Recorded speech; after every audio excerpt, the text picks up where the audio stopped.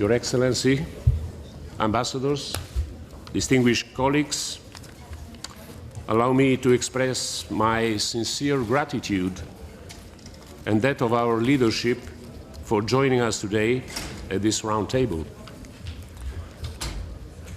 Honorable Minister Popovsky, thank you very much for hosting us in Skopje this week. We are very well aware that such an act of generosity implies tireless efforts, resources, and dedication.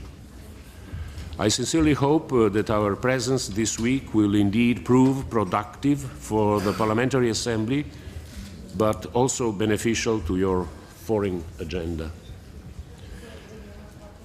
Distinguished Ambassador and colleagues from the field operations, I am very well aware that several of you have undertaken some extraordinary efforts to secure your presence in Skopje today due to conflicting and busy agendas in your respective duty stations. The Parliamentary Assembly and I are extremely appreciative and thankful. Your presence symbolizes our commitment to have the OSCE give the best of itself through genuine cooperation. This is the right approach and one which is also dear to our Secretary General, Mr. Roberto Montella. Turning now to the substance of this roundtable, you may have seen in the agenda that the theme is developing democratic institutions and human rights in Southeast Europe, the role of the OSCE. By means of this discussion, we would like to achieve a regional snapshot of the current state of play in human rights and democracy building, and also look at the role of the OSCE in supporting these important processes. As the Parliamentary Assembly's special representative for this region, I personally take a special meaning in the fact that the Parliamentary Assembly has shifted its center of gravity to Skopje this week. This region needs the attention of the international community, and it also deserves to be reassured that the EU integration perspective is still alive. Minister Popovsky, you served as your country's ambassador to the European Union, and I am sure you would agree with this statement. After all, EU integration proved to be an incentive of extraordinary effectiveness in sustaining the immense progress achieved by the Western Balkans over the past 2 decades. And unlike other regions of the OSCE, this perspective was, at least in the aftermath of the brutal and numerous conflicts which affected the region, vividly supported both East and West of Vienna. This is, in my view, a brilliant expression of collective responsibility within the OSCE, somehow a golden standard for international diplomacy which we must struggle to preserve. I will not substantiate my personal assessment, but will perhaps single out regional cooperation and reconciliation as two of many other fields whereby progress has excelled in comparative terms. But many other examples could also be found, at national level also, and pertinent to institution building, civil society, media, interethnic relations, and some others. This very country has marked undisputed progress since the adoption of the so-called Ohrid Framework Agreement in 2001. This should not be forgotten despite all the political difficulties it is experiencing. When assessing progress in the region, it must not be forgotten that factors such as the refugee and the migration crisis, the global economic downturn, youth radicalization, and the issue of foreign terrorist fighters and other conflicting agendas of stakeholders have all added to the burden of the region. It must not be forgotten that the Western Balkans have just experienced the largest migration crisis since 1945. This by itself testifies as to the challenges faced by the region. Progress cannot be sustained, nor can it be cemented, if the EU perspective is diluted or regionally perceived as threatened. In my view, the backslides that we are observing are symptomatic to this perception. It is my understanding that the Western Balkans Summit, held in Paris on 3rd and 4th of July, precisely aimed at reassuring the region that the EU integration perspective is still alive against the background of Brexit. This is what is needed to avoid a regional backslide.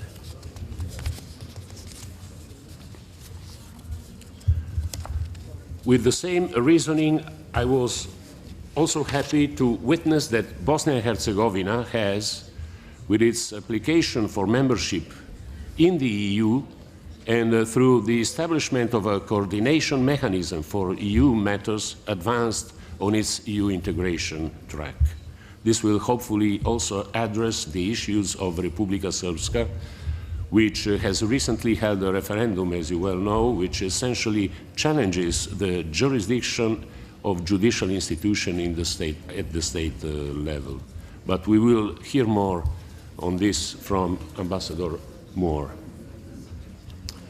Against this background, I believe that we have a unique opportunity to take a collective look at where the region stands today, together with our colleagues from the field operations, and make the best use of their insights and profound knowledge of the region. The region will inevitably continue to face external and internal challenges, including the refugee and migration crisis, radicalization, and the spread of foreign terrorist fighters, vulnerability in the functioning of democratic institutions, polarized political environments, and ethnic divisions. But at least we will hopefully all have a better idea of where we stand and maximize the effectiveness of our response and support. The Parliamentary Assembly has always and will continue to support the work of the field operations. We are also gearing up to observe this month's elections in Montenegro and elections in the former Yugoslav Republic of Macedonia in December. And I would also like to use this opportunity to thank Ambassador Suoma Lainen and Dan Rafford for all their support and assistance. In conclusion, I now suggest that we proceed as follows. We will first listen to Minister Popovski, and then from the ambassadors and the representatives of the field operations on the situation in their respective areas of responsibility. We will then enable our MPs to intervene, comment and ask questions as they see fit. Once the MPs have completed their interventions, I would then hand back the floor to you for short responses. Ambassadors, representatives of field operations, you have 10 minutes. You have 10 minutes each for your interventions. And I now give the floor to His Excellency, the Minister of Foreign Affairs, Mr. Popovski. The floor is yours, sir. Thank you very much, Mr. Chair. Members of Parliament, Head of OSCE missions, let me first use this opportunity to welcome all of you to Macedonia. I hope that your deliberations so far have met your expectations. I was invited to speak on the role of OSCE in the developing democratic institutions and human rights in Southeast Europe.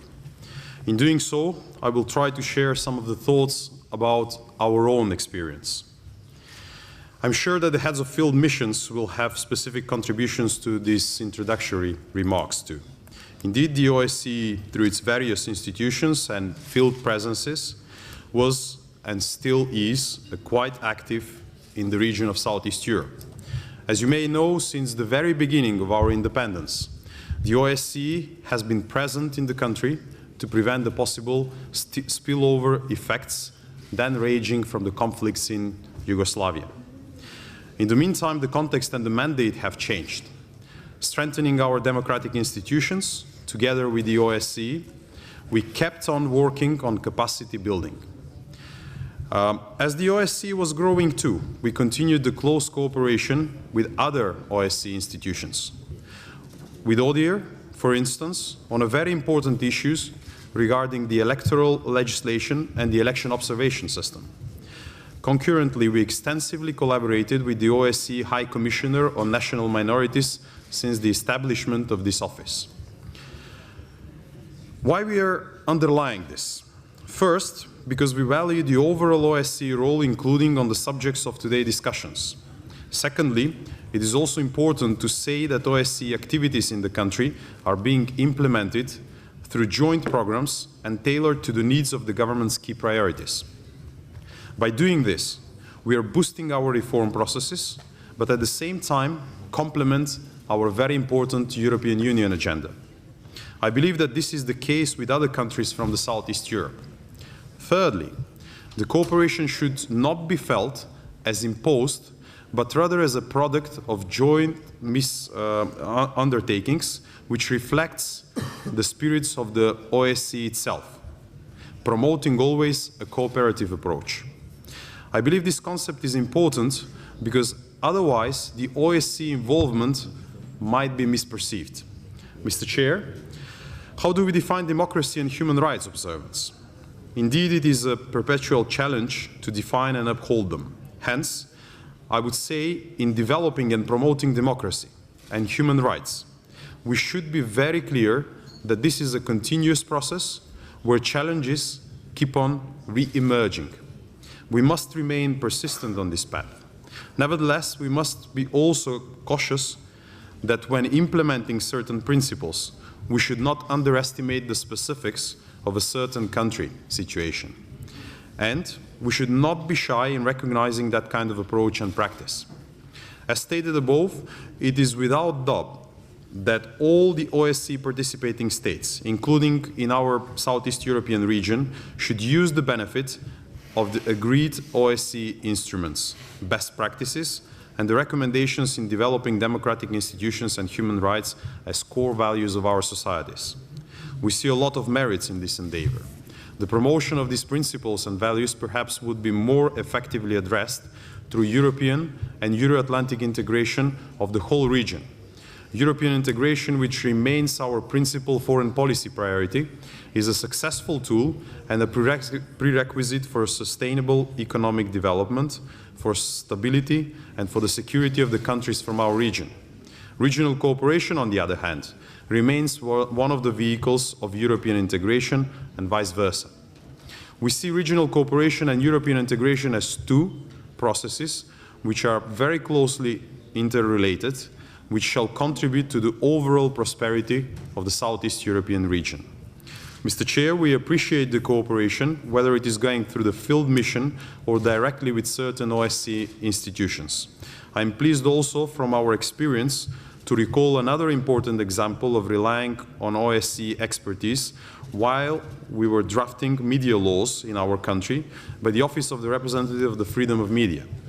Also, we are achieving tangible results in the cooperation between the OSCE mission and the Ministry of Interior in many areas, including, as OSCE nowadays terminology, democratic policing. Indeed, throughout the years, a very close cooperation in promoting human rights principles in the day-to-day police work was developed. The goal is to increase its professional profile. Let me also indicate a few other areas of cooperation, such as the issues of rule of law, anti-discrimination, which is something that we very much appreciate, combating hate speech, hate crime, integration of all our communities in the society. Dear parliamentarians, since I speak before you in the OSCE parliamentary setting, I would like to refer to one additional important issue of the OSCE commitments, and that is the role of the parliaments, and in that respect, the Parliamentary Assembly of our organization.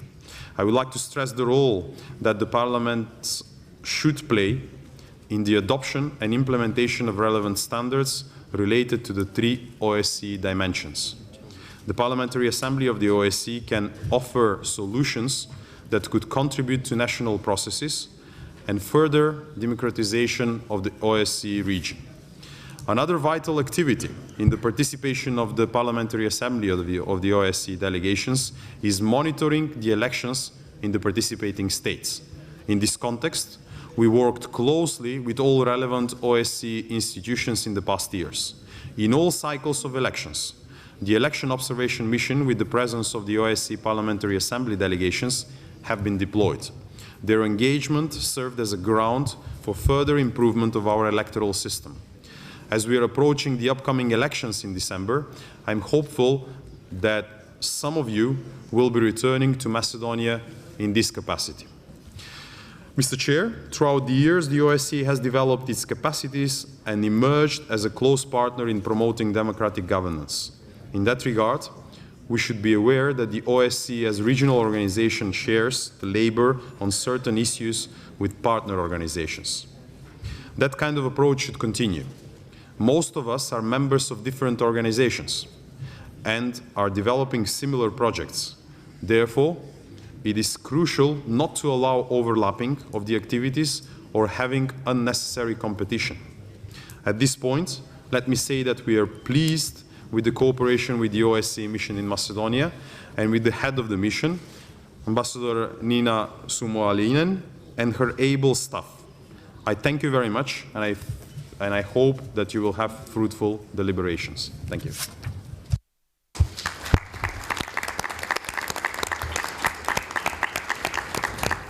Thank you very much, Your Excellency, for this insightful presentation. We will build on your thoughts and explore additional avenues whereby we can maximize our Assembly's support to your foreign strategic interests. Thank you again also for hosting this meeting. And I now welcome the interventions by our field operations and will give the floor in alphabetical order according to the name of the field operation.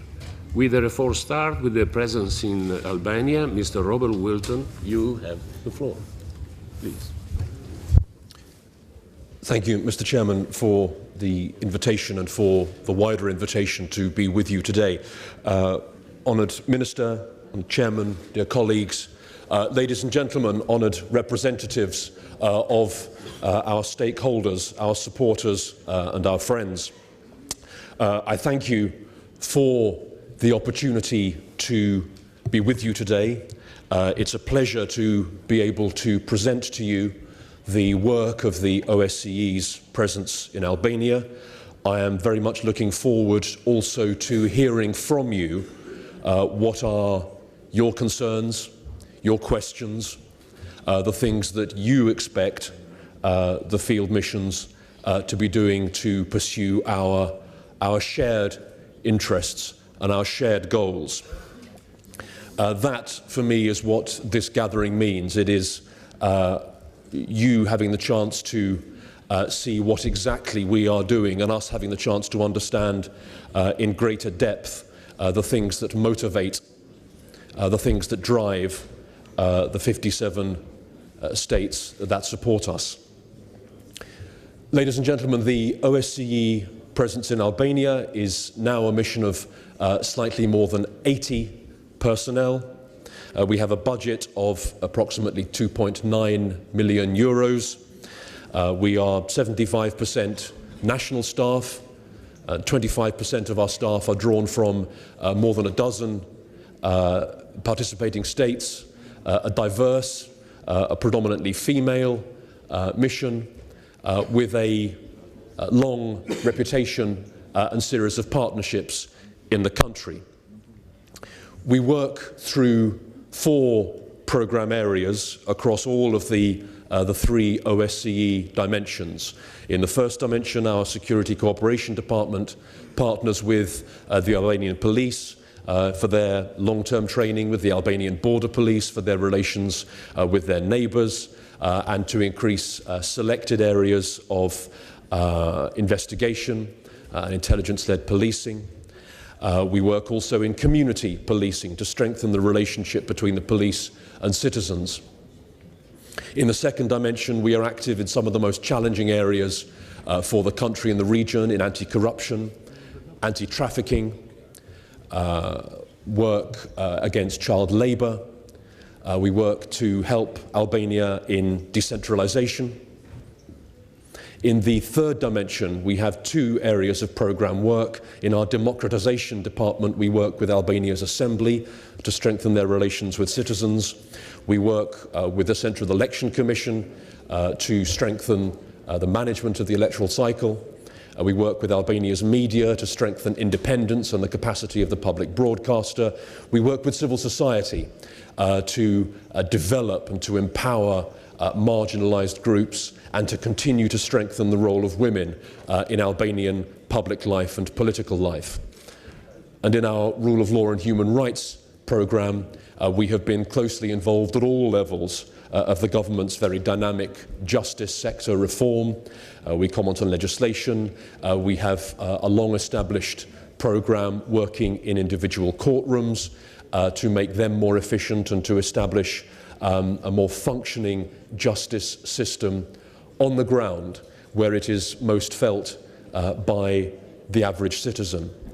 We are also very attentive and active in all areas of human rights, minority rights, the rights of the disabled, the rights of children.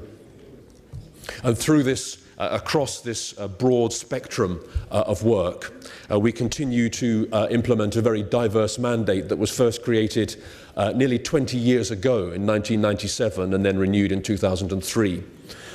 Our challenge is to take from that very broad mandate certain more focused areas of work according to three principles which drive that. We look for where our mission is most distinctive, where our long-term expertise, where our sense of partnership can have most effect.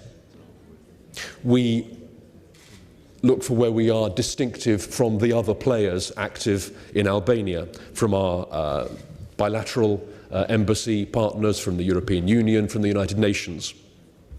Secondly, we identify where our various areas of expertise and activity can be combined to give us more coherent, more dynamic, more effective programme work. For example, combining work in democratisation in partnership with the Albanian Assembly with the second dimension focus on the environment and the third dimension focus on the media and our regional strength to bring together parliamentarians and the media from Montenegro and Albania to focus on the shared challenges to the environment around Lake Shkodra, which is on their joint border. And thirdly, building on that, we look to exploit the very distinctive regional strength of the OSCE, represented by the ladies and gentlemen on this platform. Our field missions in southeastern Europe make us a distinct and uniquely effective organisation, and as much as possible we work to instrumentalise that and to strengthen relations and harmony in the region. And in recent years, and looking ahead to next year's, we have a wide diversity of projects bringing together the neighbours. Work, as I said, in the environment, work between parliamentary committees, a lot of work on regional security cooperation for obvious reasons. We have facilitated an exchange of young people between Serbia and Albania. We've helped the establishment of the Regional Youth Cooperation Office, now based in Albania. We've worked on disaster risk reduction with Montenegro, Bosnia-Herzegovina. We are working across borders in local government and in the security sector on operational factors such as the establishment of so-called hot pursuit arrangements between the neighbours, on organised crime threat assessments between the neighbours, and on women in policing. And looking ahead, we have a series of even more ambitious regional activities planned. This builds on what is perhaps the single strongest message of the OSCE, that we are a security community. And I emphasise those two words. We are unique in the fact that we are a security community, and when we look at the most pressing challenge that all of our countries face at the moment, it is in the security sector. And secondly, we are a uniquely diverse community of states reaching west and east into Central Asia and around southeastern Europe. And that is our strongest message to our partners and hosts in Albania, that they are fully participating, active, empowered members of that community, that shares their concerns and that believes that by working with Albania, rather than simply in Albania, we can tackle the challenges that most concern us.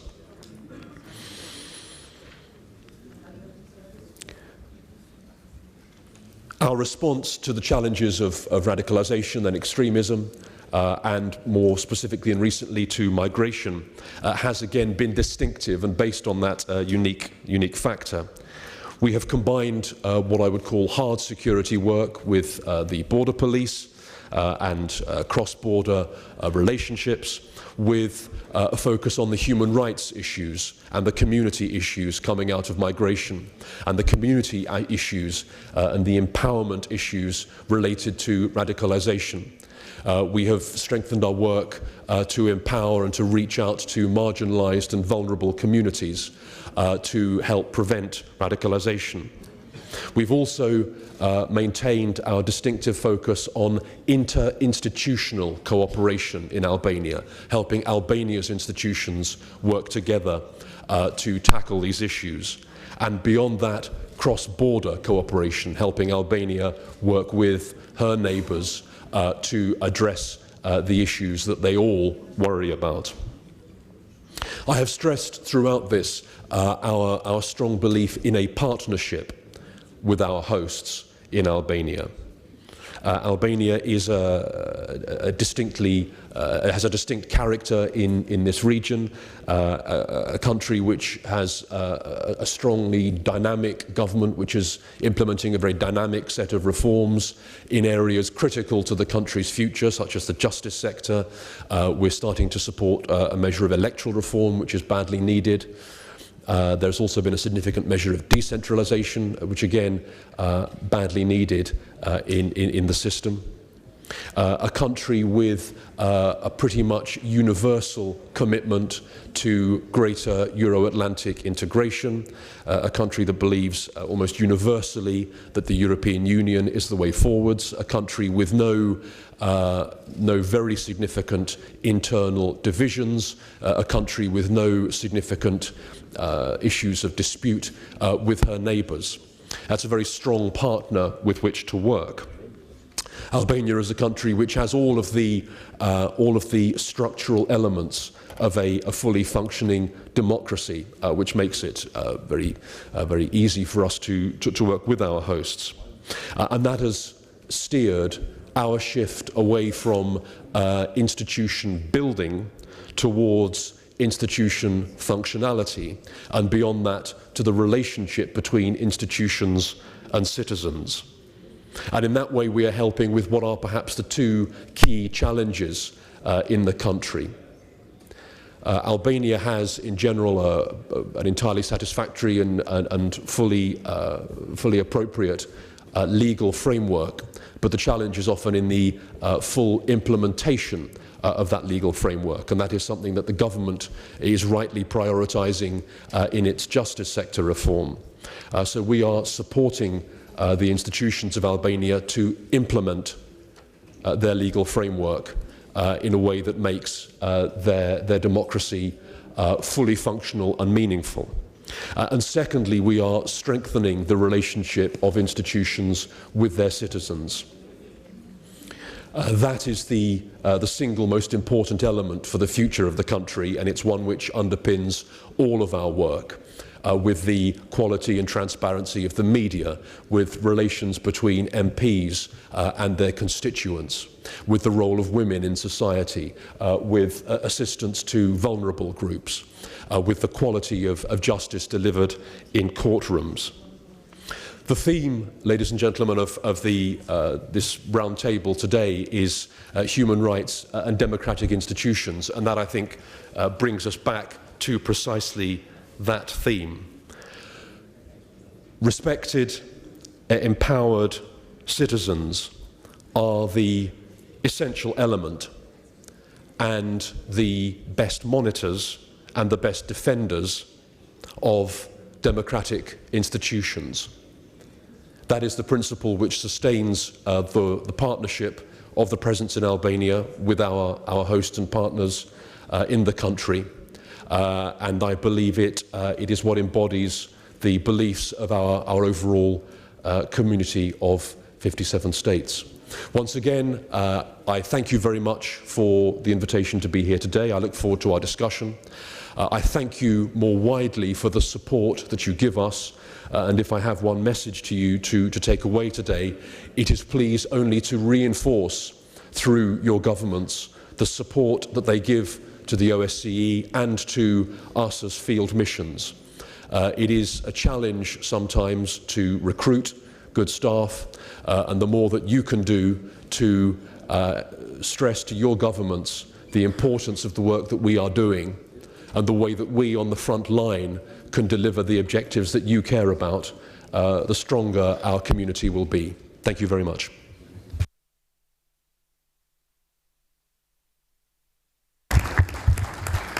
Thank you very, very much, Mr. Wilton, for your precious contribution. I have to apologize now because I was recommended to give now the floor, not in alphabetical order, but to give the floor to Ambassador Nina Suomalainen, since we still have the minister here. So, Mrs. Suomalainen, you have the floor. And I apologize with Ambassador Moore because he will have to wait for a while. Thank you. Thank you. Thank you very much, dear Mr. Minister, dear Vice President of the Parliamentary Assembly, dear members of parliaments, dear colleagues. Let me first thank you for the opportunity to discuss here the role of development of democratic institutions and human rights, also in the mandate of the OSCE mission to Skopje. And I have to say that I'm very pleased also with the mission cooperation with the authorities, with the Ministry of Foreign Affairs, with the delegation in Vienna, and also with a number of civil society organizations and other international organizations who we cooperate with very closely. Let me now discuss for a moment, give you a bit of a presentation of our mandate, and then discuss some of the areas where the OSCE mission to Skopje is working related to institution building. The mandate of the OSCE mission to Skopje really comes originally from 1992, but then more specifically, and when the mandate was expanded in 2001 after the conflict and related to the Ohrid Framework Agreement. So from that mandate, which we are still working on, the main parts of our mandate is basically first, implementation of the Ohrid Framework Agreement, support in that. Secondly, support in inter-ethnic dialogue. And third, early warning activities related to various security developments or security challenges. And then fourth, we are involved in institution building activities in many ways, which I will introduce more specifically in a moment. Also, not really related necessarily to the human dimension field so much, but we, in our 2001 mandate, we also have a strong part related to the police, support to the police, democratic policing and the police development. So this is something where we are also involved in. However, I'm not going to talk so much about that in this presentation. Now, Specifically when it comes to support to democratic development, good governance and institution building, of course the main guiding principle, guiding mandate is the Ohrid Framework Agreement. And most of our activities related to institution building really relate to social cohesion, how we can support creation and further development of social cohesion in the country. The overarching priority is the Ohrid Framework Agreement, which really offers the framework for us, and the main focus is basically fostering inter-ethnic relations and strengthening democratic governance. We want to support ensuring that good governance principles apply, to increase efficiency and effectiveness of institutions, and to ensure maximum transparency and consultation with the citizens. Our mission works in this field with local and central government institutions as well as civil societies on initiatives that support democratic governance principles and the values enshrined in the Ohrid Framework Agreement.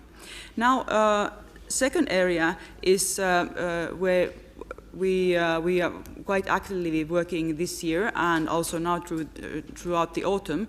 As you know, there has been a political agreement last year, 2015, a so-called Prushino agreement between the four parties, and a follow-up agreement to that later this year. So we support and provide expert assistance to this process, the facilitation process, and also implementation of the parts, all parts of these agreements.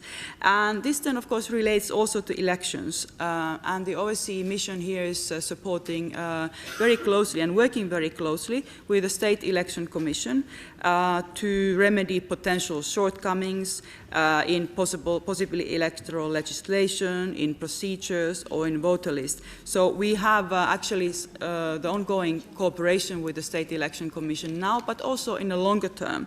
So we believe that it's important to support the capacity development of the SEC, State Election Commission, also in the long term, specifically the Secretariat. And this is an area where we are very actively working on, together also with the experts of the ODIHR. Further, in the area of institution development, area of rule of law, we support the further strengthening of independence of the judicial system and also furthering legal reforms such as the criminal law on criminal procedures and implementation of that. We also conduct something which is very interesting. We conduct trial monitoring activities. Basically, we monitor the main high-profile or cases in courts or cases where there are possible inter-ethnic connotation. This is basically to ensure that there's continued transparency in these procedures and that the procedures are following the legislation. Now, then also in area of rule of law, we promote participation of all ethnic communities in public life, which we think is an important tool to secure equal access of all citizens to justice. This relates to the national communities and possibly other minorities.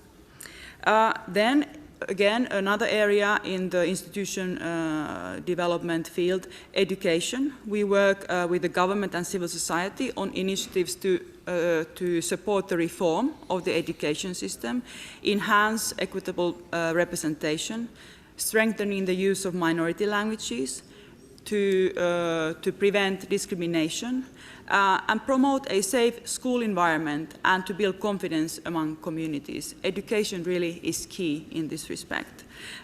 We are also supporting efforts to move towards integrated education in the school system. Then on the Ohrid Framework Agreement, I could still also mention the fact that last year we facilitated a governmental OFA review on social cohesion, which basically aimed supporting societal integration in line with the original spirit of the agreement. This was a large undertaking where a number of working groups took stock of what has been implemented and what can still be further improved in the future. We also work with the Ministry of Labour and Social Policy to prevent discrimination. on ethnic grounds or on other grounds. And also we monitor hate crimes and hate speech, and we train legal practitioners and civil society on international standards in that field, in preventing hate crimes and hate speech. Now, I would like to also in the end mention a recent challenge, which actually where we also are supporting institution building, institution development. And as we all know, a major recent challenge for the region has been the mixed migration flows. In this area, last year, when the migration flows were at the most intensive levels, our mission, we conducted monitoring of security-related developments of the flows and any developments around this phenomenon on southern and on northern borders of the country. Also, we have been, in field of law enforcement, we have offered ongoing support to the border police, border management, basically to help them to further strengthen skills and capacities. And this is done in cooperation actually with many participating states of the OSCE and expertise, police expertise from a number of countries. Then third area in the migration flows, so we are basically monitoring and then the border management support. But the third area, which is related to human dimension field, is combating trafficking in human beings. And here we have, during the last year, we have tried to look in very closely, is there something further what we can do as a mission and what the OSCE can do to help to prevent and combat any such phenomenon around this migration flow. And we have designed specific activities together with a coordinator in Vienna to combat trafficking in human beings. For example, to promote timely identification of victims of human trafficking. We have been working with the first-line responders, with the social workers, and also to enhance access to justice and legal aid to possible victims. Here we think what is very important is to have a multi-agency approach, because there are many, there's a police, border management, social workers who can help to prevent this issue, and also promote regional cooperation, not only between the OSCE missions of the region, which we do, but also between the institutions of authorities of the region.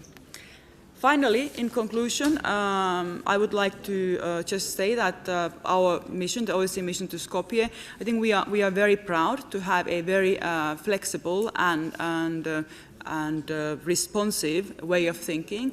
We have our core mandate, but of course we want to see what are the current challenges. Is there something which we can be supportive to the authorities and the other actors in those fields? So we are continuously exploring innovative ways to support the authorities and civil society, and also to continue with this multi-dimensional approach between the three dimensions of the OSCE.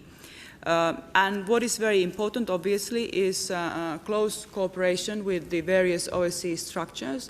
And here I can say that the work with the Parliamentary Assembly has been really excellent, and we want to also continue that towards the elections, early elections, which should take place in December. Also, we work very closely with ODIHR on election issues and many other issues, with the High Commission on National Minorities and representative for the freedom of the media. So that's also really the key principle for our work, to see how we can always be responsive and cooperate even better.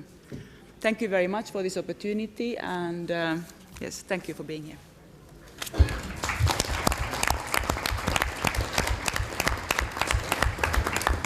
Thank you very much, Madam Suomalainen. And now I give the floor to Mr. Ambassador Jonathan Moore, the head of mission to Bosnia and Herzegovina. You have the floor, sir. Mr. Chairman, thank you very much. I'm very pleased to be here with you today. I appreciate the invitation, the close engagement and support of the OSCE Parliamentary Assembly in our work in Bosnia and Herzegovina. We couldn't do what we're doing without your support, without your energy and your interest. We had the chance to see some of you during the elections in 2014. I would like to take this opportunity to encourage you to come back at whatever point. The more institutional engagement from OSCE, not just through field operations, but in every other form, is extremely important because it brings more attention to our work, more momentum, more support from the public and the media, as well as, of course, the host government authorities. You mentioned, Mr. Chairman, the issue of reconciliation. I can tell you more than 20 years after the end of the war in Bosnia and Herzegovina, reconciliation is still a huge priority for all of us in the international community. We see evidence every day of positive interaction of different populations, different ethnic groups, different religious groups, and yet at the same time, still 20 years after, more than 20 years after the war, Bosnia and Herzegovina is still a fragile country. There are many elements of the international community who are present in Bosnia and Herzegovina. We, as the OSCE mission, indeed have been there since the end of war to help put things together in that country. We have many tools in the toolbox, but we cannot solve all of our problems. Ultimately, of course, as anywhere, our best partners are the citizens of Bosnia and Herzegovina, upon whom we rely greatly. We have 320 employees in the mission, many from countries represented here today, and of course the majority are citizens of Bosnia and Herzegovina who see our mission and our efforts in 10 offices around the country as one of the best institutions and one of the best ways to make a concrete difference.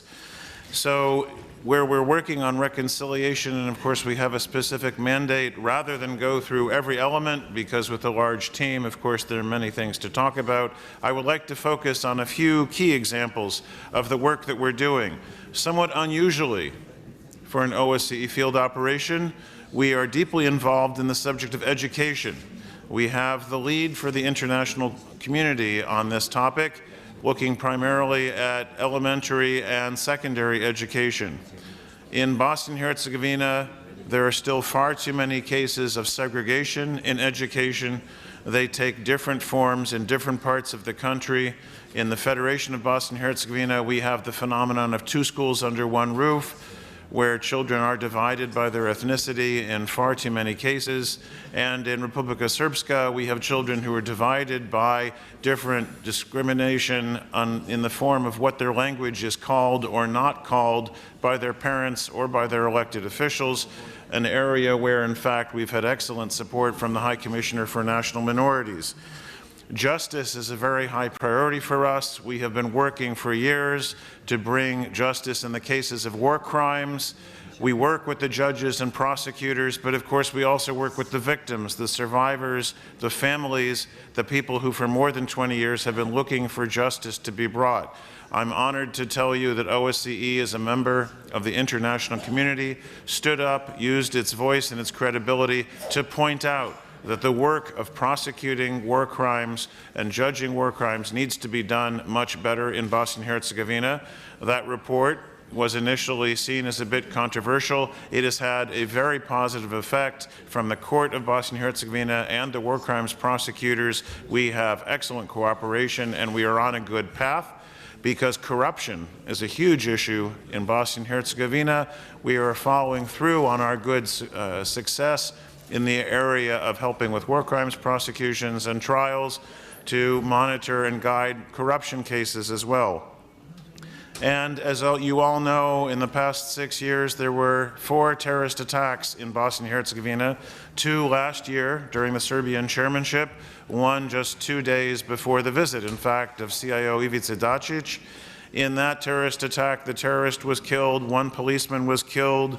That occurred in a very sensitive part of Bosnia and Herzegovina, a town called Zvornik, which saw some terrible crimes in the wars in the 1990s. Many of you are from countries that are victims of terrorism. Many of you are from countries that have solid histories of sovereignty, democratic traditions, good security control. I unfortunately have to say that Bosnia and Herzegovina, as a fairly new country, does not have all of those traditions. We are terribly concerned that a terrorist attack in Bosnia and Herzegovina could in fact tear the country apart. So we are using the resources of our mission to help very much in the area of countering violent extremism. After that attack in Zvornik, the Orthodox Serb mayor, the Islamic community, and the coalition which our mission had helped to create and support all came together to reject violence, to reject terrorism, to reject revenge, and to rebuild that community. We see this as a growth area, unfortunately a priority for all of us, but one where the OSCE mission in Bosnia and Herzegovina can make a very practical difference. Let me stress again the importance of cooperation across OSCE institutions. Dunja Mijatovic, of course, as representative for freedom of the media, is very well known to all of us in Bosnia and Herzegovina, as that is her home country. And we have also worked extremely well with the High Commissioner for National Minorities and, of course, with ODIHR. I will be leaving here in an hour or two to go off to Bosnia and Herzegovina for local elections, which are happening tomorrow. A very important process where 141 mayors will be chosen, in some cases where there's been far too much rhetoric and far too much pressure, in an atmosphere we would like to see calmer and more straightforward. Mr. Chairman, you mentioned the issue of the recent referendum that happened last Sunday. I would touch on that very briefly and take advantage of being in a room of parliamentarians to point out that as elected representatives of your fellow citizens, you know very well what they think about key issues. The mechanism of a referendum exists when you don't know what people think. The referendum last Sunday was unhelpful because it challenged Dayton as a peace agreement and Dayton institutions, and it was unnecessary because the result was a foregone conclusion. As is often the case in the most democratic societies, there's a great deal of rhetoric in a pre-election period. We're seeing that even in elections for mayors, again, that are happening tomorrow. The referendum was very unfortunate, but it should not distract the people of Bosnia and Herzegovina from electing their local representatives, which is a very important process. ODIHR is not observing that, and of course we are not either. That is not in our mandate. But we will be all around the country, as we always are, making sure that the situation stays calm and practical. A final comment so that further speakers can go ahead. With regards to the role of the OSCE Parliamentary Assembly, we have seen some excellent examples of direct engagement, and thank you very much again for coming out to observe elections. But please don't think that that is the only time where your visits and your attention are valuable to us. Whether you were able to come out as part of bilateral visits and add interaction with our mission to your schedule, whether you as distinguished and experienced parliamentarians can share your experience with your colleagues from Bosnia and Herzegovina, whether in your own parliaments and in your capitals you can help bring attention to what OSCE is doing, whether in a regional or a thematic basis. I'm very grateful to Robert Hand of the Helsinki Commission in the United States, probably the most distinguished expert on the Balkans in this room, who helped to facilitate a hearing at the U.S. Congress on the subject of corruption in Bosnia and Herzegovina. We were very pleased to participate in that hearing. Your parliaments have a right to request that we come to you and explain what we're doing, again, whether in a thematic area or if you're interested in this region. Your interaction and your support, your visits, your attention is invaluable to us. We, as a field operation, cannot exist in a vacuum without the support of the Secretariat and all institutions, including the Parliamentary Assembly. And for all of those reasons, I'm grateful for the opportunity to be with you here today. Thank you, Mr. Chairman.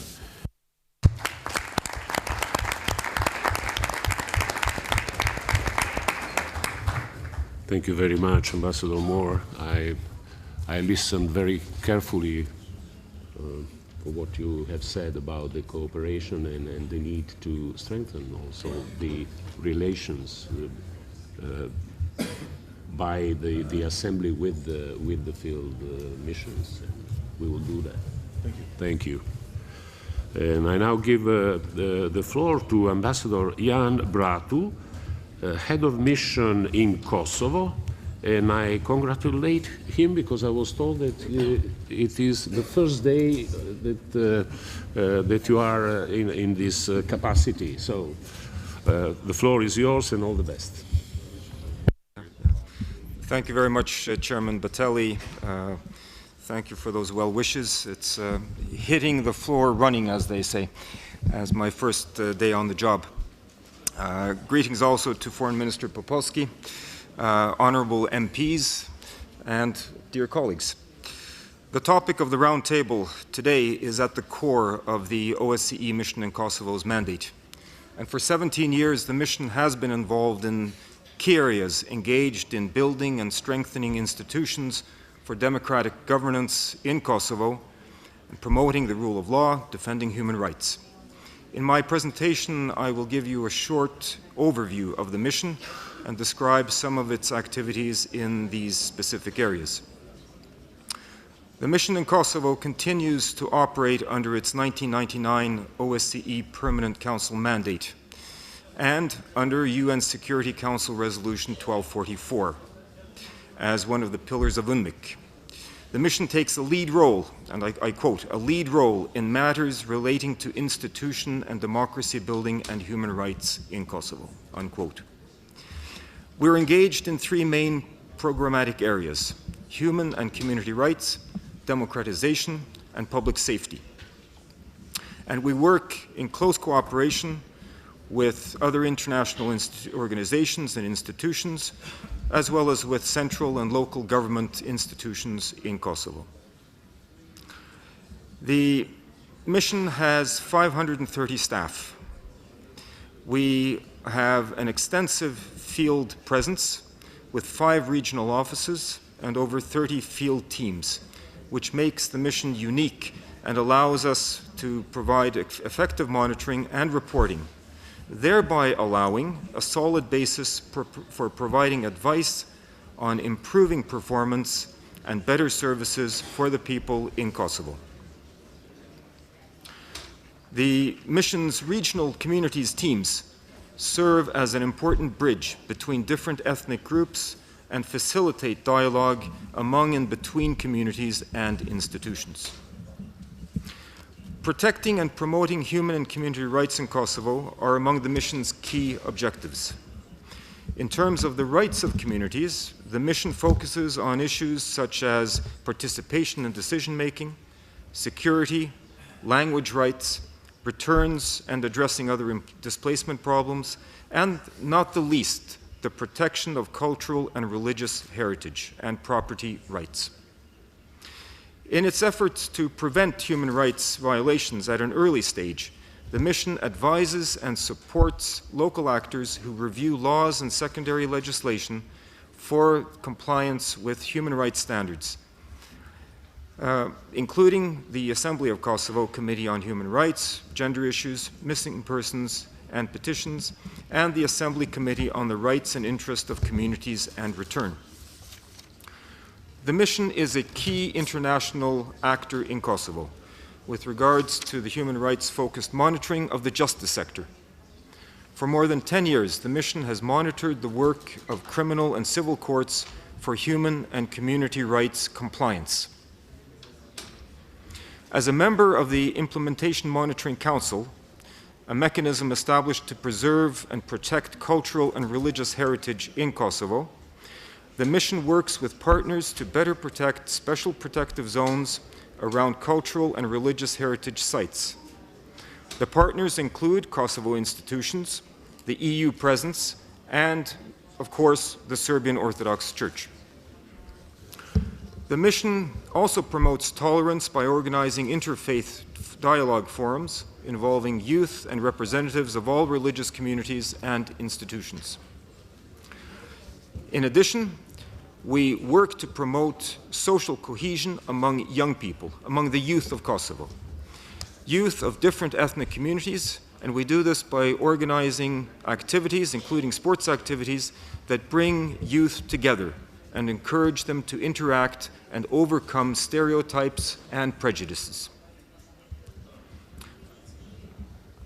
In line with its mandate to protect the rights of vulnerable communities, the mission has also been involved in promoting the inclusion and integration of Roma, Ashkali, and Egyptian communities. As part of this, for example, the mission has successfully advocated the development and drafting of a 3-year government strategy for the inclusion of these communities through concrete measures. In democratization and good governance sectors, the mission works to strengthen transparent, democratic, and accountable institutions in Kosovo. This is work in progress.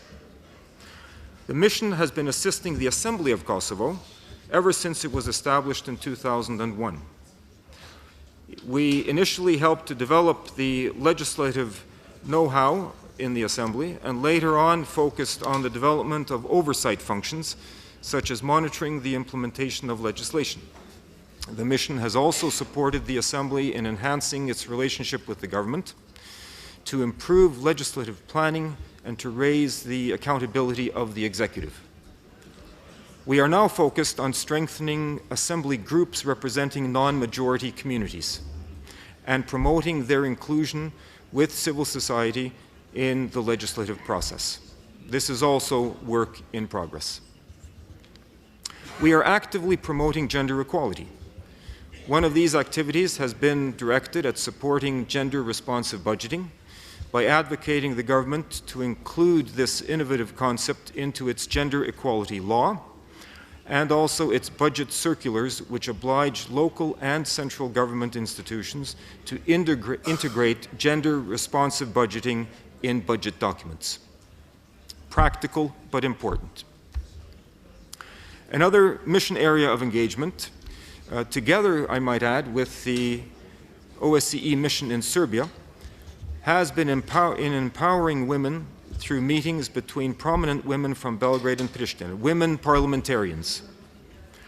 This initiative is known as the Follow Us initiative and is now in its 4th year. It has developed into many related activities. As I mentioned, the key participants are women members of the parliaments of Kosovo and Serbia, representatives of civil society, media, and academia. And the group has discussed, initiated, and in some cases completed a wide range of projects, such as in the areas of women's empowerment in political parties. We want women to be more active in political work, in political parties, and the mission is actively encouraging and supporting that. As well as in media, women's rights and the EU enlargement process, and of course, women's economic empowerment. The goal of the initiative is to advance contact and discussion, enhance relationships, and to identify potential actions that both groups can jointly undertake to empower women in their respective communities. There can be no democratic development in Kosovo, and I dare say in any other country, without the full inclusion of women. The mission has also been actively involved in supporting electoral processes in Kosovo. First as part of its initial OSCE mandate, and afterwards as requested by the parties involved and the parties participating in the EU-facilitated dialogue between Belgrade and Pristina. In 2012, 2014, and again in April of this year, the mission was once again requested to facilitate the collection of votes for Serbian presidential and parliamentary elections for eligible voters in Kosovo.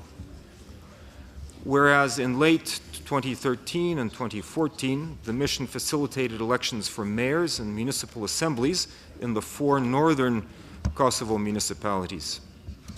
These facilitations have been landmark activities for the mission since 2012.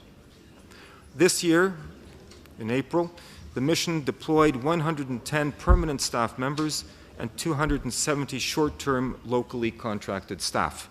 It is a major undertaking, but an extremely important undertaking for the mission.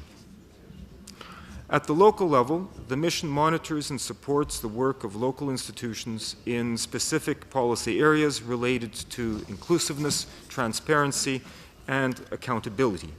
The aim is to improve services offered to inhabitants of all communities. And I would like to highlight one initiative in this regard. We have supported the drafting and are now supporting the implementation of the 2016 to 2026 local government strategy for Kosovo. This strategy has developed into an action plan that we have developed in close coordination with the Minister, Minister Maric, and the Deputy Minister Gecaj. and we are working, as I said, on its implementation. Media development has been mentioned by other speakers, and of course also in Kosovo it's an extremely important area of endeavor for the mission. The mission helped to establish the public broadcaster, Radio Television of Kosovo, RTK, as well as independent regulatory bodies. We are working to strengthen the work of these regulatory bodies.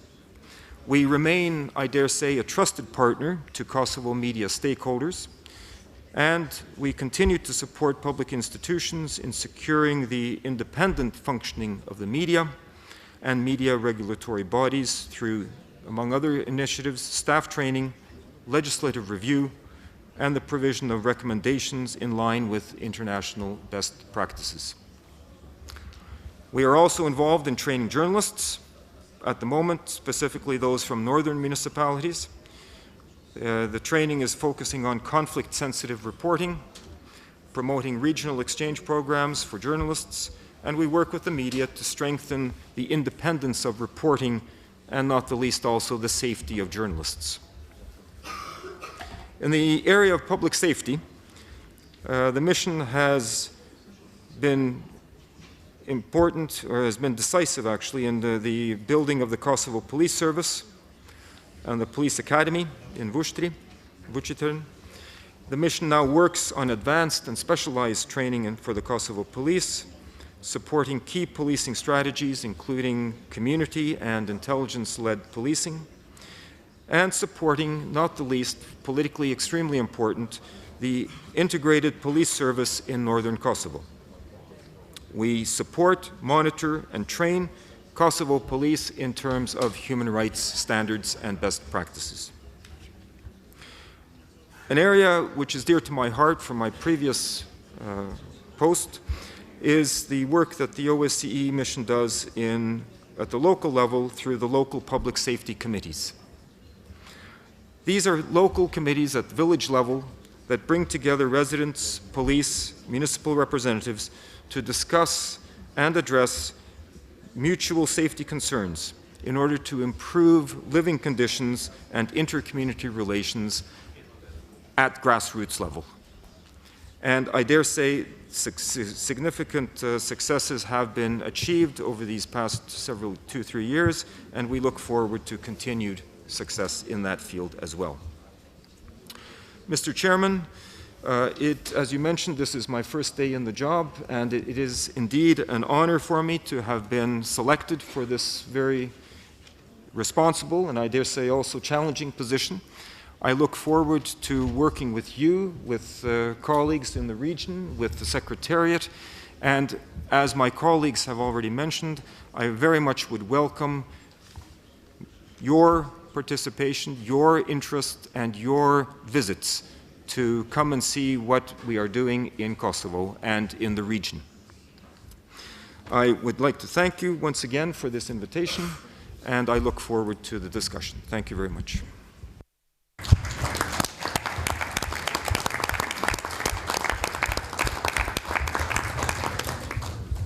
Thank you, Ambassador Bratu. Thank you very much. And now it is my pleasure to give the floor to Mr. Dan Radford, whom I know very well, and we met many times, and is a friend of, I consider him a friend of the Assembly and a friend of mine. Mr. Radford, the floor is yours. Honourable Vice President Bartelian, thank you for your comments. Honourable Foreign Minister Popovsky, distinguished members of the panel, Your Excellencies, ladies and gentlemen, a very good morning.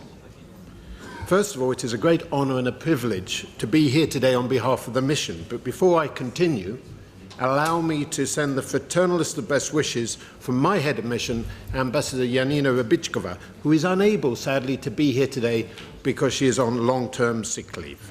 Can I also thank the OSCE Parliamentary Assembly for their kind invitation in allowing field operations to be able to join you here today. The mission to Montenegro has historically enjoyed an excellent, close and fruitful cooperation with the OSCE since the mission was first established a decade ago this year. And we continue to appreciate your commitment and your support. In particular, having had myself the very good fortune to work in OSCE field operations for a decade or so, it's very nice to meet up with some old colleagues and I hope friends once again, in particular to his Vice President himself, to Mr. Secretary General, to Ambassador Notela, and the wonderful colleagues which you all know from your own experience in the PA Secretariat, both in Copenhagen and in Vienna. And can I use this? I am sure I'm not the first, and I'm sure I won't be the last to use this opportunity to congratulate Roberto on his appointment and to say how great it is for a fellow field operations veteran to be in such an important and lofty position. Needless to say, you're welcome. Needless to say, therefore, the mission is greatly looking forward to a delegation from the OSCE Parliamentary Assembly to coming for parliamentary elections in Montenegro due in a couple of weeks from now. And finally, but by no means least, can I pay tribute for the major efforts that I know that are needed in putting together such an auspicious occasion as this. Can I offer and pay tribute to the Parliament here in Skopje, as well as the OSCE for holding such an impressive gathering. Ladies and gentlemen, before I continue any further, since I've already mentioned very briefly the upcoming elections in Montenegro, I suppose I had better say a few brief words about the latest developments in this area. As you will know already, the ODIHR election observation mission is already on the ground and will very shortly, in the next few days, issue its first interim report. And apart from welcoming a delegation from the PA, we also look forward to welcoming a delegation for the Parliamentary Assembly of the Council of Europe. What perhaps adds a little bit more texture to this whole process, at least from the point of view of the mission, is the fact that this year, for the first time ever, we will also be implementing a technical assistance project in the area of elections. Specifically, we are currently having 2 election experts in the State Election Commission and a further expert working with the public broadcaster. As all of you might imagine, this is no small challenge, given that an international election observation mission is already underway.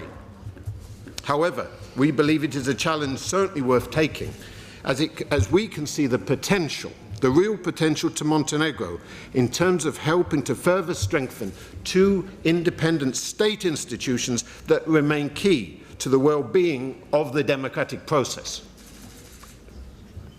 Ladies and gentlemen, in referring back to the title of this morning's session and in trying to prepare my notes accordingly, I have to say, I must confess, in somewhat of a dilemma as to what to say to you this morning, given that the title of the session, in my humble opinion, is arguably a little on the broad side. The chances of trying to cover everything, then only finding yourself covering nothing, seemed, and perhaps to the speaker do still seem, rather high. I guess you will have to come to your own conclusions at the end of my brief comments.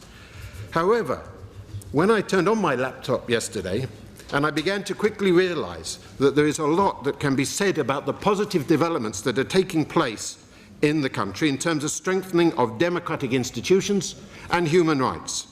From a less than optimal political landscape in the autumn of last year, political parties from all sides have, in the subsequent period, been able to successfully demonstrate sufficient political maturity to successfully turn this narrative around. And they've done this by signing a broad-based political agreement that lasts and by a reconfiguration of the government, which now includes opposition representatives. Montenegro also continues to play a very positive role in the area of regional cooperation and is widely seen as a factor for stability within this region. And looking more broadly, major strides along the path of national reform have also been taken across a wide range of policy areas. And the work of the Montenegrin Parliament is a notable example in this respect. Indeed, the Parliament continues to display a high level of transparency, A well-respected local NGO recently conducted some research you'd be interested to know that identified the Parliament as the most transparent institution in the country. In particular, the Parliament has made considerable strides in terms of enabling greater access to its public website, as well as increasing physical access for persons with disabilities. The Parliament has adopted a code of ethics that is intended to strengthen the overall anti-corruption framework as well as public trust in the institution itself. The Parliament is the first in the region, we believe, to develop its very own Gender Equality Action Plan. And in terms of promoting regional cooperation, the Parliament has played a very strong role in organising a number of key international regional events. From its side, the mission has been able to coach and advise the Parliament staff in terms of strengthening the capacities, especially in the area of public communication and coordination with government, other state institutions and civil society. The mission helps to implement gender mainstreaming tools by delivering workshops and providing guidelines for both parliamentarians and for staff on best practice in this area. The mission has facilitated regional meetings of parliamentary committees on issues of gender equality and the environment, to name but two topics. And then, as a further example of national progress, one has to clearly then mention the issue of gender equality. There have been amendments to the law on gender equality adopted recently, which now better define areas of discrimination and include greatly improved provisions in the area of penalties. Further progress has also been made in the implementation of the Convention on Preventing and Combating Violence Against Women and Domestic Violence. In response, the mission advises the relevant institutions in the implementation of the law I've just explained, and also advises the Municipal Gender Focal Point Network, by helping to organise capacity building activities. Ladies and gentlemen, OSCE field operations in the region have a long and proud record in successfully implementing programmes that aim to strengthen democratic institutions and human rights. In fact, for at least a decade, a number of field operations, of which you will know well, have successfully been implementing projects linking the issue of gender equality to the issue of the democratic process. Certainly, if I may, and with the indulgence of my colleague from Albania, the work that has already been developed by the presence in Albania in developing innovative approaches to promoting the issue of women in politics and public life is certainly worthy of note. And it is this point, ladies and gentlemen, that I would like briefly to speak a little further on. The mission believes there is a real opportunity here in the field operations and for colleagues here to take forward the concept used by the field operations in the area of gender equality and to extend it further to other societal groups who are also suffering, as we know, from discrimination, such as youth, Roma, Ashkali, and Egyptian communities, and persons with disabilities, to name but a few. We should be interested in tackling the issue of discrimination and human rights in an even more serious, sustainable and systemic manner. We should be interested in attacking this issue from a variety of different perspectives. Indeed, such an approach could help bring about, in time, an improvement in the rights of those groups I've mentioned, be it in human rights, political rights, civil rights, economic rights, etc. In particular, as a result of such concerted efforts, such as these, we believe we may start to see their needs better reflected in the public policy-making process. We may start to see their views better articulated inside political parties. We may even see an increase in their numbers elected to public office and to senior positions within their parties. And of course, by bringing these groups together in one place, in one consolidated and coordinated effort, field operations will be able to use its resources even more efficiently than they do already.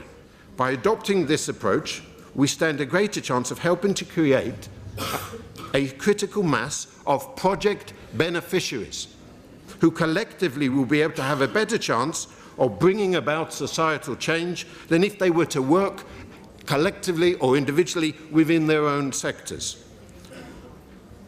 Of course, in pursuing such a concept, field operations cannot work in isolation. This is where colleagues from the Parliamentary Assembly could come in, as what I've spoken about this morning is no small undertaking. To achieve success, we will need to draw upon the rich tapestry of experience and skill sets found in abundance across the OSCE family. We need to work alongside our key international partners who work in these areas to avoid duplication and to find appropriate programmatic synergies. By establishing such a programmatic coalition, ladies and gentlemen, by working with international organizations, by working with different international NGOs, and by working with the established international political internationals that exist, we contend that we stand a better chance of achieving long-term programmatic success for the people we are trying to support. Ladies and gentlemen, Your Excellencies, you will know better than I that some 20 years ago, the ideas that we've tried to convey over the last few minutes would not be needing a second or third moment's further glance.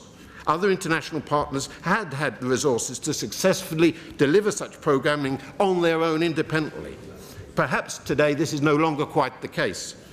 But as, if I may be so bold, Mr. Chairman, as a former leader of the US Senate, Lyndon Johnson once said, "Yesterday is not ours to recover, but tomorrow's is ours to win or lose." And so, in recalling this spirit of Lyndon Johnson, we believe that with sufficient will, within the current mandates of the field operations, working closely with the OSCE structures and partnership with our international partners, it is possible to successfully link the promotion of human rights to the democratic process. Anyway, thank you for your attention. I will stop here, and I very much look forward to any questions you may have. I thank you very much for your attention.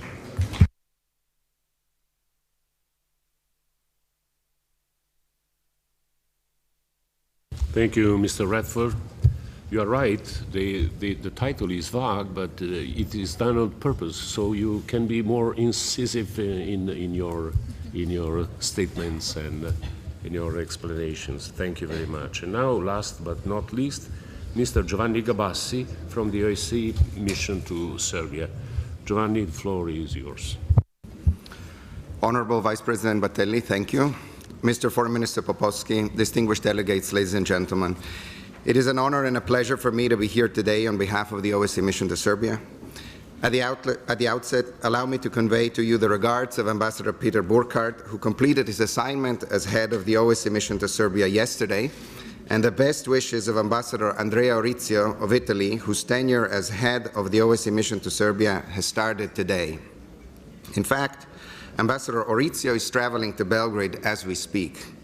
Our deputy head of mission is also unable to be here, so I was given the privilege to address you. Let me thank the OSCE Parliamentary Assembly for having invited the OSCE field operations in the region to be present here today, and the Parliament of the host country for their warm hospitality. The OSCE mission to Serbia has enjoyed a long-standing cooperation with the OSCE Parliamentary Assembly, its Special Representative for Southeast Europe, Mr. Roberto Batelli, and with the PA Secretariat. Indeed, we are particularly proud to count the current Secretary General of the OSCE PA, Mr. Roberto Montella, among our former colleagues. In this case, I dare say we can speak of a relationship of genuine friendship. Let me also acknowledge the members of the Serbian delegation to the OSCE Parliamentary Assembly, whose cooperative approach and active support for the work of our field operation reflects the partnership that the OSCE mission to Serbia enjoys with its host country. Last but not least, allow me to recognize our colleagues in the Conflict Prevention Center in Vienna who have enabled our participation in this event today. Let me now turn to the topic of this roundtable. When I first read the title, Developing Democratic Institutions and Human Rights in Southeast Europe, the Role of the OSCE, I must admit I felt intimidated by its breadth myself. At a second glance, however, I felt that there is much one could say about the work of the mission to Serbia and about the progress of the host country in this domain. Ladies and gentlemen, Serbia has come a long way since the political changes of the year 2000. Thanks to an open approach towards international assistance, including a solid and continuous partnership with the OSCE, Serbia has taken full advantage of international expertise. The country improved the functioning of its parliament, established independent institutions such as the Ombudsman, the Commissioner for Free Access to Information of Public Importance and Protection of Personal Data, and the Commissioner for the Protection of Equality, and adopted and implemented human and minority legislation. In fact, today the institutional and legislative framework in Serbia is quite advanced and continues to benefit from continuous improvement. Indeed, the country is currently engaged in a wide-ranging reform effort shaped by its foreign policy aspirations as well as by an impressive modernization zeal on the part of the authorities. As the country enters a phase of deep institutional and societal changes, the mission's mandated focus on strengthening democratic institutions and their proper functioning becomes particularly pertinent. On a general note, the OSCE mission strives in all the areas of its mandate to increase professionalism by working with and providing training to government officials as well as all sectors of Serbia's society. This broad-ranging effort includes a focus on improving human resource systems of the relevant government ministries and local governments with a focus on merit. We also work closely with civil society organizations to strengthen public discourse and to enhance the inclusiveness by supporting their activities and encouraging government offices to consider their input. Our efforts to promote inclusiveness do not stop here, however. We also promote the rich diversity of Serbian society by advancing inclusion of vulnerable groups, including national minorities, youth, and women.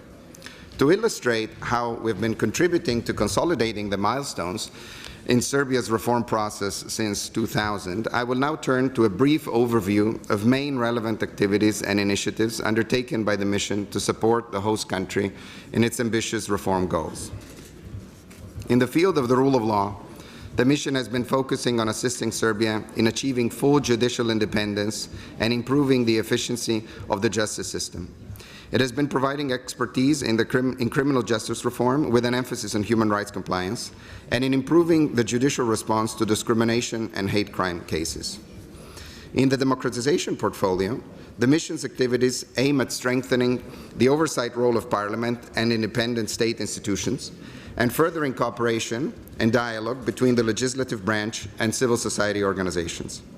We also assist the host country in improving the legal framework on gender equality, helping Serbia fulfill its international obligations, specifically with regard to United Nations Security Council Resolution 1325 on women, peace and security. We also work closely with the Women Parliamentary Network, and we have been facilitating in close partnership with our sister field operation in Kosovo, the Follow Us initiative that brings together women leaders from Belgrade and Pristina. The mission also supports further reform of minority legislation and improvement of education opportunities. Through its presence in the South and Southwest, the mission promotes center-periphery as well as local inter-ethnic dialogue. When it comes to security sector reform, we assist Serbia in improving legislation to advance democratic policing and to bring the police closer to the citizens as a service rather than a force. We have engaged with the Parliament of Serbia to strengthen the democratic oversight over the army, security services, and the police, as well as with the Ministry of Interior to improve internal control systems. Of course, we work with civil society, whose role is essential because the oversight over the state's prerogatives to use force is a matter of public interest. An added value in these reform processes is the mission's engagement in media reform. Media operating in the public interest are indispensable in democratic societies. They provide a platform for exchange of information and public debate and play a watchdog role. We support freedom of expression and promote the raising of professional and ethical standards as an essential element of media integrity.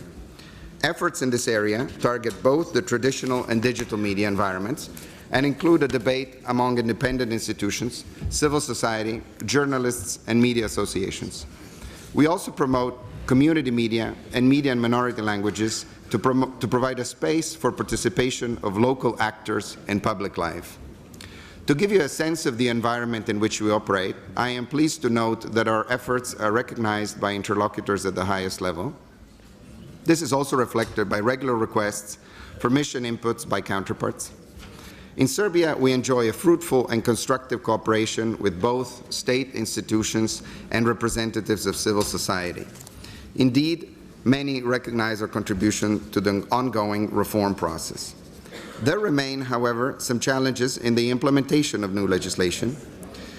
Indeed, reform processes sometimes appear to be perceived as completed with the adoption of laws only.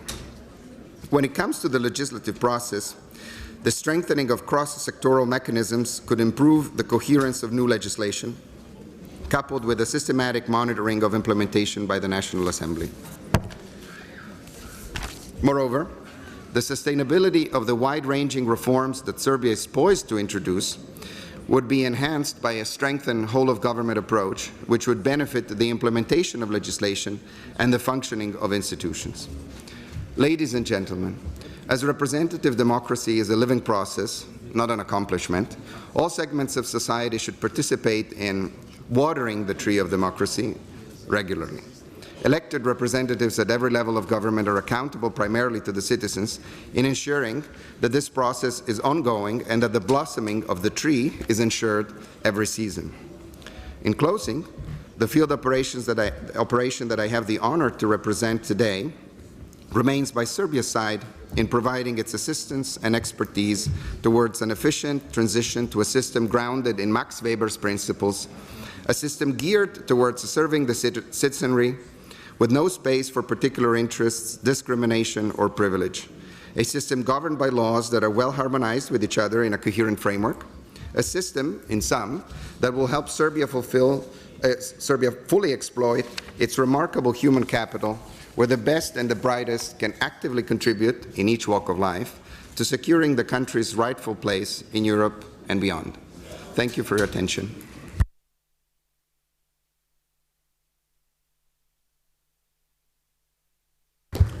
Thank you very much, Mr. Gavassi. And now we have a list of 12 colleagues that want to ask questions or make comments on what the representatives of the missions have said. And I must warn you that each speaker will have only 3 minutes in order to have then at the end the time for our guests to answer your questions and to make their own comments. First on the list that I have is Mr. Haavisto from Finland. You have the floor. Thank you. Thank you, Mr. Chairman Batelli, and thank you for chairing this discussion on a very crucial topic on developing the democratic institutions and human rights in this region. For me personally, this region is very close to my heart since I was working in Kosovo and Serbia, Montenegro after the Kosovo War in making the environmental assessment after the war, and then leading some cleanup activities on the environmental side. And we also touched the very sensitive topic of the depleted uranium. I was leading the UN mission that time in Kosovo, Serbia, Montenegro, and also Bosnia-Herzegovina on depleted uranium assessment. But I'm not touching the environment topic this time. First, I have to thank and congratulate the heads of the missions of the work that they are doing, and also thanking their staff for the excellent work of the OSCE in this region. In the name of all of us, you are doing excellent work. My first question is actually about cooperation between the OSCE with the European Union in this region. As we know, there are the current accession processes in the countries that you are representing, and despite of the, I would say, unfortunate result of the Brexit vote in UK, I think European Union has still a lot to offer in this region in the form of the integration, lowering the borders, increasing the cross-border cooperation, enhancing the economic prospects of the region. I would like to learn more from the representatives of the OSCE field missions on those issues that are maybe still the problematic issue, like the reform of the judicial system in Albania, coordination mechanism in Bosnia-Herzegovina, implementation of the 2015 political agreement in Macedonia, or the dialogue between Kosovo and Serbia, Pristina and Belgrade, which are very, very key issues also on the accession of the European Union. How could OSCE support this process even more effectively? What could we do more? And then, Mr. Chair, if you allowed, my second question is actually about the youth radicalization extremism that was mentioned also by the speakers. We know that the migration, the refugee problem, the foreign fighter components have been even increasing this problem in all Europe, but also in this region. What could OSCE do more in this region to combat extremism and to work with the youth for the non-radicalization topic, and how maybe the UN 2250 new resolution on youth, peace and security could be implemented in this region? Thank you, Mr. Chairman. Thank you very much, Mr. Haavisto. And now I give the floor, it's my pleasure to give the floor to Lord Bonus from the United Kingdom. Thank you very much, Mr. President, and my thanks to our hosts from Macedonia for their hospitality at this meeting. My thanks also to the heads of mission for their presentations this morning, and I hope that the Secretariat will be able to let us have transcripts of what has been said, as it contains very valuable information. I visited the mission in Kosovo some years ago with a delegation from the United Kingdom, and I still recall the very wide range of activities and the importance of those activities which were taking place and about which we heard this morning. I think it's regrettable that actually the work of the missions is not as well known, even in our parliaments, as I would like. And I hope that the Working Practices Committee of the Assembly, Mr. President, is going to look at and come forward with some ideas as to how we can be better informed and develop a long-term relationship with the missions, rather than relying on ad hoc visits, often in conjunction with other business. Now, the title of this morning's session and yesterday's session on good governance as the basis for economic development was, I thought, noteworthy for the absence of any reference to rule of law, the words which were not uttered until Minister Popovsky mentioned this morning. Now, I think members may say it's implicit in good governance and democracy, but I suggest it's not necessarily so, and that a firm basis of law with reliable courts, equal treatment for all, and a well-qualified, properly remunerated and corruption-free judiciary are essential for many of the things that we want to achieve. Lastly, Mr. President, may I say on a personal basis, meeting in the Balkans, how much I regret the decision which was taken and has already been referred to in the United Kingdom to leave the European Union, especially since the United Kingdom has, I think, been steadfast in furthering the cause of the enlargement of the European Union to include the countries of this region. And all I can say, on a purely personal basis, is that there are many people in our Parliament in London who remain committed to ensuring that these countries fulfill their European destiny, even if we are no longer within the Union, and that we will do all that we can to ensure that the arrangements and bilateral arrangements which exist between the United Kingdom and the countries of this region, helping them to achieve that European prospect, endure. And in that regard, you will have our continued support. Thank you, Mr. President.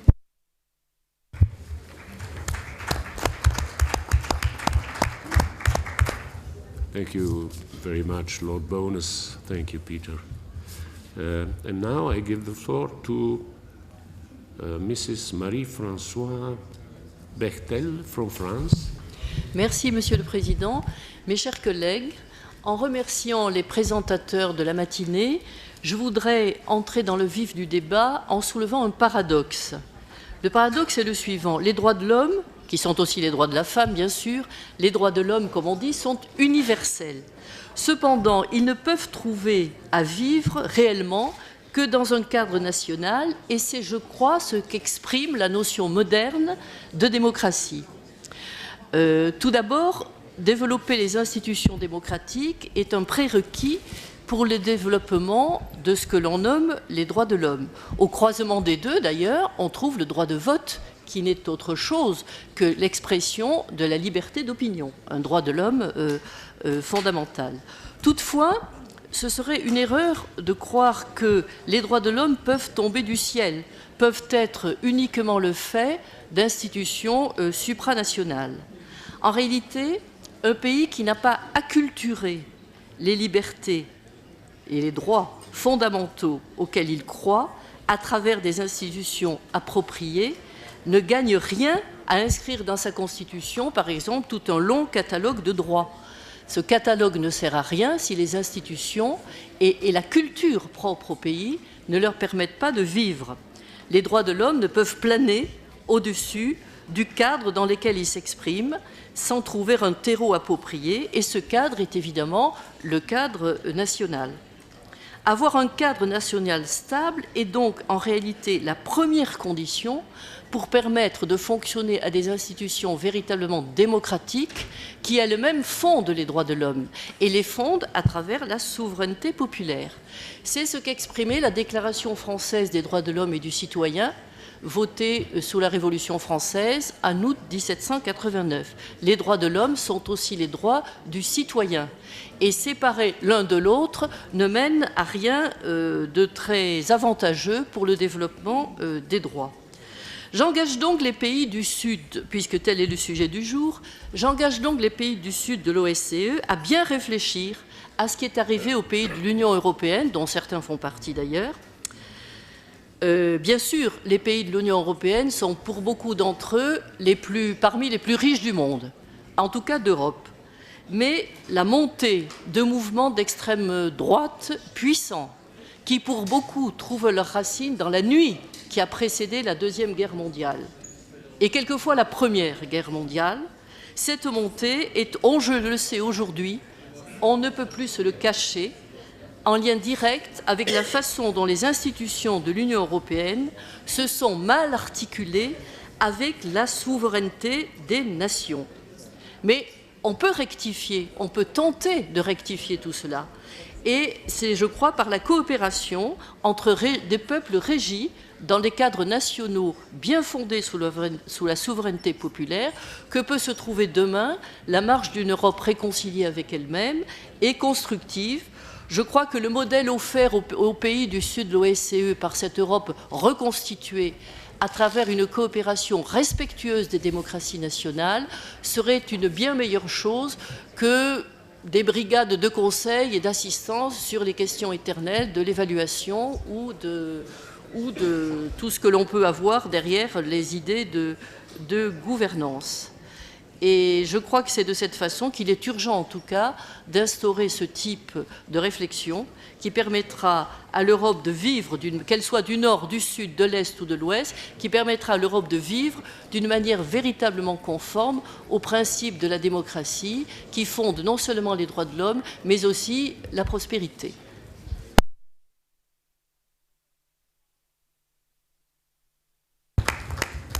Merci, Madame. Now I give the floor to Madame Renata Deskowska. She is the Vice President of the Sobranie. Thank you.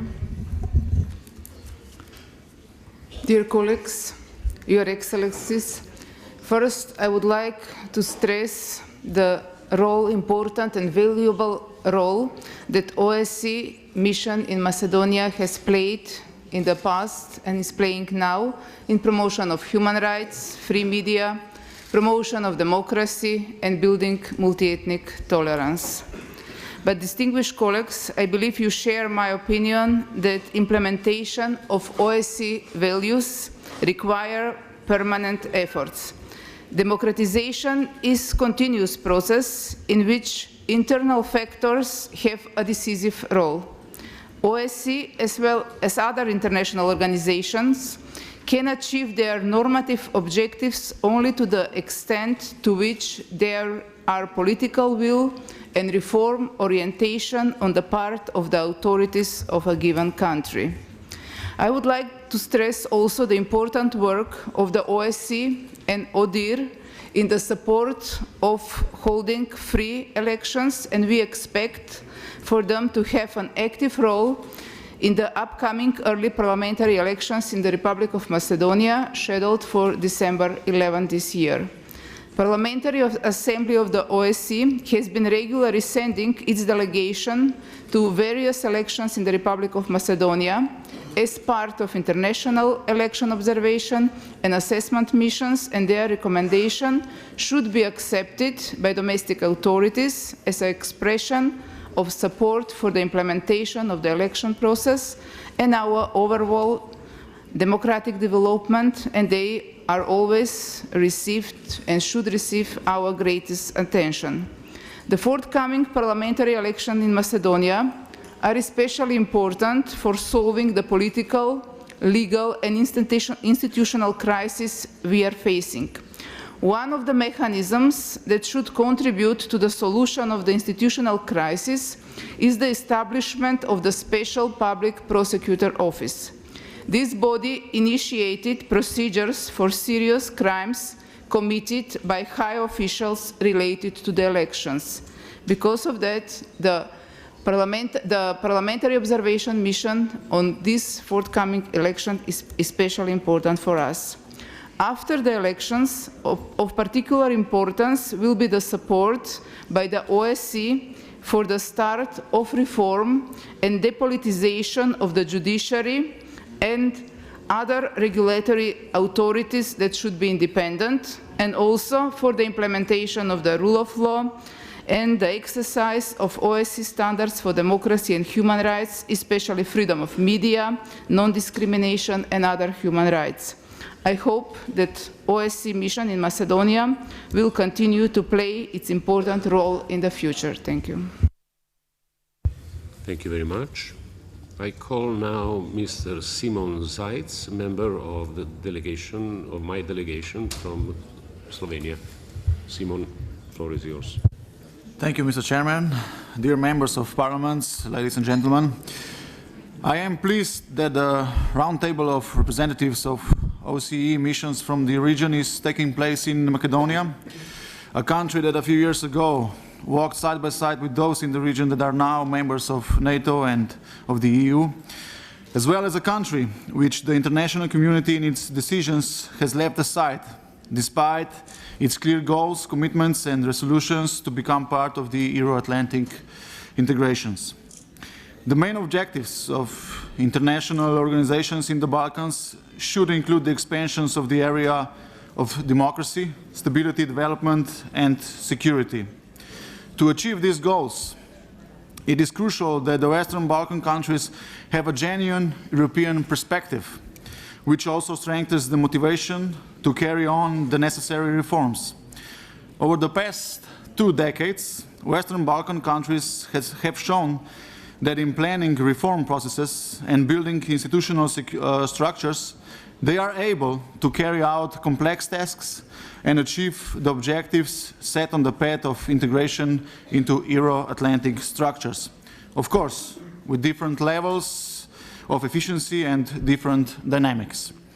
These countries must, however, fulfill their commitments if they want to become part of the Euro-Atlantic community, while the international community must, upon fulfillment of those commitments, honor its guarantees. Likewise, we must assume our share of responsibility for the situation in Macedonia. Macedonia is a loyal partner of the Atlantic Alliance and contributes significantly to NATO operations. Following the closure of the so-called Balkan migration route, Macedonia is one of the countries that bear a large burden. And although not an EU member, it strives to protect the European border. Macedonia contributes considerably to Euro-Atlantic security, but does not benefit from the advantages that arise from EU and NATO membership. Therefore, we must maintain Macedonia, as well as the other countries, high on the political agenda, provide concrete assistance, and help the country on its path to Euro-Atlantic integrations, as soon as the relevant commitments are met. Thank you. Thank you. Thank you very much, Simon. And I call now Mrs. Barbara Bartus from Poland. Thank you. Mr. Chair, dear colleagues, Poland is supporting the processes of democratization and sharing with other countries of the region its experience of political transformation since 1989. We are proud that Warsaw holds Europe's largest annual human rights and democracy event, which is the OSCE implementation meeting of the human dimension. This year, it had a special meaning due to the fact that Odin in Warsaw is celebrating its 25th anniversary. We create conducive conditions for democracy not only by active participation in the functioning of international institutions like the United Nations or OSCE, but also by creating new mechanisms. Two manifestations of these efforts are worth emphasizing: the European Fund for the Democracy, which came into existence from a Polish initiative, and the international conference, Warsaw Dialogue for Democracy, which was held in Poland. We hope that the Warsaw Dialogue for Democracy will be of great interest to human rights defenders, activists of non-governmental organizations, and representatives of states from all over the world. Thank you. Thank you, Madam Bartus. And now I give the floor to Mr. Artashes Gegmanyan from Armenia. Уважаемые коллеги, обсуждаемый сегодня вопрос развития демократических институтов и прав человека имеет огромное значение. Естественно, напрашивается вопрос, в силу чего спустя 68 лет после принятия Всеобщей декларации прав человека в Париже во дворце Шайо на 3-й сессии Генассамблеи ООН этот вопрос не теряет своей актуальности. Прошло 68 лет. В 1966 году был принят Международный пакт о гражданских и политических правах. В 1976 году он вступил в силу. 168 государств стали участниками, присоединились к этому пакту. Даже самый беглый анализ показывает следующее. Все, что происходит в нарушении прав человека и не в становлении демократических институтов, обусловлено грубым попранием принятых ранее обязательств. В частности, статья 1 вышеупомянутого факта гласит о праве народов на самоопределение. Более того, это вошло и в первый пункт Устава ООН. Более того, вошло в заключительный акт, Хельсинкский заключительный акт. Статья 6 «Право на жизнь». Ежедневно на линии соприкосновения от рук азербайджанских снайперов гибнут воины армии обороны Нагорного Карабаха. Ни один случай так и не стал предметом обсуждения ни в парламентской ассамблее ОБСЕ, ни в других международных структурах. Гибель человека, то есть грубейшее нарушение права на жизнь, стало каким-то обыденным явлением. Статья 12. Право на свободное передвижение.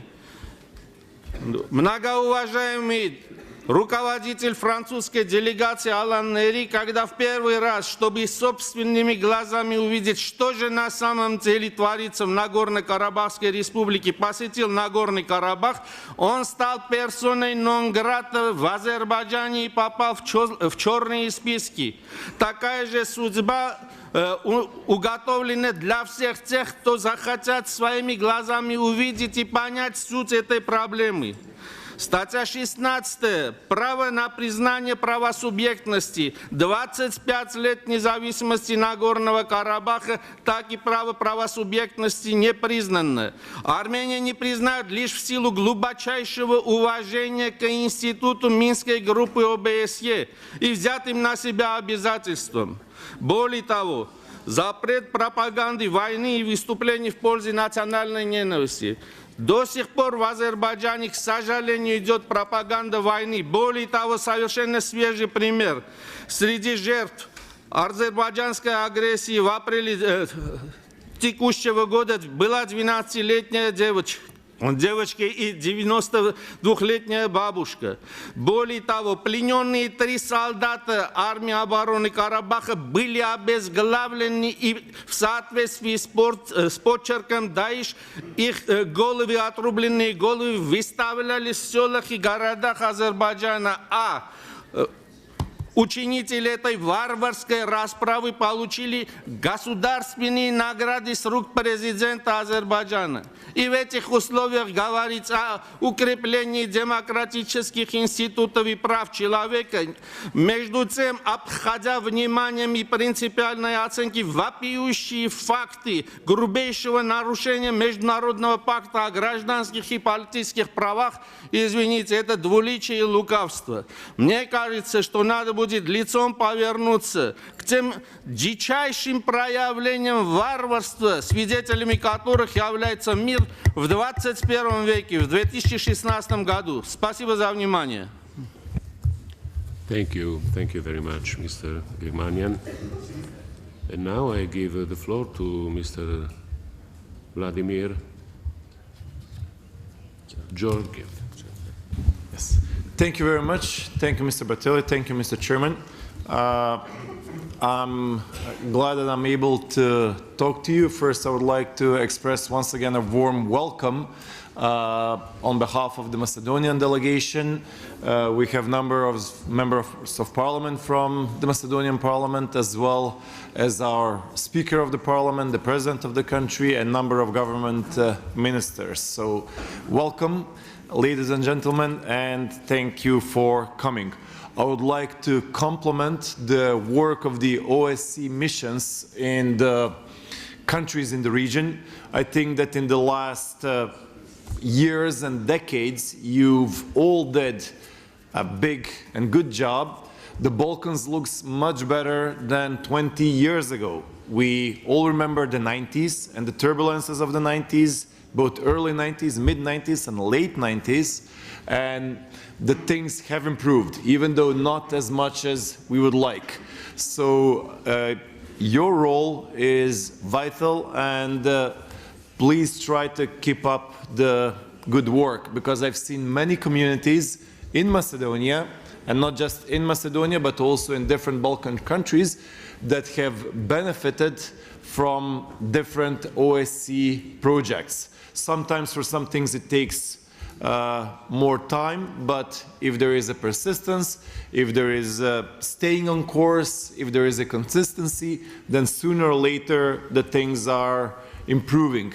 So in that regard, it's very encouraging to see the Euro-Atlantic path of Montenegro. The country is getting consolidated. There are positive developments in Serbia. Macedonia is on the way to end the political crisis. Albania became a member of NATO. The country is getting also consolidated. Infrastructural projects are happening. Bosnia and Herzegovina, there are challenges and there are good periods and bad periods, but there is no high-level conflict there. And also there is an ongoing dialogue between Belgrade and Pristina when we're talking about Kosovo. So these are all encouraging things about Macedonia. I would like to say a couple of things, that Macedonia is an active member of the OSCE, both on ministerial level, but also in the OSCE Parliamentary Assembly.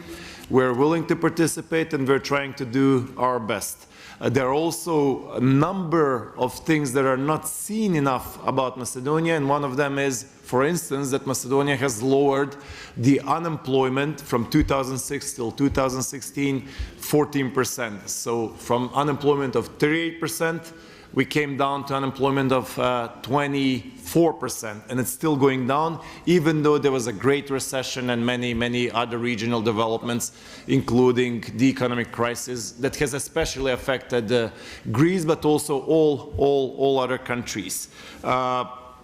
Also, Macedonia at the moment has the highest per capita construction of highways. We are building one highway in Eastern Macedonia, one in Western Macedonia, and one in Central Macedonia. The taxes have not been increased. We have the lowest flat tax in Europe, 10%.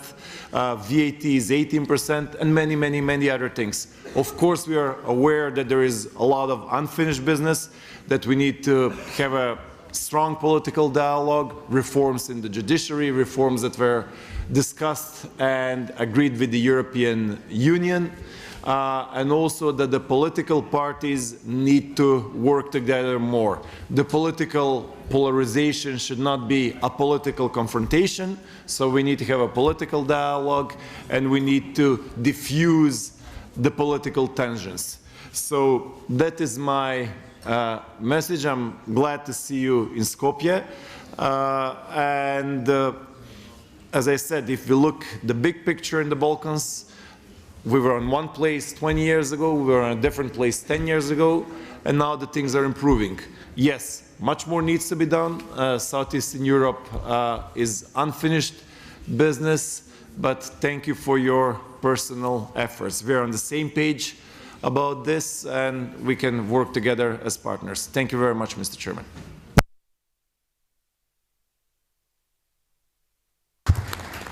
Thank you very much, Mr. Georgiev. And now I give the floor to Mr. Chiquillo from Spain. Gracias, señor presidente. Coincido plenamente con los representantes de las operaciones y las misiones de que la consolidación de la paz, la reconciliación y la estabilidad en la región necesita desterrar discursos que inciten al enfrentamiento o al odio. Entiendo que desde la OSCE y de ODIHR debemos continuar nuestros esfuerzos en relación con la agenda de tolerancia y no discriminación, en 4 campos especialmente, como han puesto de manifiesto algunos de los representantes: la educación, los medios de comunicación, el papel de las mujeres y la integración de las minorías. Debemos redoblar los esfuerzos en materia de derechos humanos y desde la delegación española pensamos que hay que marcarse objetivos ambiciosos. Hemos recorrido un gran camino, pero queda mucho por hacer. Queremos reconocer, como han hecho otros colegas, y poner en valor las misiones sobre el terreno en toda la región. Agradecer sus explicaciones, su trabajo, su compromiso con la libertad y los derechos humanos y animar a la Asamblea, a todos los países, como han hecho algunos de los representantes, y a los embajadores a seguir con firmeza desarrollando su duro trabajo en la defensa de los derechos humanos, el progreso y la estabilidad de la región, que es, sin ninguna duda, una tarea de todos. Queda mucho por hacer y España está comprometida con su trabajo, que, reitero, queremos poner en valor, que es muy importante para la estabilización de la región. Muchas gracias. Thank you. Now I give the floor to our colleague and Vice President Victor Paul Dobre, Romania. Thank you, Mr. President. Dear colleagues, Your Excellency, the respect and promotion of the rights of persons belonging to national minorities, as well as ensuring their non-discriminatory treatment remains a key area for peace and stability in Southeast Europe. We believe that assisting host countries in developing democratic and peaceful societies remains an essential effort to which the OSCE can substantially contribute through its field operations, and work should continue on this path. The implementation of OSCE human rights-related commitments is key for the security of the whole OSCE area. The goal should be to ensure a level of protection of persons belonging to national minorities according to international standards. We value the tremendous contribution of OSCE autonomous institutions in assisting all the participating states in implementing our human rights commitments. It is crucial that the mandate and independence of autonomous institutions is safeguarded. Romania continues to actively support the comprehensive implementations of OSCE principles, values, and commitments as regards the human dimension within the whole OSCE area, and thereby shares the common democratic values and principles. Romania has also proven its active involvement in the complete implementations of OSCE human dimension commitments regarding human rights, national minorities, democratization, policing strategies. Romania's efforts in this regard have followed the promotion of initiatives, activities, and of the role of OSCE in the field. As to the current situation of the human dimension, we note that it is under pressure. We regret that the decision on the HDIM agenda has been taken very late this year, and that no final decision has been yet taken as to the supplementary human dimension meetings and the seminar in Warsaw. Romania fully supports keeping the HDIM in Warsaw and intends to maintain its proactive role in pursuing the advancement of a human dimension, as well as its specific priorities in the third dimension: freedom of the media, human rights and fundamental freedom, freedom of assembly, protection of the rights of the persons belonging to national minorities. We continue to support ODIHR's activity, and we believe its standard setting and election monitoring activities are of utmost importance to the development of the democratic institution and human rights in Southeast Europe. Thank you. Thank you, Mr. Dobre. And I'll give, adesso do la parola all'amico Luigi Compagna, Italia. Grazie Presidente. Grazie agli interventi che abbiamo ascoltato stamattina, possiamo essere abbastanza soddisfatti di come si siano consolidate le istituzioni democratiche e la garanzia dei diritti nei paesi balcanici. Ciò non toglie però che c'è una forte preoccupazione, perché quando stamattina proprio l'amico Presidente Battelli, poi l'argomento è stato ripreso dal rappresentante della Finlandia, da Lord Bohm nel suo bell'intervento, la prospettiva che si aveva qualche anno fa era che per i paesi balcanici l'approdo naturale fosse l'ingresso nell'Unione Europea. Da questo punto di vista le prospettive si sono recentemente molto complicate.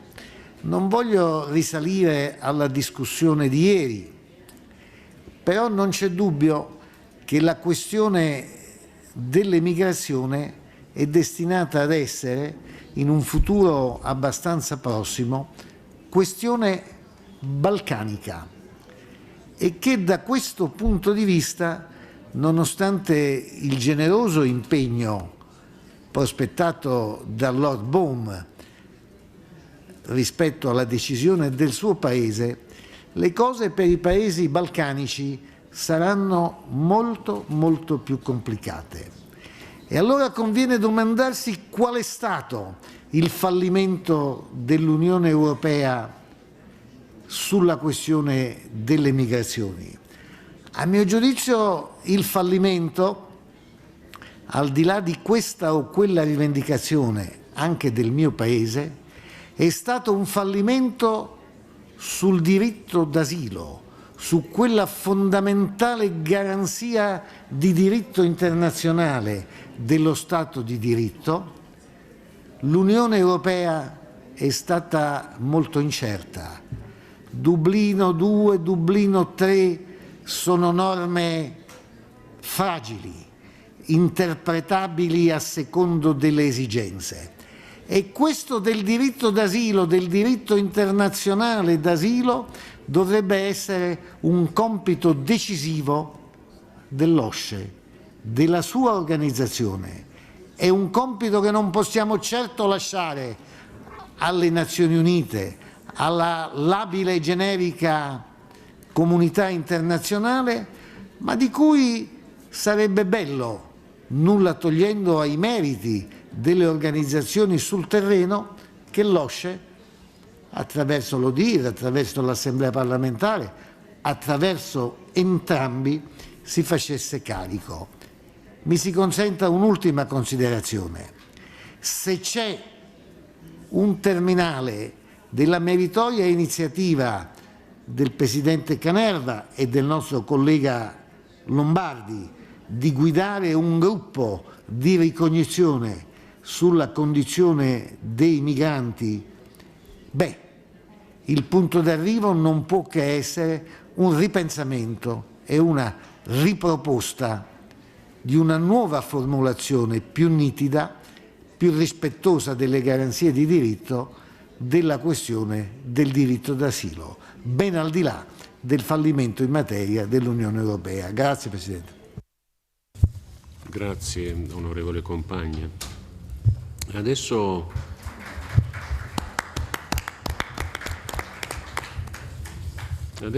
do la parola al signor Камран dell'Azerbaijan.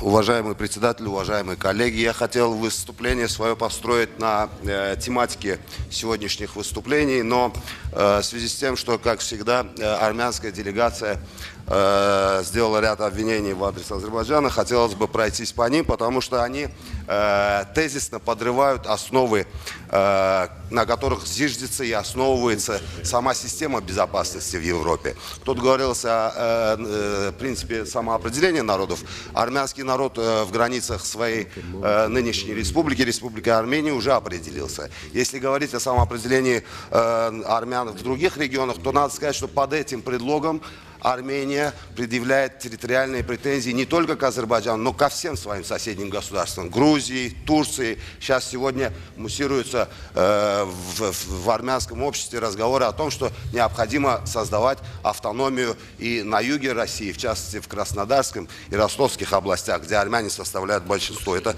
очень опасный прецедент, потому что еще в заключительном акте совещания по безопасности и сотрудничеству в Европе 1975 года территориальная целостность государств является основополагающим, зафиксирован как основополагающий.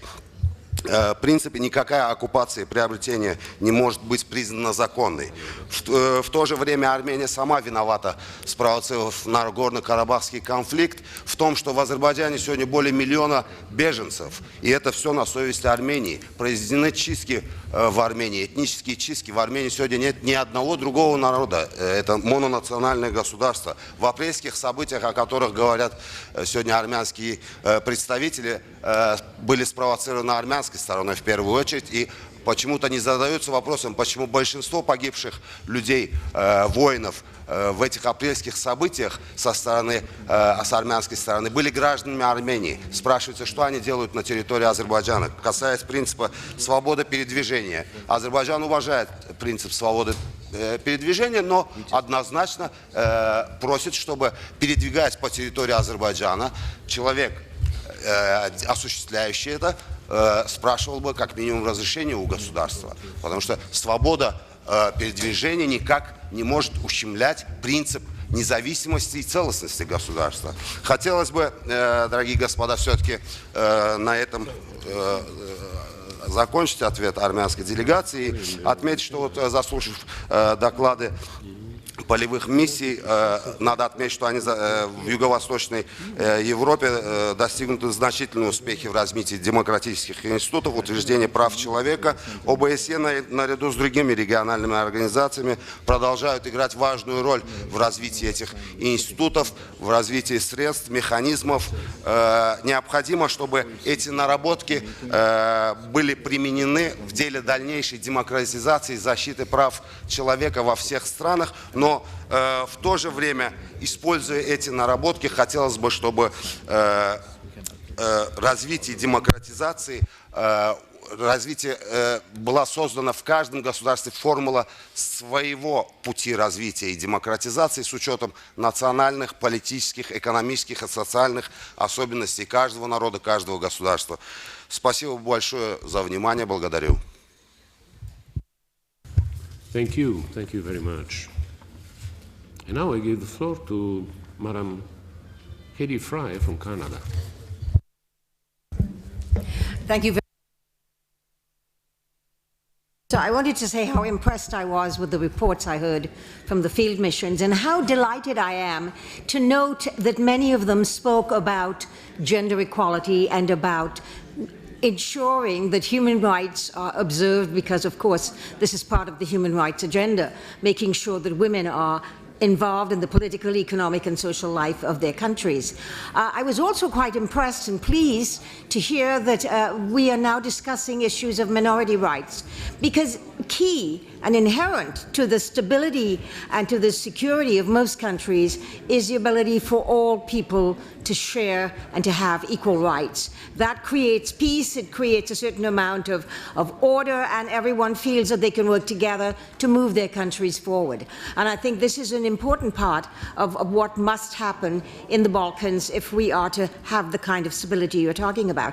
There is one question that I wanted to ask, though, that I did hear some of the reports talking about equality, gender equality, being part of legislation and, in fact, being a gender budget being brought forward. But I would really like to ask, is anyone considering 1325, which is in places like Bosnia, Herzegovina? Are we looking at how women can play a role in rebuilding and in making sure that there is stability in the region again? Is that being done? Has that been looked at? Thank you. Thank you very much. And now, the last speaker on my list, Mrs. Alla Paloniemi from Finland. Thank you, Chair. Many speakers have raised the issue of radicalization in this debate. European and global security are being shaken by violent extremism that unfortunately seems to be growing. Never before have so many people from so many countries in Europe left for a conflict like the one in Syria. How can we respond to this threat, and what can we do about returning fighters? Also in my country, Finland has intensified its activities in countering violent extremism both on national and international level. On national level, the key element in countering terrorism is, of course, preventive work. Finland's aim is to safeguard cooperation between national authorities, which is a prerequisite for prevention of violent extremism and to promote cooperation with civil society. We have been training local level actors like schools and social workers to identify cases where people may be planning to travel to conflict areas. Now we have multi-professional prevention teams working with the police throughout Finland. Child protection services, for example, are important in this. These early intervention teams target young people, especially those under 18, with the aim of breaking the cycle of their criminal behavior. Furthermore, one should tackle the root causes and motivations of terrorism and violent extremism. They are often non-religious. People may only lack hope and want a new beginning. This is why reducing poverty and promoting social cohesion are of vital importance. Finland will actively participate on international cooperation, for example, in the UN and the OSCE, and has done its best to promote international counter-terrorism cooperation by developing exchange of information and by sharing best practices, experiences, and know-how. Thank you so much.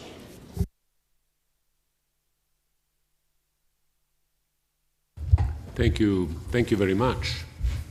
I now ask the minister and representatives of heads of the field operations if they want to make any comment or answer the questions that were raised by the parliamentarians. Does anybody wants to react? Yes? Okay, then ladies first, then, and then the minister, and then... I wouldn't have any comments if there are no particular questions. Thank you very much for all of those very pertinent comments and questions. Let me briefly touch upon a few of them. On the issue of, there was a question whether the missions cooperate with the European Union, and indeed, as for the mission to Skopje, we have several mechanisms for close cooperation. For example, we have a so-called security principles mechanism where we are discussing and exchanging information on short and long-term issues related to basically security risks, but also other developments. We also do have, as you know, the political facilitation, which has been mainly led by the European Union and the US at the moment. Our mission is closely involved in supporting that process and the party discussions, and also how authorities and officials are part of that, so providing expert assistance. We also have some project activities which we are, where we are looking into cooperating with the European Union and or where we are already. For example, on gender mainstreaming, there's a project being developed there. Also on the issue of small arms and light weapons, which of course is not a discussion for today. Then when it comes to the issue of non-radicalization of youth, this is indeed something where we are putting a lot of energy in trying to figure out what can we do as a mission in this country, and also how to cooperate even further with other missions. We already do have a few activities. We are involved in so-called Mothers Against Extremism project. We are looking into how we can have some the regional youth cooperation, whether there's something we could do more there. We just had an expert visit to support, to help the institutions of the host country to understand even better how they can address law enforcement, basically judiciary and so forth. And we are working on a so-called PERT project, so prevention of extremism and radicalization leading to terrorism. And this is to assist the police, especially on local level, how they can better identify extremist trends or trends or ideas before they would even come to the really to the central level, or before these youth would be even be leaving as foreign fighters, for example. But this is an area where I think all good activities are very much needed, and we are internally in our mission, we are having the thinking hat on these months. We have been basically asked by the Secretariat or the Chairmanship to really report on what we do there. So I'm confident that we will do more really focused activities there. I don't want to take too much of your time, but let me just say that on gender activities, gender mainstreaming, for sure 1325 is really a cornerstone for, I'm sure, for all of our missions, for our gender activities. But for us, obviously, that's a very remarkable decision by the UN Security Council, and we are using it as a basis. We have a number of gender mainstreaming activities. Well, internally, of course, in our mission, we are looking into how we can ensure that we have equal possibilities for women and men. But then how we can also better support the institutions of the host country indeed to proceed with better legislation and maybe how to operationalize such legislation. We are looking into starting a concrete project on gender mainstream or gender women's rights activities, basically.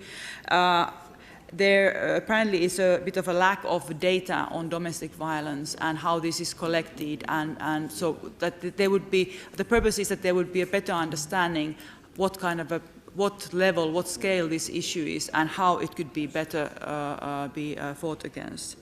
Finally, on rule of law, absolutely, this is something which is really cornerstone also to our work, to support equal access to justice of all national minorities, of all communities, basically, and the work with the judiciary to support, to strengthen the independence of judiciary is ongoing. I mentioned it in my speech, so I'm not going to go more into that.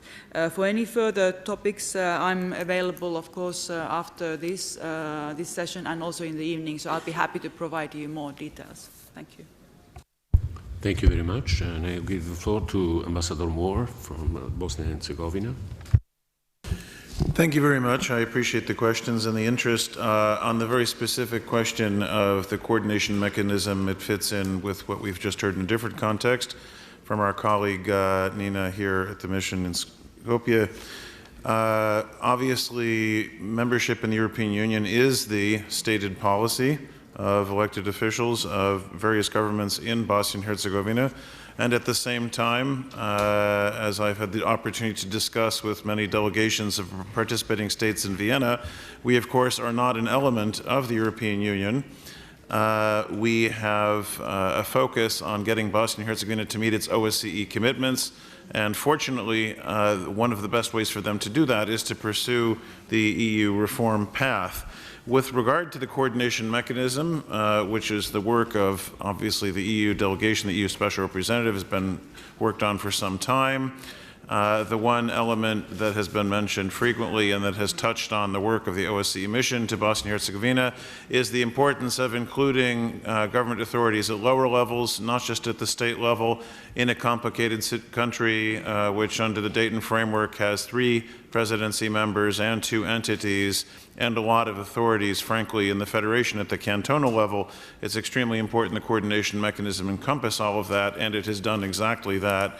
I have to praise the work of the EU Special Representative, Ambassador Vigemark, a friend of many years standing from service in Belgrade over 25 years ago, who has worked in a very similar way, like I'm pleased to say OSCE does, talking to all of the political players. He made a very special effort bringing Presidents Dodik and Izetbegovic to the table to make progress on the coordination mechanism, and the EU gets special credit for that.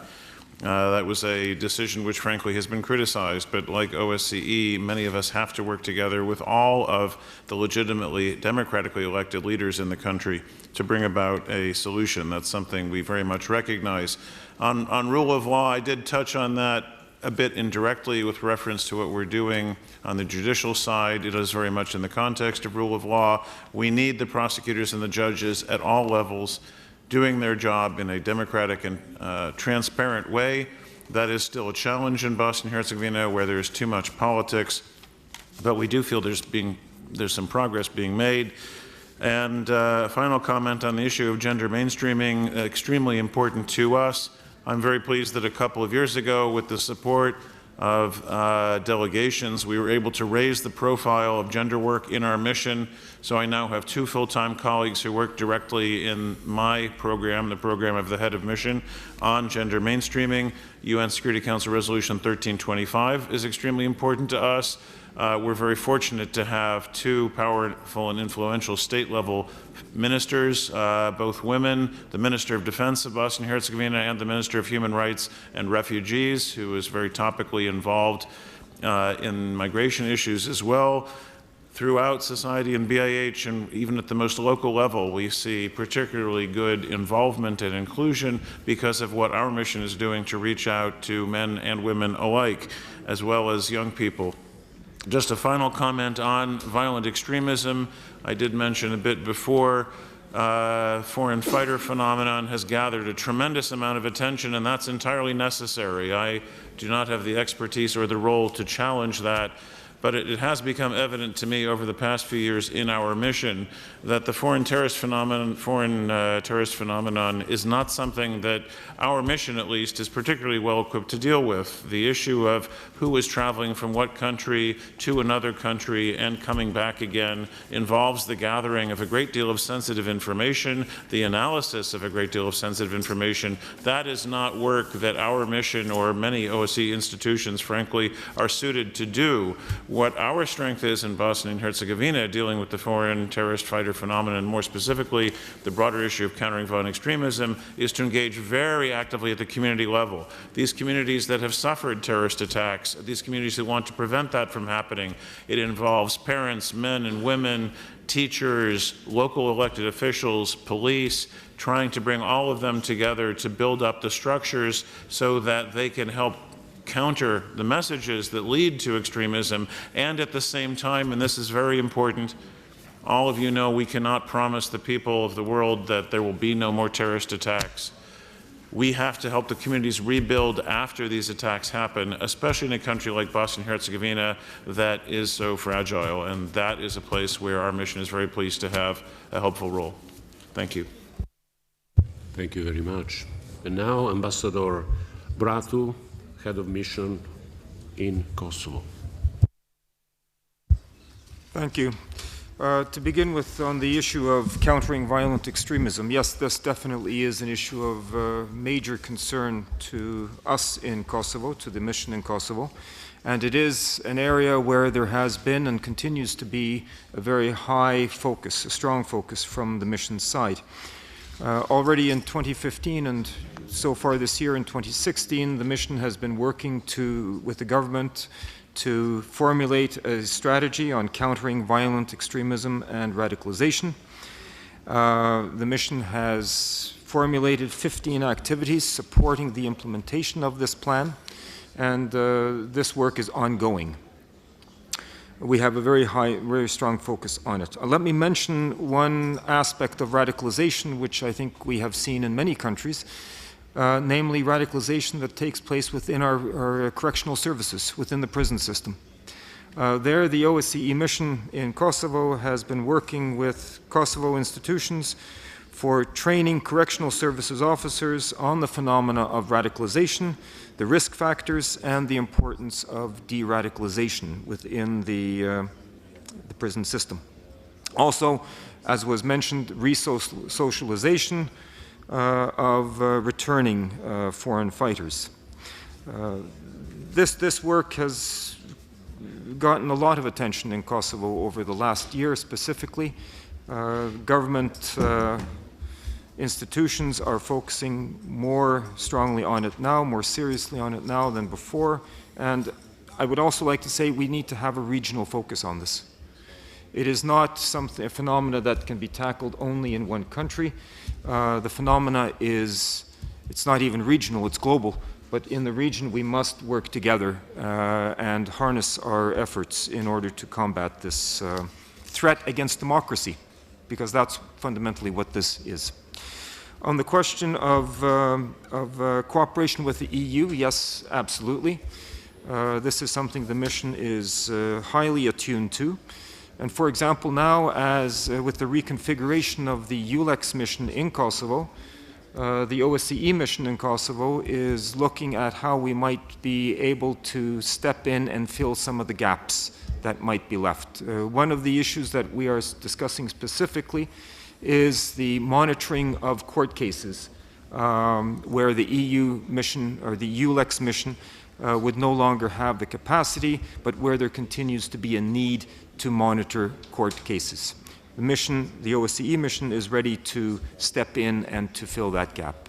Everything is being done in consultation with the EU mission in Kosovo. But we have many other areas where we're cooperating closely also with the EU mission and with other international organizations. On 1325, yes, definitely. This is an issue that has had significant attention from the mission in the past. It continues to have my personal attention. And one of the efforts, one of the initiatives that I can mention is the mission support for the Association of Women Police in the Kosovo Police Service. This is an organization of women police gathering members from women police officers from all communities in Kosovo.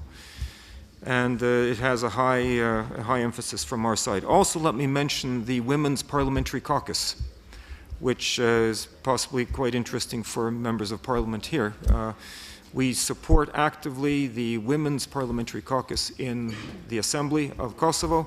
It is also a multi-party, multi-ethnic grouping of women parliamentarians, and we are trying to support them and to empower them in order to be more effective in promoting women's rights, but not only women's rights, but rights in general, human rights in general in Kosovo. So, thank you. Thank you, Ambassador. Now I give the floor to Mr. Robert Wilton, the presence in Albania. Mr. Chairman, thank you very much. Ladies and gentlemen, thank you for the discussion and for the very stimulating questions. Allow me, please, just to pick up on a few points where I think I have something distinctive to say and leave others better able to answer the other points. First of all, on the question of radicalization and extremism, what can the OSCE do distinctly in this area? I think there are two things. We are distinctive, first of all, because we can combine what we might call the hard security work and the soft security work, the work with security institutions to strengthen resilience, prevention, prosecution, but at the same time the community factors and the human rights issues that more widely will address these challenges. Coming to the second point of distinction, the fact that we are active in such areas, democratization, human rights, the strengthening of communities. That sector is, for me, where the best prevention of radicalization and extremism is to be found. And in that sector, the OSCE is distinctively effective, I believe. That point from both Finnish speakers. That leads us perhaps to the comment from the Italian gentleman on the issue of migration. Obviously a very significant question in this region, both because of migration from the region and migration through the region. I would say two things. First of all, more consolidated democracies will mean fewer migrants from the region. And I think that our focus as the OSCE on both cooperation between security sectors and the human rights agenda is the best way of making sure we are addressing as best we can the issue of migrants coming through this region and on into the rest of Europe. That leads perhaps to the point raised by the lady from France and also touched on by the gentleman from Spain, the need for a more active regard for human rights. Madame, je peux seulement renforcer vos mots en cette regarde avec deux points. Premier, en Albanie, le problème, je crois, c'est pas un problème des attaques agressives. Heureusement, c'est un phénomène assez rare. Mais le problème, c'est une indifférence en cette regarde. Deuxième, pour moi, la défense le plus bien pour ce phénomène, ce sont des citoyens actifs. The point from the lady from Canada regarding 1325 and the role of women in society, something which we feel very strongly and are very active in Albania for a number of obvious reasons. For us, this is a focus on the full and proper participation of women in society, in their community, and then beyond that, the role of women in public life.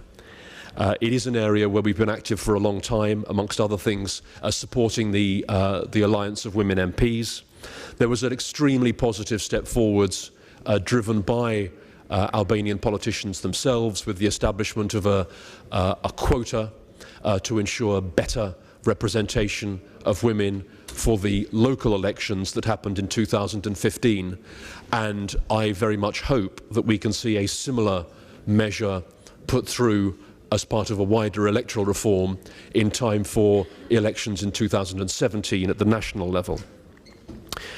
The other point from the gentleman from Finland on relations with the European Union, especially in justice sector reform in Albania, we are of course distinct.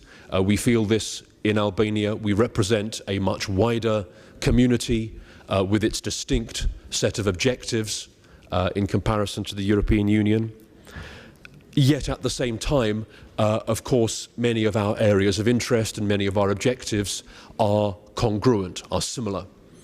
And we have pointed out, for example, that a lot of our longer-term work to secure OSCE objectives in Albania is a significant assistance to Albania's attempts to meet the priorities that the EU has set for further EU integration.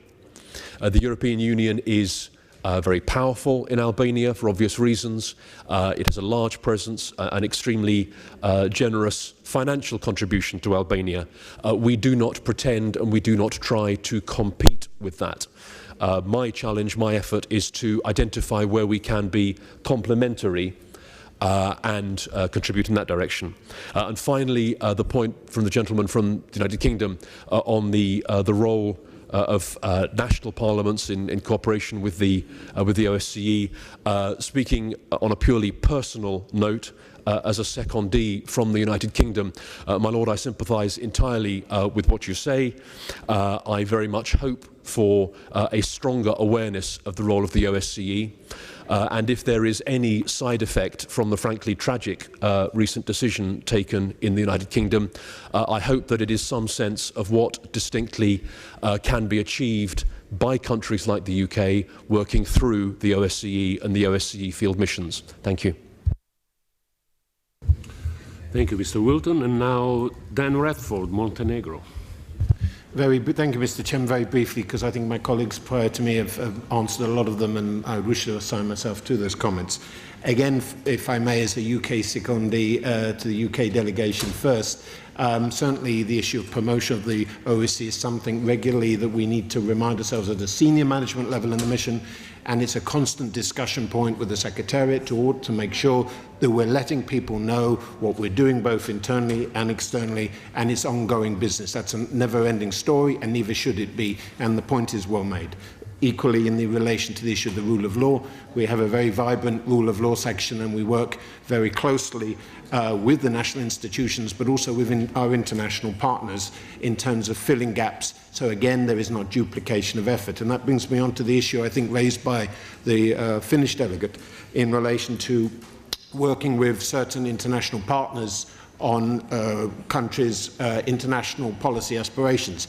For us, it's very clear. We have very strong relations with a number of international partners, and many of whom the government of Montenegro and the institutions of Montenegro vote very closely, and they have decided, the host country, to incorporate those values as part of their reform strategy. Where that reform strategy links to the mandate of the mission, we obviously work very closely with international partners in pursuing the reform strategy. If that has a consequence to support the external policy aspirations of the country, that is a secondary issue, but that is indirect in terms of how we are working with the host country. The issue for us has to be making sure we make the best use of 57 participating states' funds, and that is the key issue. Non-radicalization, we're working very closely in areas, not least in the areas of security cooperation, in a regional cooperation level, and also in the area of horizontal cooperation, to make sure that we can help those institutions dealing with this issue, talking to each other, exchange information, because we think that's one of the most effective ways of reducing this as a threat. Khalid from Canada makes a very interesting point, an important point, about UN 1325. We're working with the ministries and institutions in developing their own national strategy document and action plan to incorporate the work in the Montenegrin institutions. But of course, there's a wider issue. It's not just what we do with our partners, it's what we do internally, you would expect for each field operation to do, and how we treat the issue of gender in our own field operations. Because if we can't practice what we preach, we better not do anything at all. And certainly in the mission, it's an ongoing push that we have the first that we're aware of gender focal point board, where gender focal points have an opportunity on a monthly basis. We have a gender action plan, but it's not something we discuss once a year. It's done on a monthly basis, so we can keep on board to make sure that we respect the issues to do with gender mainstreaming more broadly. My final comment, and it has to do actually with a comment made by Ambassador Moore, and I would just like to sign up to that because I think it's a very important, and I would just say, yes, we really enjoy and we welcome the contribution of the Parliamentary Assembly at election time, but you bring a different perspective to the OSCE from your political backgrounds, from the fact you represent the people, you have a different perspective. And I think the field operations I don't think I know, would really appreciate, outside of the key election periods, you coming to visit when you have time in your schedules, because I think what you have to offer in terms of expertise, advice, will enrich further the work we are doing on a day-to-day basis. Thank you, Mr. Chairman. Thank you very much, Dan. And now Giovanni Gavassi, OSCE mission to Serbia. Thank you very much, Mr. Battelli. Very briefly, in the interest of time. So, when it comes to cooperation with the EU, the EU is one of the many international partners with which the OSCE mission to Serbia, as a bearer of shared values, cooperates with. There's also the Council of Europe office in Belgrade, UN agencies, and bilateral embassy. When it comes to the prevention of radicalization, we've assisted the Serbian government in developing a counterterrorism and strategy that tackles also violent extremism in line with OSCE commitments and in consultation with civil society. When it comes to youth, again, prevention of radicalization, we have combined this aspect with gender in the sense that we have in order to further the understanding in Serbia's police and civil society of good practices in countering violent extremism, we facilitated a visit to Berlin in November 2012 to learn about the German community coaching model. And this included the visit to the Mothers from the Neighborhood Association, which consists of more than 330 unemployed mothers with immigrant background that deal with some of the aspects, like in, tackling violent extremism, in youth. We have been promoting municipal safety councils that are forum established at the local level that bring together judiciary, police, prosecution, social services, education, civil society organizations. These are excellent instruments to have the pulse of the situation in the communities and thereby to address the potential for radicalization. When it comes to 1325, the mission has provided support for the development of the first and second national action plans on United Nations Security Council Resolution 1325 and has been monitoring its implementation. So I And when it comes to one last point on the rule of law, we've been working on judicial independence and on introducing a merit-based career system in the judiciary. So that's about it. Thank you. Thank you very much, Giovanni. Secretary General Montella wanted to say something. Thank you. I just wanted to say a few words.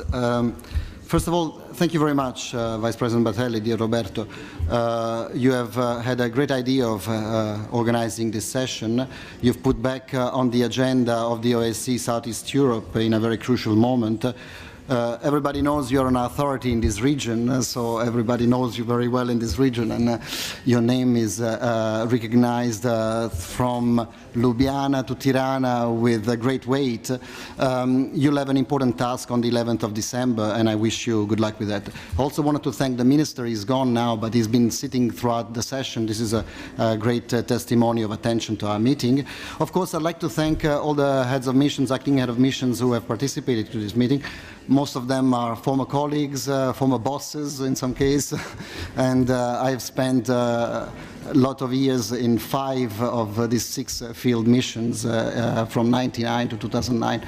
So this was like a kind of a déjà vu, but also a nice reminder of where we come from.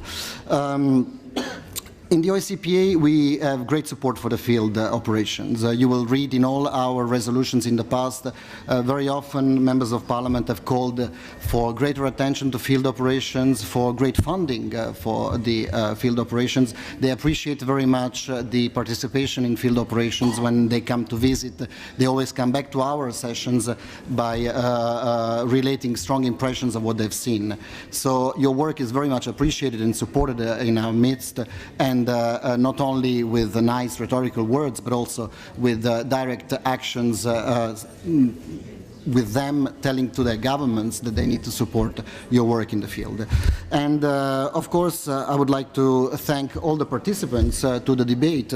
They've been here 3 hours, and the room is still very big, and not only with the missions who have, not only with the delegations who have a specific interest in the region, but also with delegations of the 57 participating states. So thank you to all the participants in the meeting, and thank you again, Roberto. Thank you. Thank you, Roberto.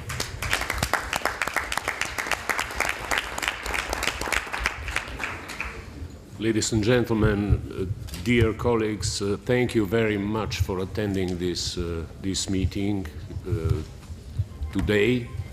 You have seen through these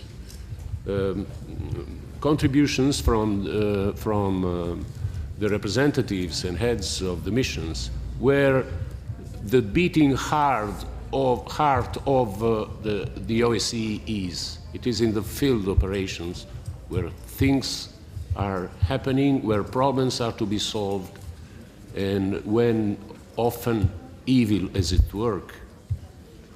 And I think I'm very grateful to all the heads of missions to have for accepting to participate. I thank again the CPC, and of course I also thank the interpreters. Thank you very much.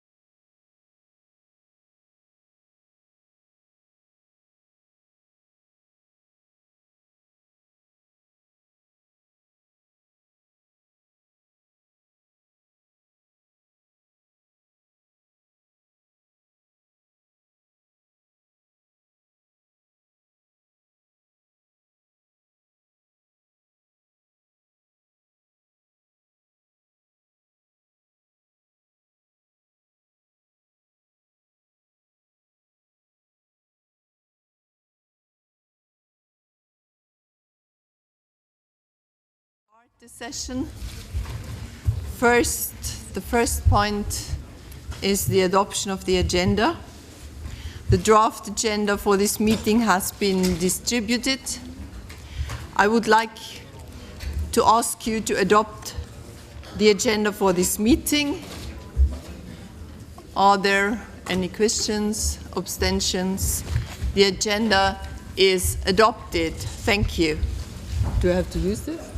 No. We come to the second point of our agenda, which is my report.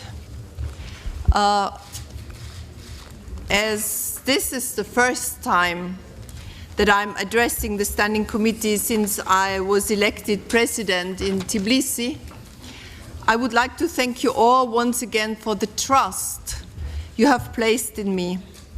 I strongly believe that our joint work and commitment to the Assembly will lead to notable achievements, and I want to stress the two words, our and commitment. The summer months after the annual sessions were quite busy to me. In August, I had the chance to visit Turkey together with a delegation of several senior leaders from the Parliamentary Assembly of the OSCE. We met the President, we met governmental representatives, members of the opposition, and colleagues from Parliament to talk about the July coup attempt and to discuss the subsequent government reactions. It was also an important opportunity for our Assembly to express solidarity with the Turkish people on the one side, but also to encourage the Turkish authorities to make full use of the OSCE toolbox in the post-coup period, such as trial monitoring. On the 1st of September, I attended the informal OSCE meeting of foreign ministers in Potsdam to discuss the best ways to develop dialogue on the political level in response to the current security situation in the OSCE area. There, once again, I stress that governments should make full use of the OSCE's instrument to address common challenges. I have also recently represented you, the Parliamentary Assembly, in forums such as the OSCE ODIHR's Human Dimension Implementation Meeting in Warsaw and the European Conference of Presidents of Parliaments in Strasbourg. In these addresses, I have stressed the need for a more balanced cooperative approach to common challenges, especially the issue of migration. I also emphasized the parliamentaries' willingness to work closely together with partners towards implementing solutions based upon principles of solidarity. On the 27th of October, I will intervene at the Permanent Council in Vienna, sharing with the governmental side of our organization key suggestions put forward to our Tbilisi declaration. And following our Bureau meeting, I will also address the OSCE's Ministerial Council on the 8th of December, passing on the Assembly's position to the ministerial level. In early September, I also paid a visit to the OSCE PA's headquarters in Copenhagen to discuss with the Secretary General and the staff my priorities for the upcoming years, the upcoming Assembly events and presidential appointments. I greatly appreciate the work done by our small secretariat supporting our multidimensional and large-scale projects. And you know, they are a small office and they really do a good job. So maybe a thank you to them all.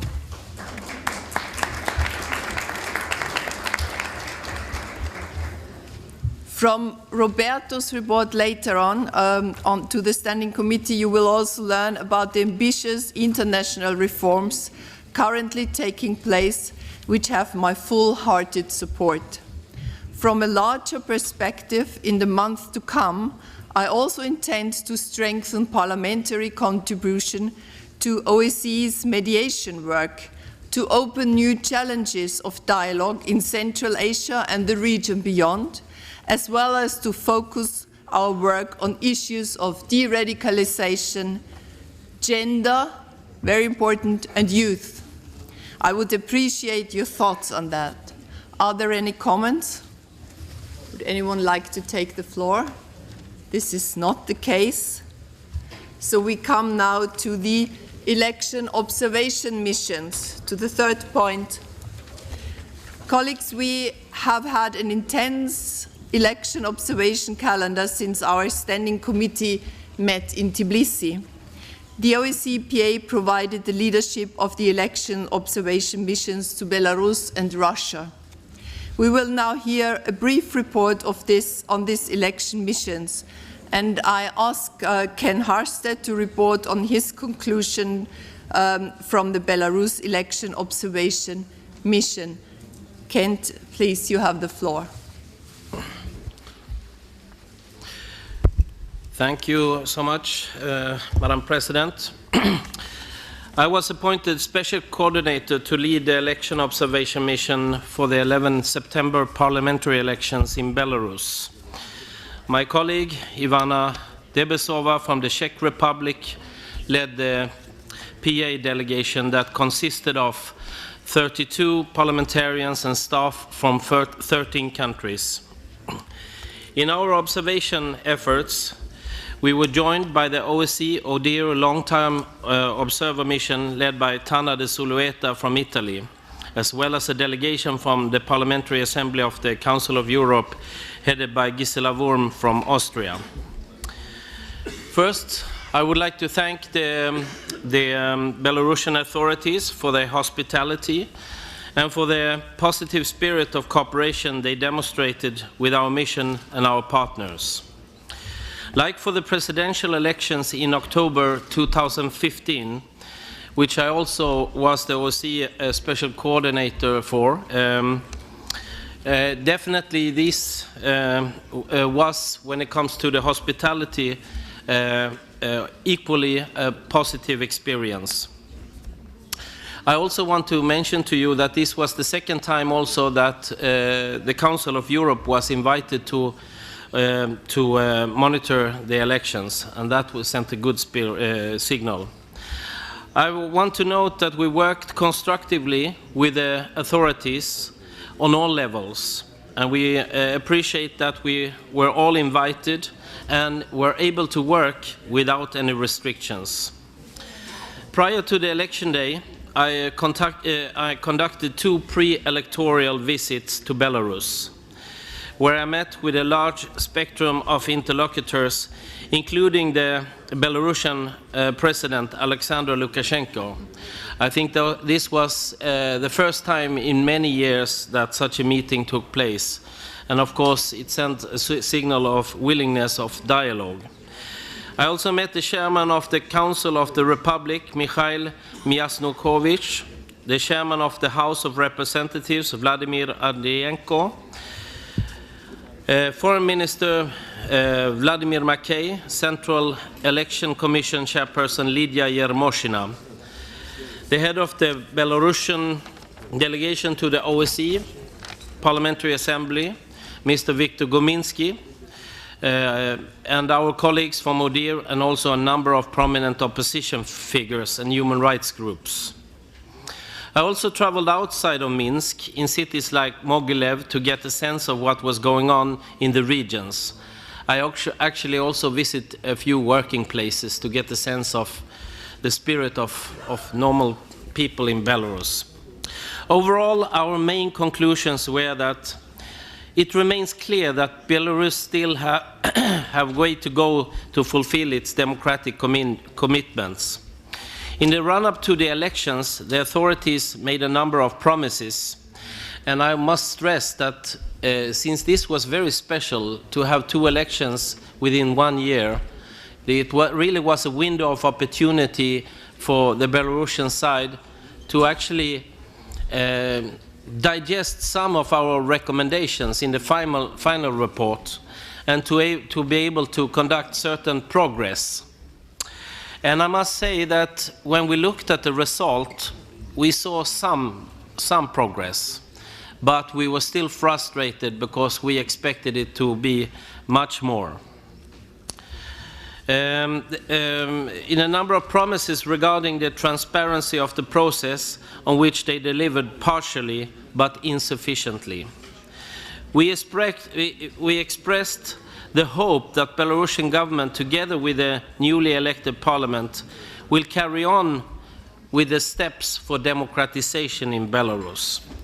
And I want to underline that this is a process, and it needs to be they need to undertake a comprehensive effort to address our long-standing recommendations, and that is also our expectations.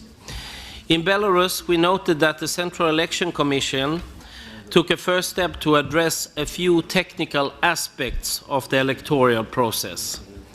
But this did not address many of our key long-standing recommendations, which include, I want to say first of all that they need to upgrade their electoral law in the country.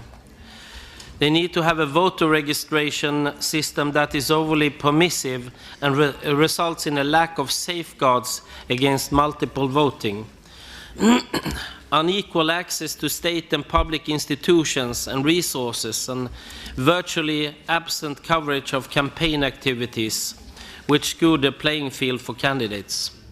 You might say that it's a small step forward that every candidate can get 5 minutes in TV, but it's impossible to actually know when they will appear on TV and have their 5 minutes. So it's very difficult to know when there will be a candidate. They are also allowed 9 minutes of debate in TV, but 9 minutes, as we all know as politicians, is not too much time. And importantly, only a negligible number of election commission members were appointed from opposition nominees. I want to tell you that out of 65,500 members of electoral committees, those who count the votes, only about 50 was from the opposition. So it's not too many. But the local executive authorities had a dominant presence in leadership positions. These factors limited the confidence in the impartiality and independence of the electoral administration. Nevertheless, we also noted some positive aspects. Out of 630 nominated candidates, 484 eventually stood for election, including a significant number from the opposition. There was an overall increase of candidates, and no candidate was elected unopposed. This, I think, was a good step forward. We also welcome the fact that CEC passed the resolution to enhance observer access. Unfortunately, this was not implemented in every polling stations. Some polling stations worked perfectly, some of them totally unacceptable. Election day generally proceeded in an orderly manner, and voting was largely assessed positively. However, serious procedural deficiencies, inconsistencies, and irregularities was observed during early voting, counting, and tabulation. The count was assessed negatively in a considerable number of cases. The tabulation and process was assessed negatively, primarily due to the procedural irregularities and lack of transparency. When me and Tana de Zulueta went to the Foreign Ministry to hand over our preliminary conclusions, we were well received by the Foreign Minister Mackay on the Belarusian side. And even though they were not happy with all parts of our preliminary conclusions, they welcomed them, and they said that they are interested in close cooperation with OSCE, ODIHR, and to continue the cooperation and to continue to make progress. I sincerely hope that the welcoming approach we experienced in Belarus will continue, so we can build upon positive elements that we noted and work together to overcome the significant remaining challenges. And I expect the next phase when we will hand over the final report to Belarus, that we also can see the continuation of the process for democratization. Thank you. Thank you very much. I've seen a request from the delegation of Belarus, but first I would like to ask Ivana, if you had been the head of the OSCE PA delegation in Belarus, would you like to add something?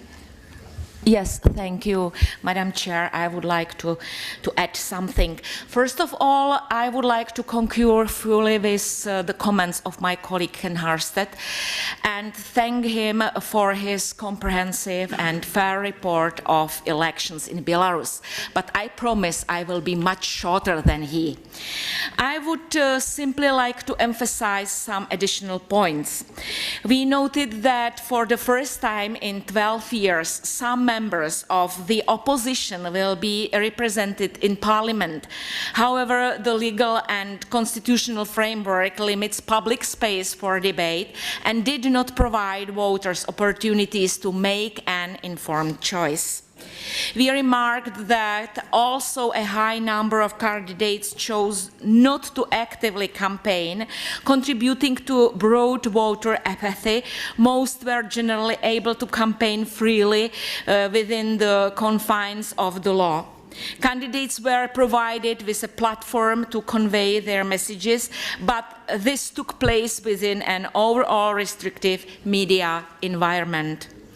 And finally, I want to underline that our critique of certain aspects of the system are given in a constructive manner. We encourage all members of parliament to use this opportunity to engage in genuine discussions about the future of the country, and we look forward to cooperating closely with our colleagues from the delegation of Belarus.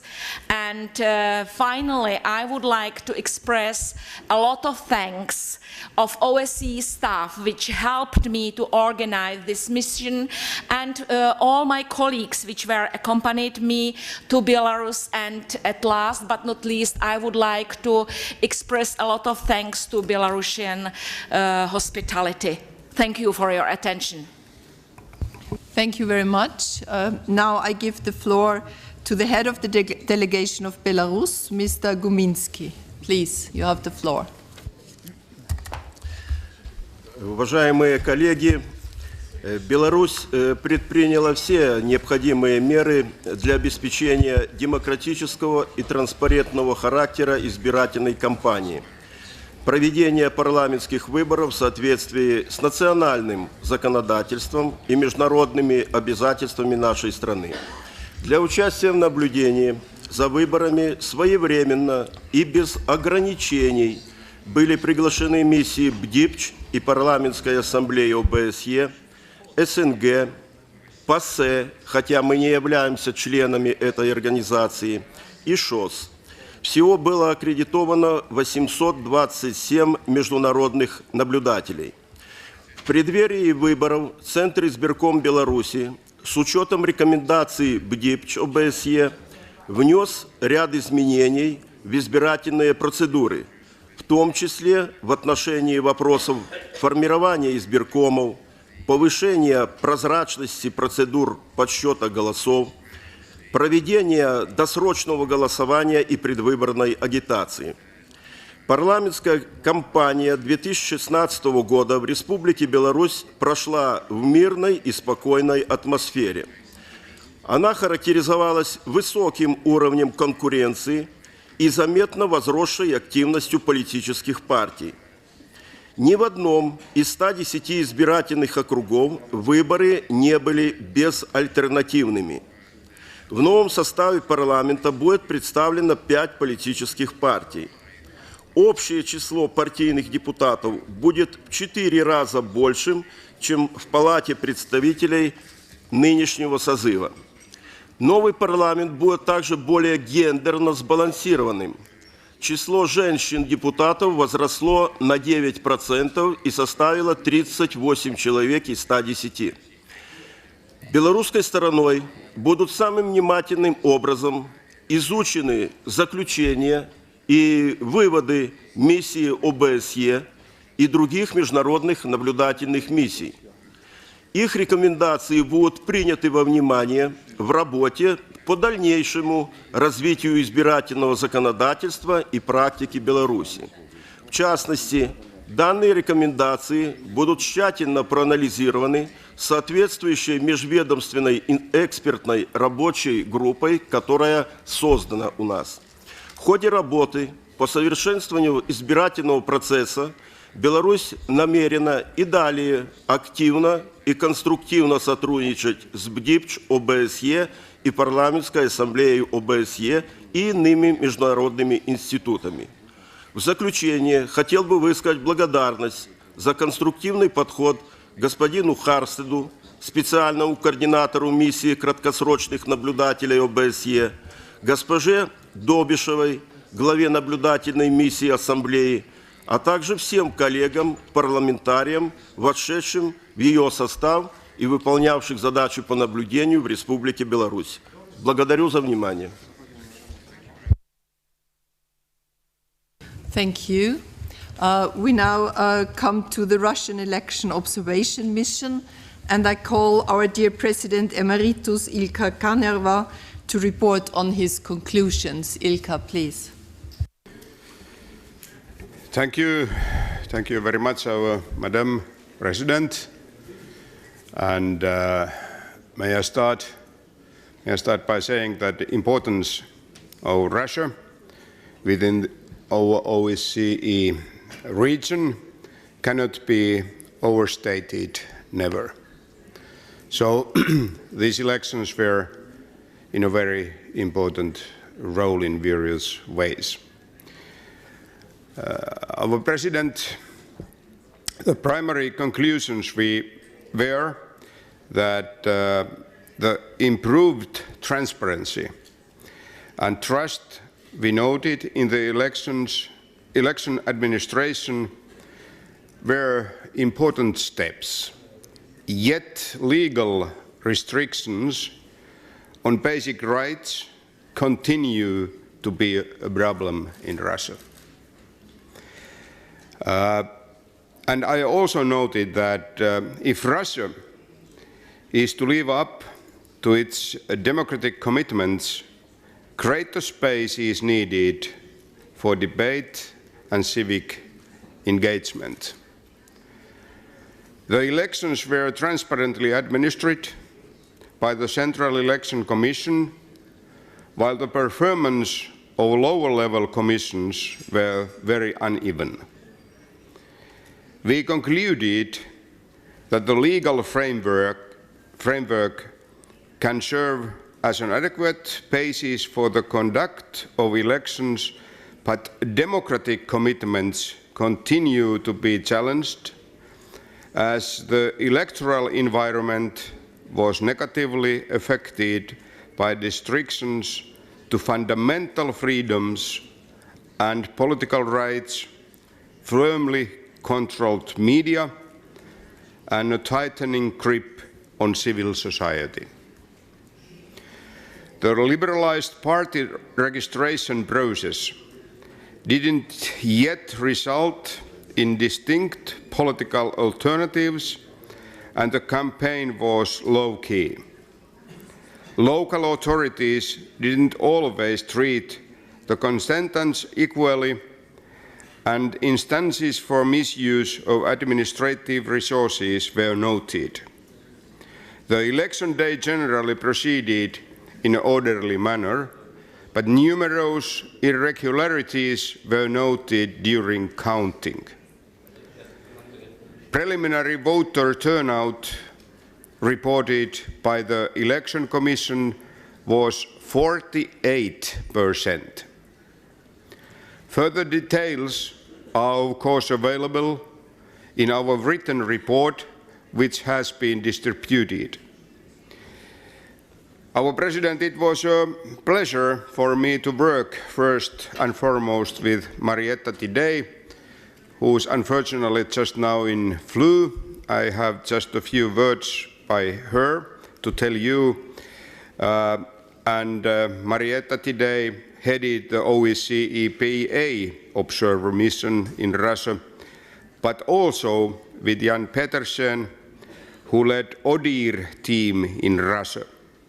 So together, the OSCE deployed almost 500 observers on election day across the country.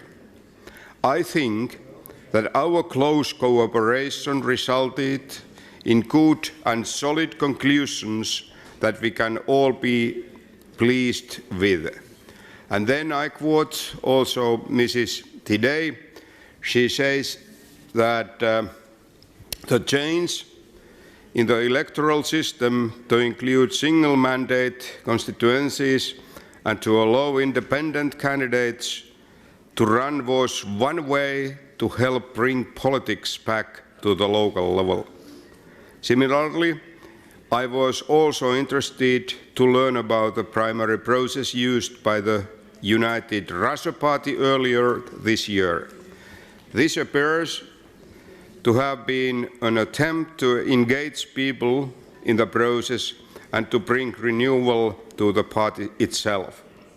I think our observation mission has pointed to some important issues that should be dealt with, and I hope we can continue our engagement with new Russia Duma, working together to addressing both the electoral issues we identified as well as the many challenges facing the OSCE region overall.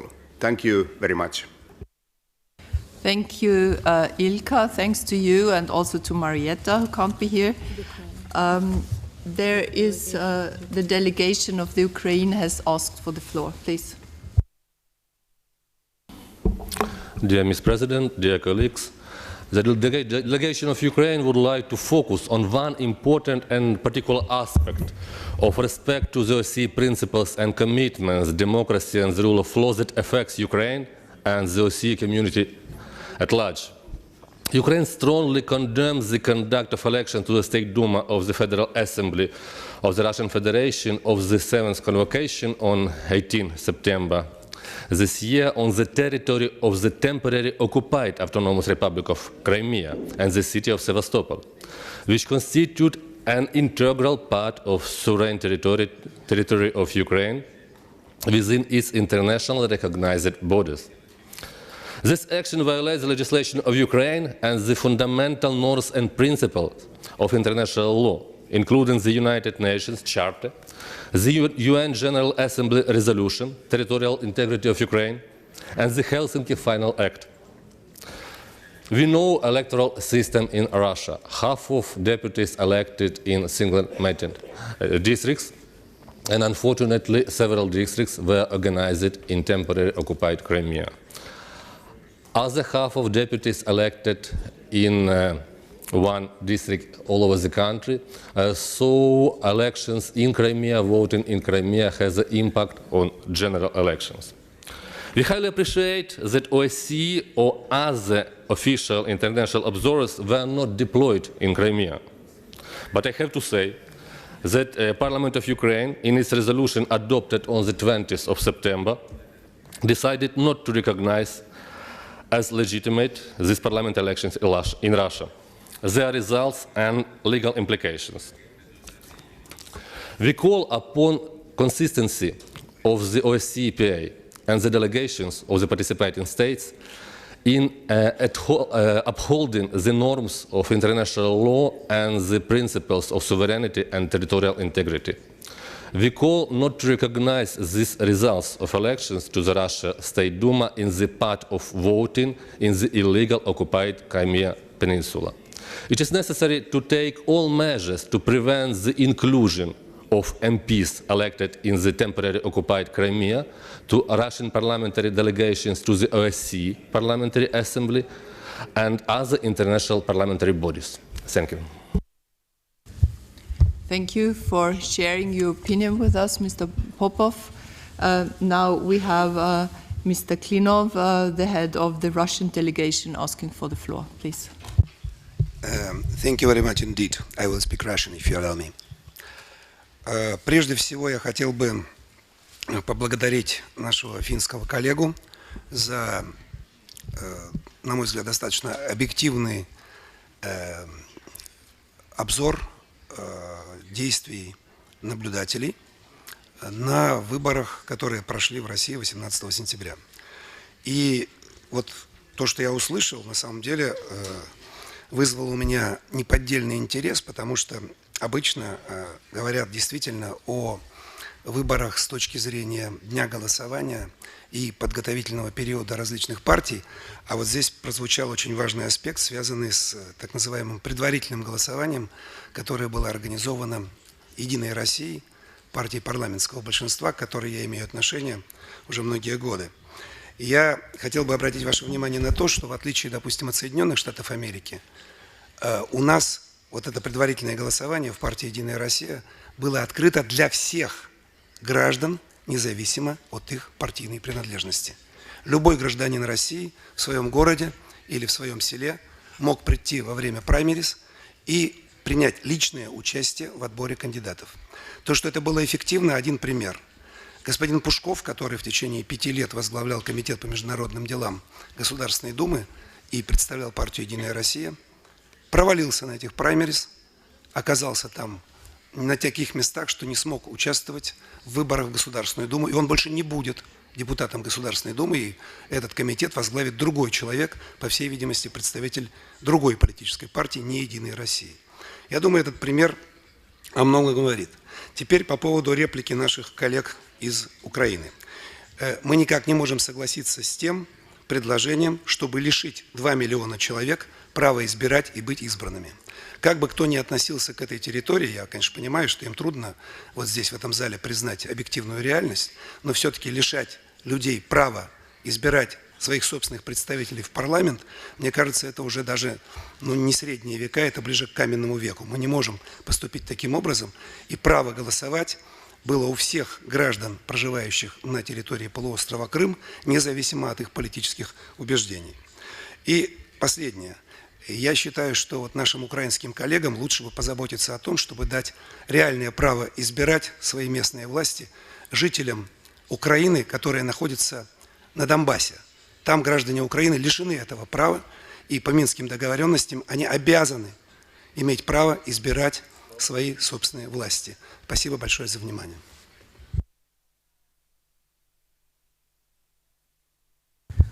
Thank you. Dear colleagues, we now come to the next point, which is the upcoming elections. We have an extremely busy election observation calendar coming up this autumn. So we will be observing the parliamentary elections in Georgia very soon on the 8th of October. And our friend Ignacio Sanchez Amor has been appointed special coordinator for the observation of the election in Georgia. I have also appointed Guglielmo Picchi as head of the OSCE PA observation team. On the 16th October, so already 1 week later, we will conduct election monitoring also in Montenegro, with Margareta Sederfeld serving as special coordinator and Asai Guliev as head of the OSCE PA observation team. On the 30th of October, an election observation mission is expected to be deployed in Moldova, with Arta Dade serving as special coordinator and Geir-Jürgen Beckevold as head of the OSCE PA observation team. We will be observing on the 8th of November the presidential election in the US. I will act as special coordinator during this election, working closely with Markis Vorides as head of the OSCE PA mission. And we will come to Skopje one more time to observe early parliamentary elections on the 11th of December. Roberto Patelli will serve as special coordinator, and Asai Guliev will lead the PA delegation for this mission. So you see, we are all working hard for democracy, to learn from each other how to make things even better. For questions regarding planning of these upcoming election activities, I encourage you to contact the Secretariat. Thank you. Now we come to the ad hoc committees, and I would like to give the floor to Peter Bowness, who chairs the subcommittee on rules of procedures, which has just met, very important for us regarding the rules for our assembly. Peter, would you please share the outcomes of your meeting with us?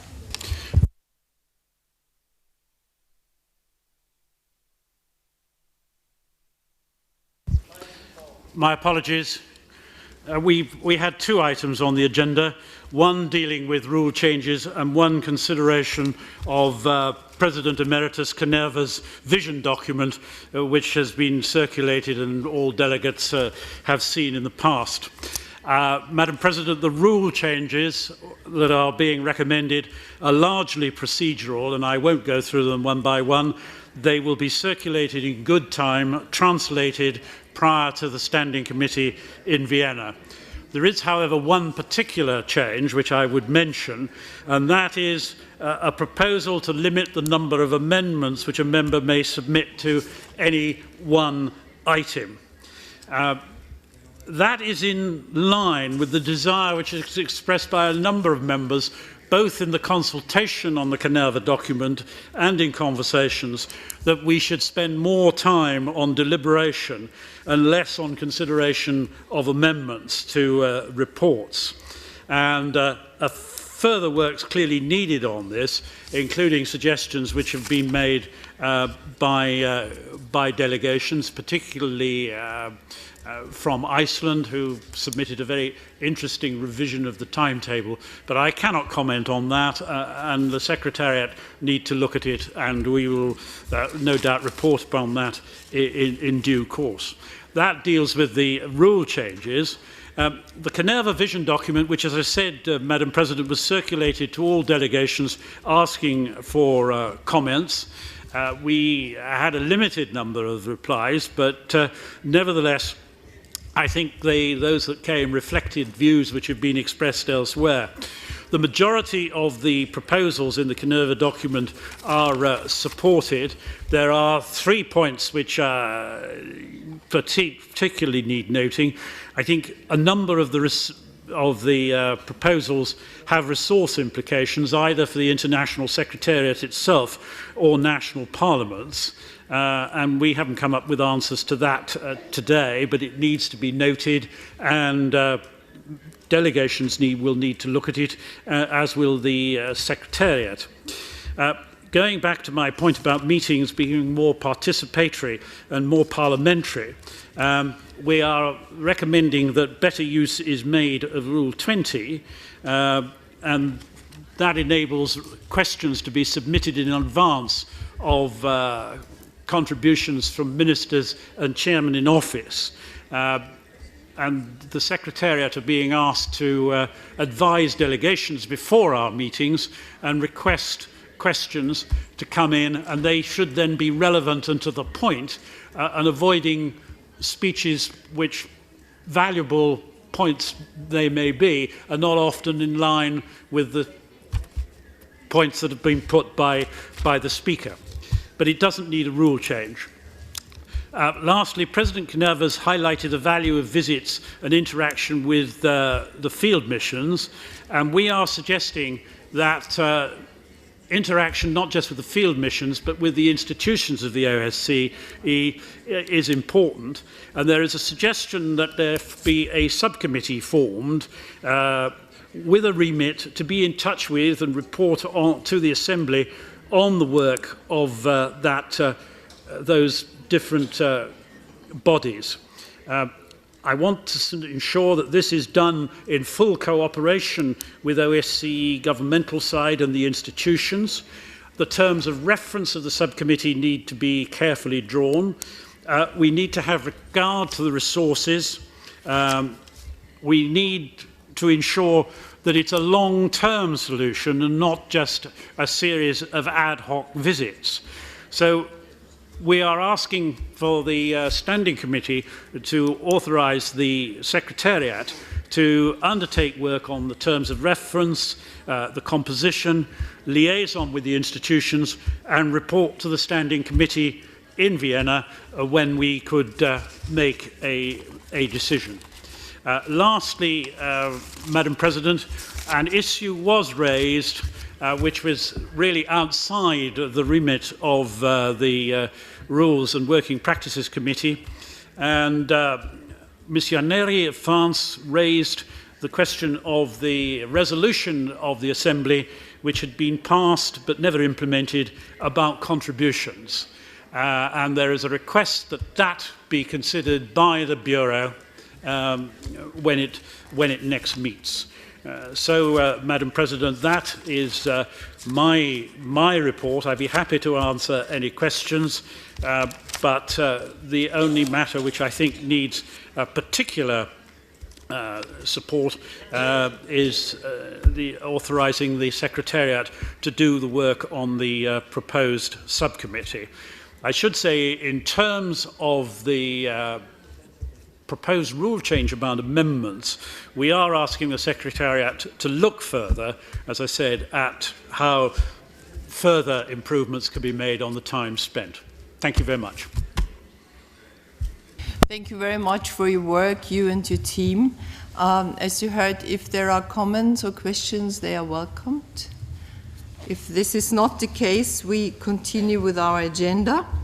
I would now like to give the floor to Filippo Lombardi, Chair of the Ad Hoc Committee on Migration, a topic which we will have to work upon for the next years, I'm afraid.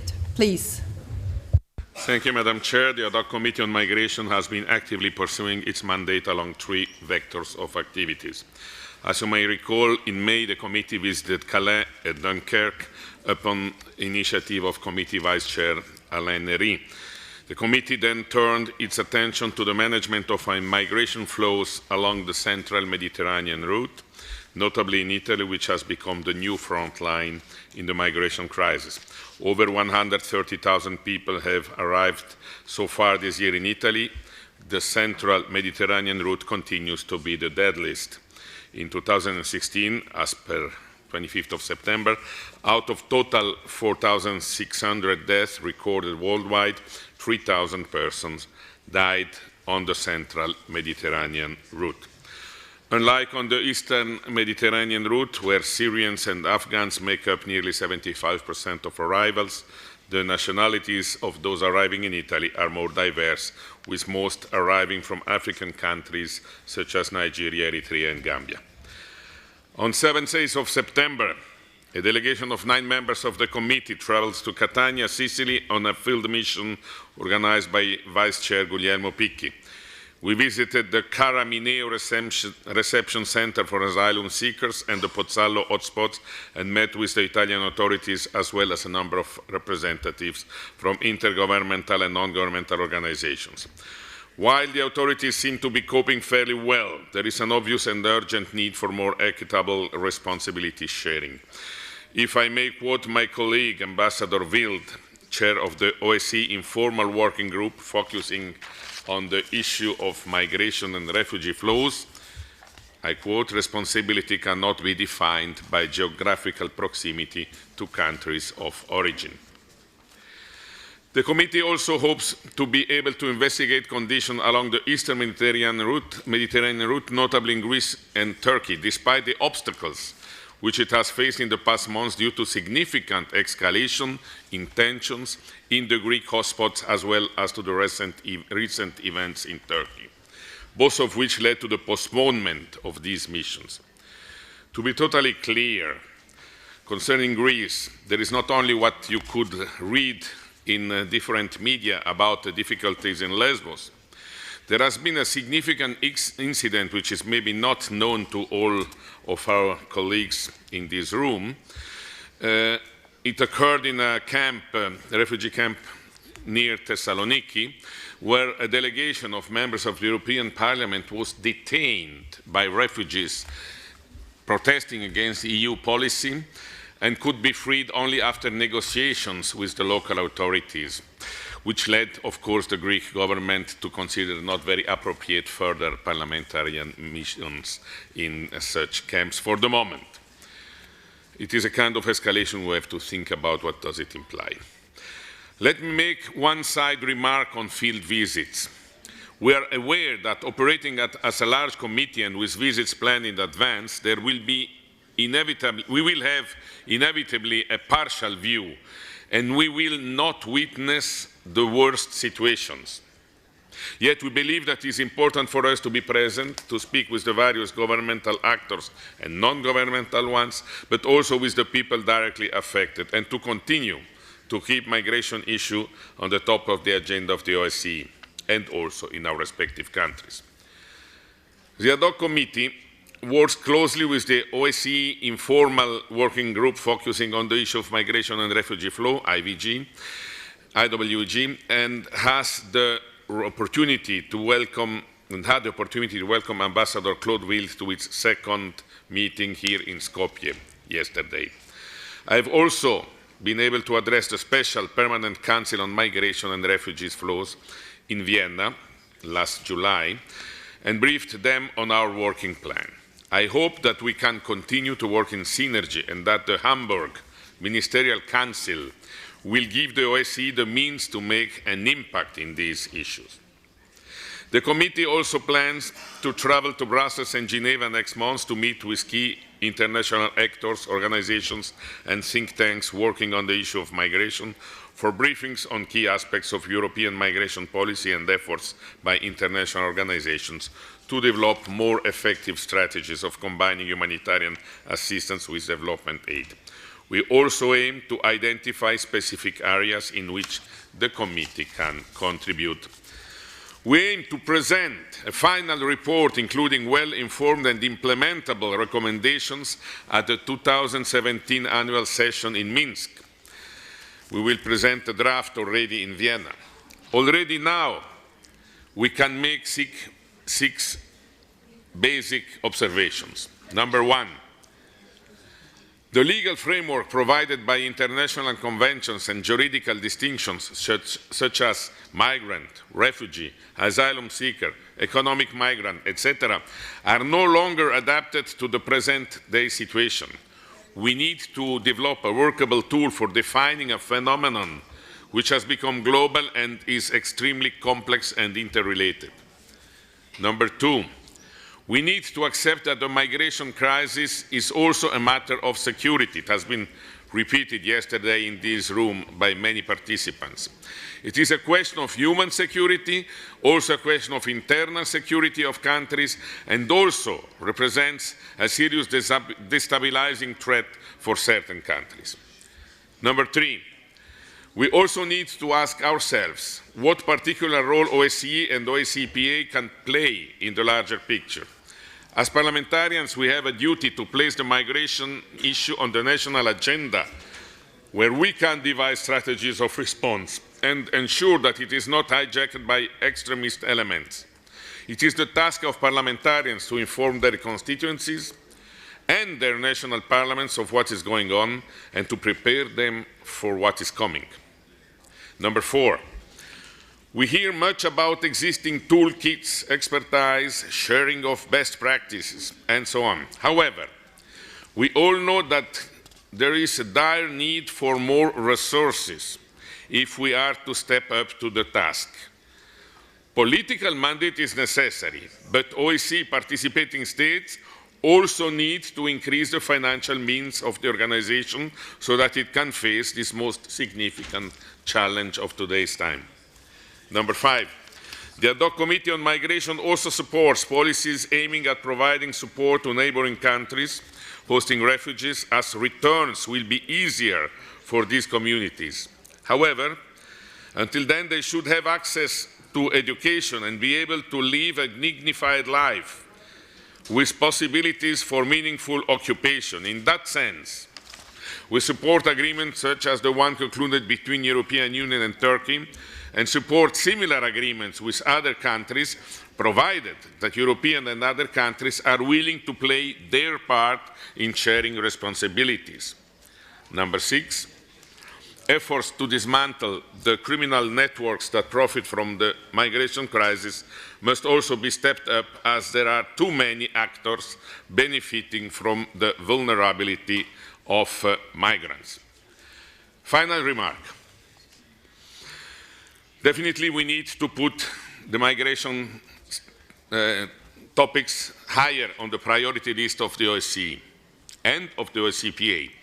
The simple fact that we are having now an ad hoc committee and the OSCE is having an informal working group is an evidence that it is not yet the top priority as it should be given to this subject, which will accompany us for a long time. At present, the international community is just trying to manage the flows of people fleeing conflicts, torture, or economic hardship, and who seek either temporary respite or to find a new home. We usually speak about governance of the migration flow, but this is not sufficient. It is not sufficient to react. We should not forget to address the root causes of these flows, such as poverty, of course, but also, and particularly, protracted conflicts in which several participating states of OSCE have a large share of responsibility. If we speak about shared responsibilities, then we should really share it, and we should be able, in our Parliamentary Assembly, to discuss it with all participating states. In that sense, it is regrettable that some participating states are not represented, for instance, here at this meeting, and one particular absence was, for me personally, significant, is the one of the US colleagues. I would like to ask Mr. Robert Hand, Secretary of the US delegation, to transmit our desire, our warm desire, to see the US members of parliament participate to our debate also on this particular subject, since when we speak about shared responsibility, we must include all important players and actors. I conclude. The primary duty of the international community must be to combat the causes of the flows of migration, so that millions of people can continue to live in their own countries and develop their own economy and society, rather than being forced to live in dramatic conditions. It is certainly interesting to hear, like we did yesterday, that immigration is contributing to economic development of receiving countries and maybe to the funding of pensions of well-developed countries. But the complementary question is what happens in their countries of origin. Should these countries be left only with older population, women, and no active population anymore? It cannot be the purpose of a civilized world to empty some countries of their active population, thereby overcrowding others with millions of people who were forced to migrate. This is our main political responsibility. Thank you. Thank you. Thank you very much. Thank you very much for your sincere and very emotional dedication to this topic. Our colleague from Canada, Hedy Fry, she has asked for the floor, please.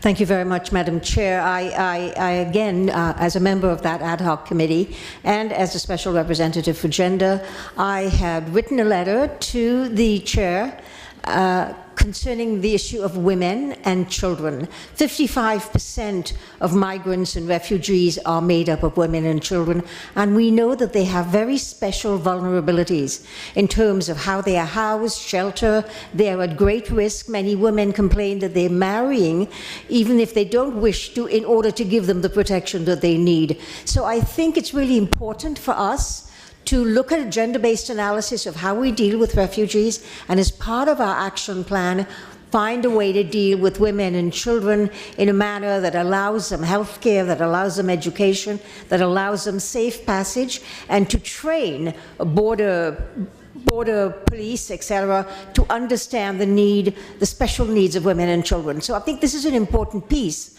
of the ad hoc committee's work. Thank you, Madam Chair. Dear Hedy, thank you very much for stressing the situation of women and children in this issue. Any other comments? No?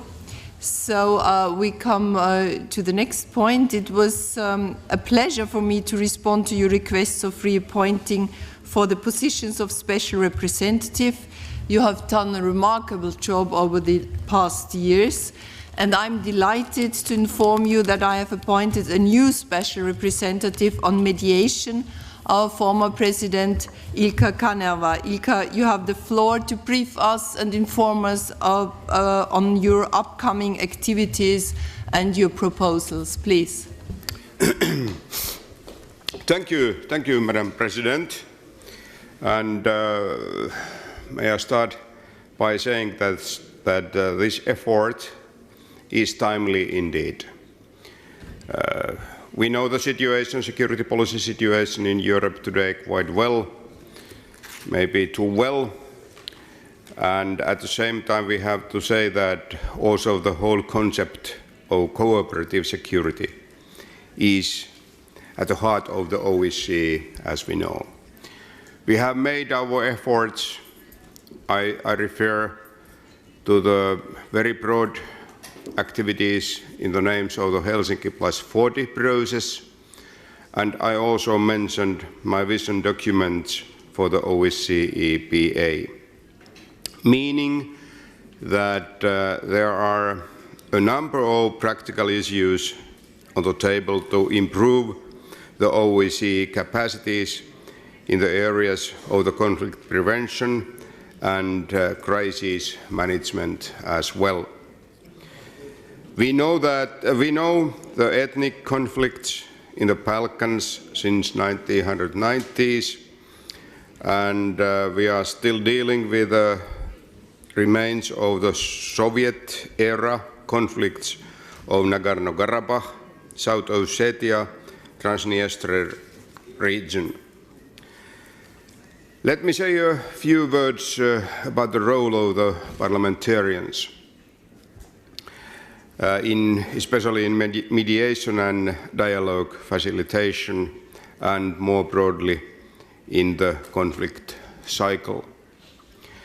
While it's relatively rare that parliamentary actors are leading official mediation processes, anyway, there is potential for parliaments to play an increased role in mediation. We all remember our 2014 Baku final declaration by title Resolution on the Development of Mediation Capacity in the OSCE area, which was agreed on. This resolution calls for strengthening mediation capacity on the need for a stronger role for the OSCE PA. As the OSCE PA is stepping up its involvement, it makes sense to contemplate different roles it can play with the aim of advancing mediation and dialogue processes. In addition to supporting mediation and dialogue processes, the OSCE PA in itself is already an important platform. Enabling mediation in cases where other OSCE actors are leading a mediation process, the PA can support these efforts by securing the backing of participating states and broader public for the processes. We have now a very good mandate by the President to act in these kind of activities. We have the good resolution in Baku, but we don't have any follow-up with these kind of activities. So the profile is good, but the activity level is very low in these kind of activities today.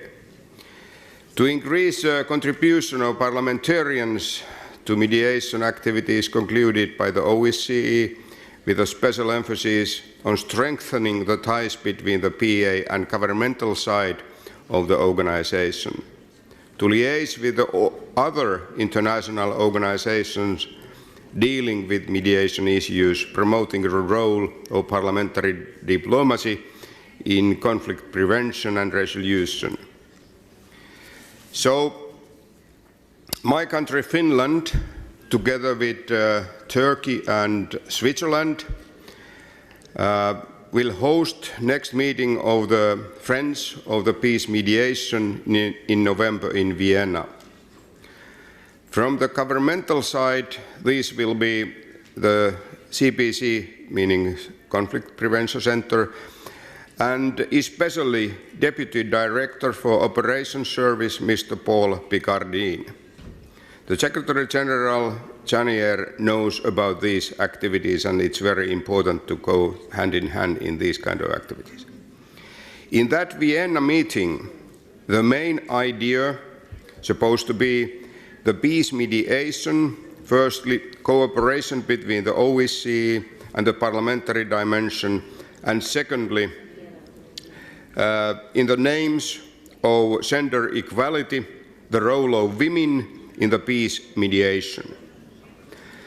And I want to tell you that the next German in office, Austria, has shown the interest to force the peace mediation activities as well during their chairmanship. And Germany has done already very constructive efforts, especially by our Treasurer Doris Barnet in the Leinsweiler seminars, also supported by the Foreign Minister Steinmeier. Germany as a country, as a nation of the chairmanship, has very important initiative concerning the conflict cycle just today. It looks very obvious that in the ministerial meeting in Hamburg in next December, there will be declaration on the OSCE conflict cycle. So, our President, I think this all tells that we have in our share to improve our performance concerning this basic value of our foundation. The OSCE PA has an explicit mandate for the peaceful settlement of disputes already in the Helsinki Final Act. Thank you very much. Thank you very much. As you mentioned, our time urgently needs mediation, so thank you for your plans and your work. I would now like to give the floor to the Special Representative on Mediterranean Affairs, Michel Voisin, who I would like to thank for his work on making the Mediterranean Forum held earlier today, or yesterday, a success. Please, you have the floor. Oui, merci Madame la Présidente. En réalité, nous avons eu des activités de préparation, nos déplacements sur le terrain en ce qui concerne la visite de hotspots ou d'autorités ayant été, je ne dis pas refusées, mais contrariées. Nous n'avons pas pu nous déplacer. Par contre, nous avons pu préparer le forum tel qu'il a lieu hier et je pense que c'est un pas en avant.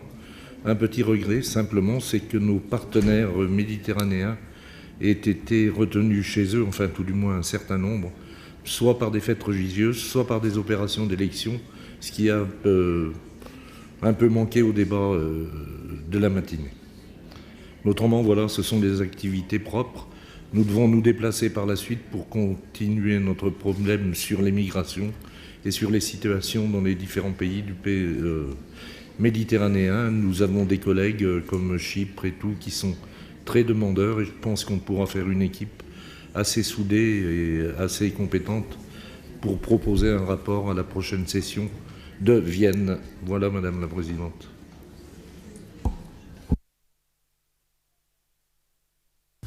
Thank you very much. We come now to the Special Representative on the South Caucasus, Christian Vigenin. I would like to give you the floor, please. Thank you very much, Madam President.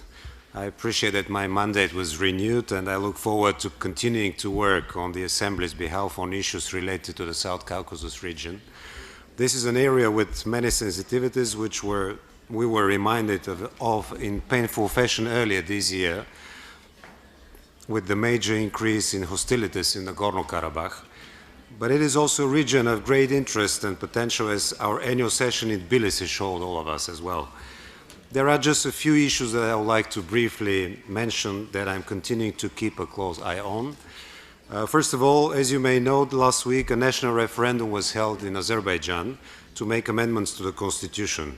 I will not go into details on the changes, but the issue that received the most attention was the extension of the term of the term of the president.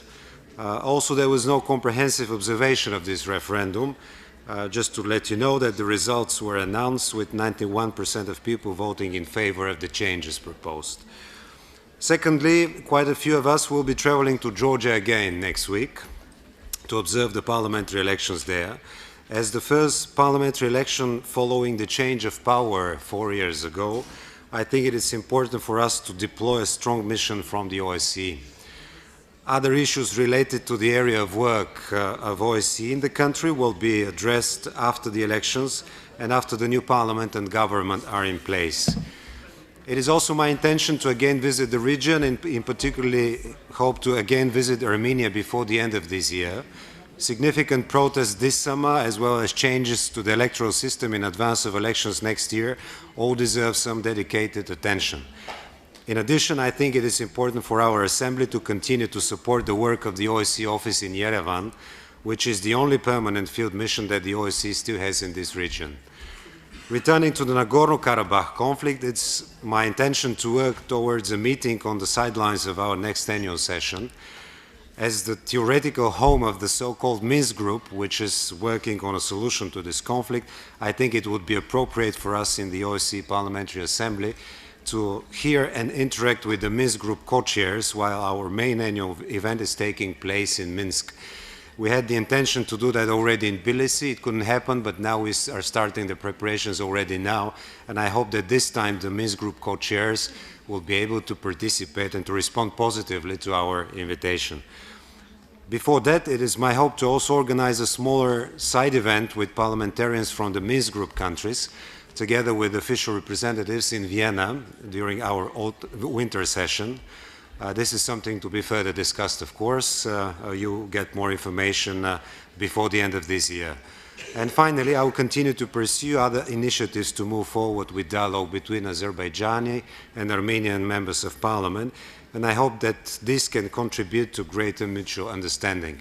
Finally, I encourage also all other parliamentary initiatives, especially at OSCE PA level, and I would appreciate if we strengthen the information exchange and pool our efforts and resources so that we can achieve together better results. Thank you. Thank you very much. We look forward to your continuing reports on this area. Thank you. There is Armenia asked for the floor, please. Прежде всего, я хотел бы поблагодарить спецпредставителя Парламентской ассамблеи ОБСЕ по Южному Кавказу Кристиана Вигенина. Он действительно очень старается, чтобы в рамках своих полномочий добиться справедливого решения волнующего наши народы вопроса урегулирования Нагорно-Карабахского конфликта. В течение последнего времени в Армении происходят очень интересные события. Принята новая конституция республики, которая бесспорно является шагом по дальнейшей демократизации нашего общества. В процессе формирования правительства национального согласия и национального доверия. В Армении мы всегда ждем представителей парламентской ассамблеи ОБСЕ, и очень импонирует то, что в докладе в сообщении Кристиана Вигенина прозвучала очень нужная мысль свою работу проводить в тесном контакте с сопредседателями Минской группы ОБСЕ. В Армении с готовностью принимаем представителя парламентской ассамблеи ОБСЕ. очень надеемся, что он обязательно побывает и в Нагорно-Карабахской республике, чтобы облегчить работу и видение проблемы. Недавно Нагорно-Карабахская республика праздновала 25-летие своей независимости и по этому поводу выпустила очень интересный журнал. Я по мере возможности раздал среди своих коллег и обязательно один экземпляр сейчас предоставлю президиуму для ознакомления. Большое спасибо за поддержку всех процессов, нацеленных на мирное урегулирование Нагорно-Карабахского конфликта. Спасибо.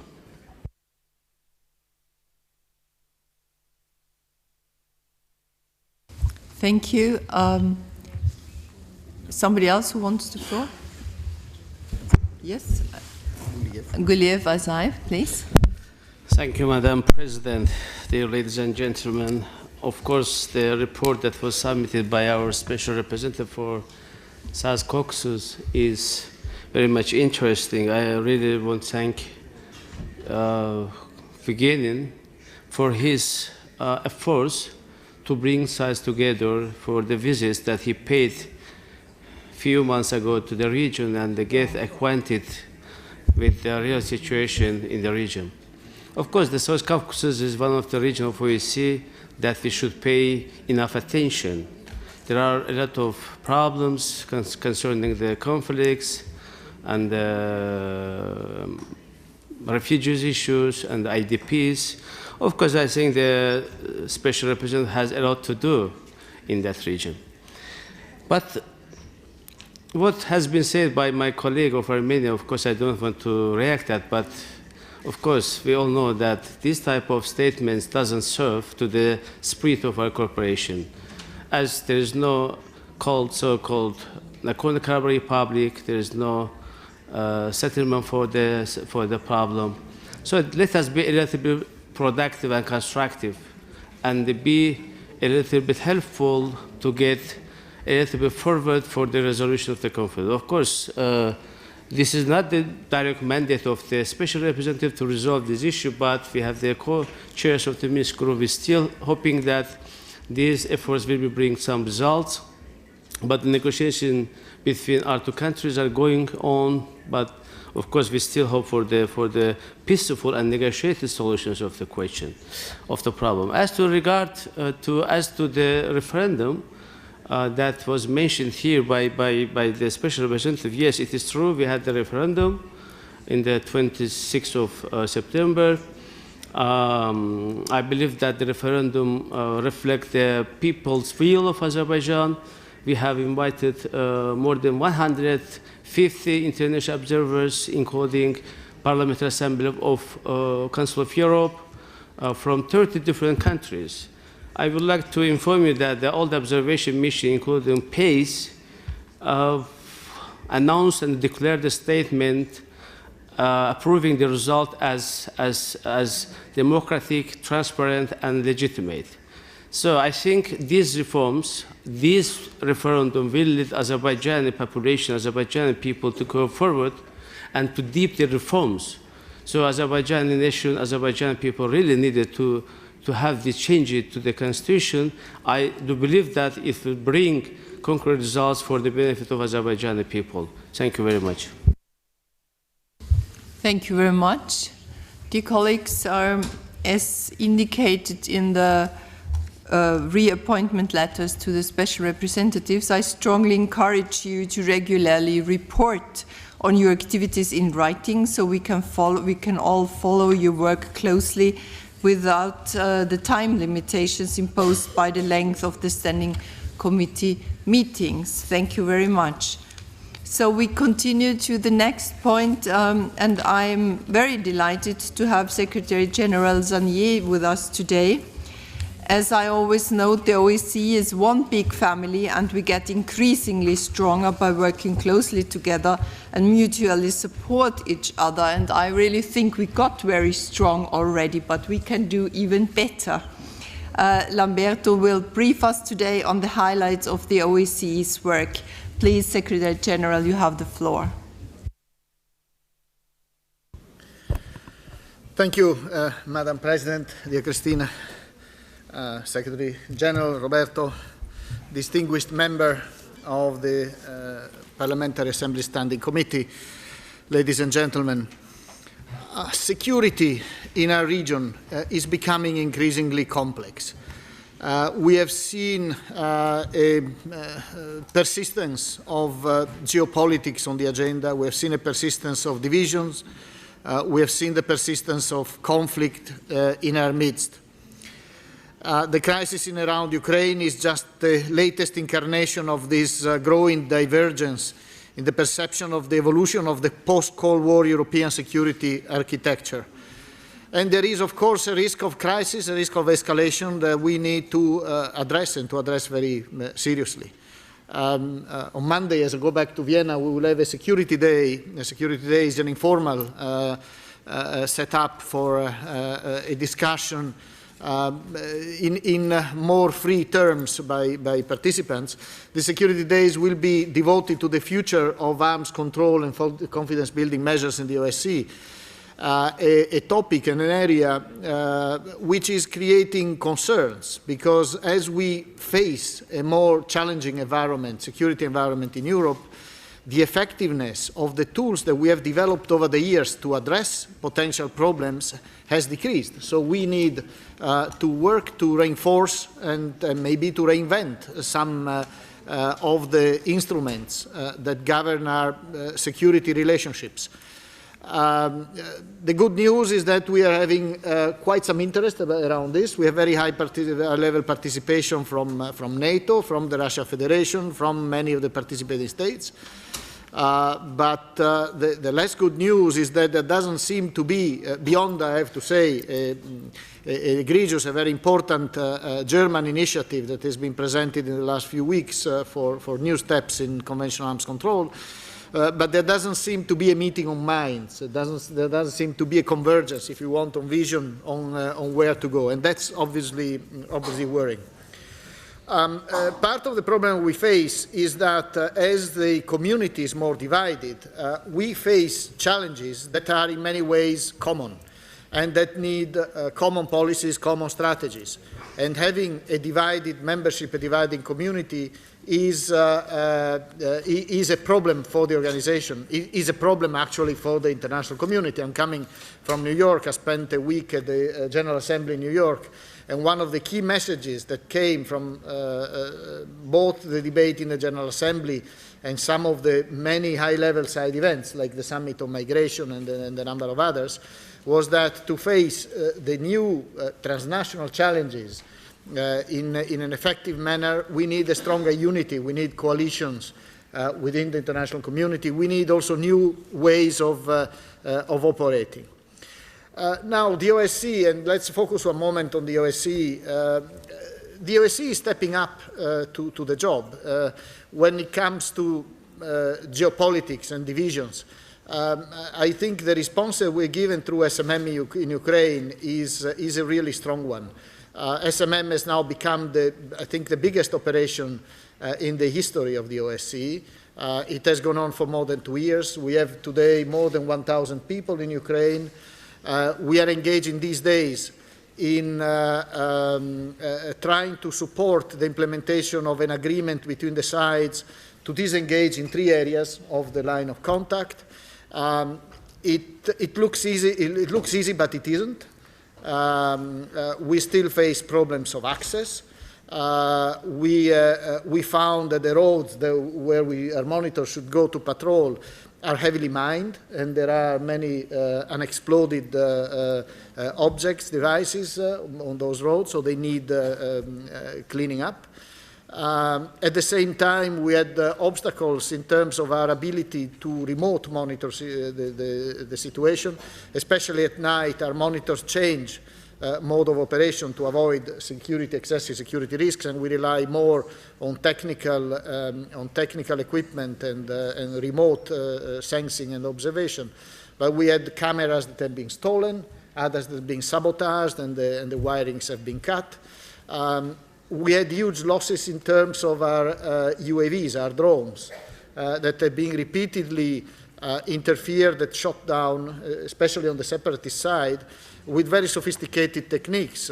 We faced military-grade jamming that in some cases led to the loss of control of these systems that are very expensive. Just to give you an idea, they cost about €1 million each, and €1 million each. And in some other cases, they've been directly targeted. In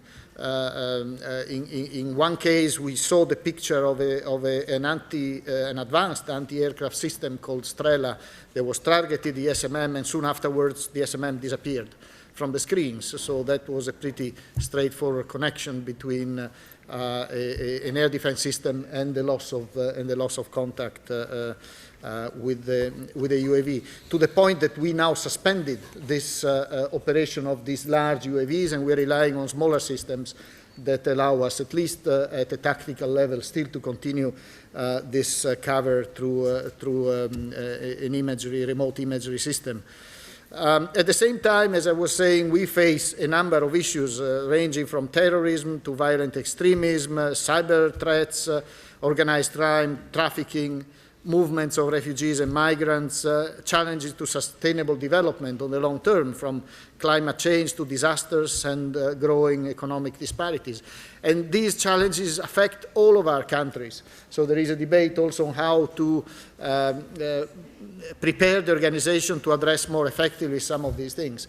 And here I would like to refer to and I heard the statement on migration that was made just before from Mr. Lombardo, from the Swiss delegate.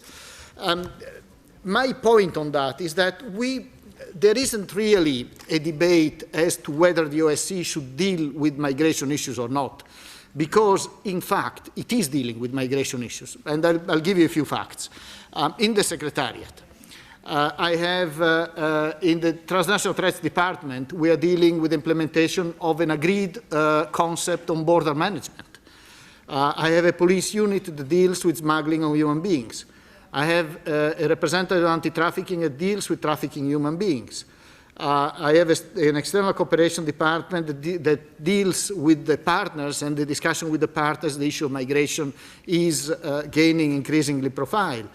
I have an economic coordinator whose work is based on a decision on legal migration. So we're working on legal migration issues based on a ministerial decision.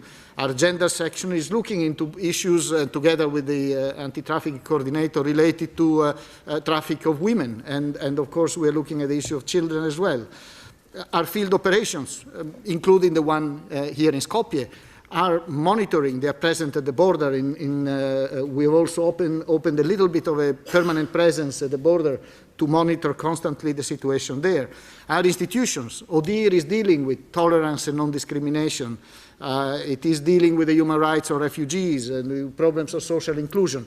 So, in fact, we do cover so many things, and our broad agenda allows us not to securitize too much the debate on migration, even though as we deal with violent extremism and terrorism, we also look at how this may relate to migration flows, but we don't really connect it too directly.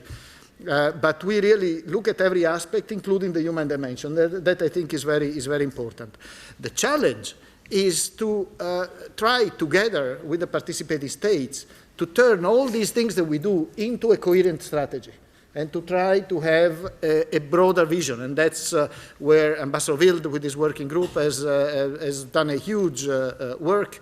And I really hope that this now can materialize between now and the ministerial into a statement or a decision that we should have a policy framework that brings coherence in all the things that we do. Otherwise, we will always be dealing with this piecemeal, which is obviously not ideal. So dealing with these new kind of challenges, as I was saying, requires building flexible, new kinds of coalitions. Coalitions that bring together states in different ways, but also non-state actors. And so we're looking at developing strategic partnerships complementing the intergovernmental dynamics, mobilizing resources of civil society, women, youth, religious leaders, academia, media, and even less traditional partners like cities and the corporate and philanthropic sectors. I'm organizing now in cooperation with the mayor of Vienna a security day for early next year with mayors to see how mayors deal, because they are the front line. They are the ones who really deal on a daily basis with some of the challenges that governments sometimes struggle to turn into or to develop policies to address, whereas mayors have to do it. And so in a way, mayors can help governments also shape the policies that are needed. In this context, the relationship with parliamentarians is even more important. And I think, and I can only echo what President Mutonen said at the beginning, that there has been a constant positive development in the relations between the different parts of the OSCE family. And with Secretary General Montella, as from his appointment, or even a little bit before, we started looking how to make it better. I see that in Tbilisi you also encourage them to continue in this direction, and that's certainly something in which you will find me, and I'm certain also the heads of the other institutions, very, very responsive and very interested. Strengthening the synergies, and we had a good example, the visit to Turkey that was mentioned earlier. The director of my office I was invited, and the director of my office then attended the visit to Turkey. That was a very useful step. It was initiative, it was appreciated by the Turkish authorities, but it was found useful by all of us. So I think this kind of model is something that can be pursued further in future. Elections remain for you another main area of observation. I'm very pleased to see that relations on this with ODIHR are proceeding well. Now, looking ahead, where are we going? And this is where I would come in with a few words on the budget, but I would like also to mention to you some of the structural problems that we continue facing in this organization. So the budget, we just put together the budget proposal for next year. Overall, the proposal for the total figure for the budget is 144.5 million. So it's an increase over the previous budget by about 3 million, which is just over 2%. 141, we're going to 144. I can break it down for you if you're interested. In the Secretariat, we have an increase of 2.5. The institutions have smaller budgets and are more vulnerable to the less available extra budgetary resources that often finance their operations, have requested higher increases, 5% each. ODIHR and the High Commissioner, over 25%, the representative of freedom of the media, but it's a small increase, but on a small budget, it looks very big. For the field operations, we have overall a small decrease, less than 1%. This decrease, in fact, is mainly from this region, in Southeast Europe. There is a proposed increase of about 4% in Central Asia, where we feel that there is a need for more assistance, more presence. And the budgets of the other operations, Eastern Europe and Caucasus, remain stable. On the budget, however, I would like to repeat a point that I made already in the past, and that's the fact that beyond, as we are about to face the usual debate about the zero nominal growth policy, we have. If we look at our organization, the budget has decreased over the last 10 to 15 years from over 200 million to 140. At the same time, while there may have been a decrease in the operations, now we are on the opposite side. We're really increasing in all areas, but this is not reflected at all in the budgetary discussions. So we are, with the resources that we have, we are now constrained, and we're really losing effectiveness of our operation for lack of resources. And I think it would be good to also take a look at the hard figures. I mentioned in the past, when I took my job, I was coming from Kosovo. I was head of one UN peacekeeping operation, UNMIK. My budget in UNMIK was 200 million. When I came to the OSCE, the budget in the OSCE was 150 at the time. So that budget of the OSCE was covering secretariat, field operations, the institutions, the conference services, everything. So in fact, a single UN operation, which was a mid-sized operation, had a bigger budget than the whole of the OSCE. So I think it's important also not to lose sight of this. If you look at the budget of SMM in Ukraine, that mission, which is a big mission, as I was saying, costs 1% of the UN peacekeeping budget. And in UN terms, that would be a significant operation. So the OSCE can do things in a way that is not expensive, but there is a limit to how little expensive we can be. And there are distortions. And here I will come to some of the distortions and some of the problems we have. One of the distortions has to do with the salaries that we pay to our staff. We're relying heavily on seconded people, and seconded people are paid only what we call the BLA. The UN pays a salary and the BLA. We pay only the BLA, and some countries give voluntarily some other money to the staff. But so we are paying our staff one fraction of what the UN pays them. And what happened over the last few months, there has been a decision to reduce that BLA by 8%. Even that is a distortion because the UN reduced their own BLA by 1%, but because the composition of the parameters that govern our own BLA is different, our countries managed to save more money on the BLA, and now I have a number of missions, I have a pile of letters from head of field operations who are complaining the staff is leaving, and we have lots of positions that are open, difficult to fill. So we really have a problem if countries keep pushing down also the treatment of the staff.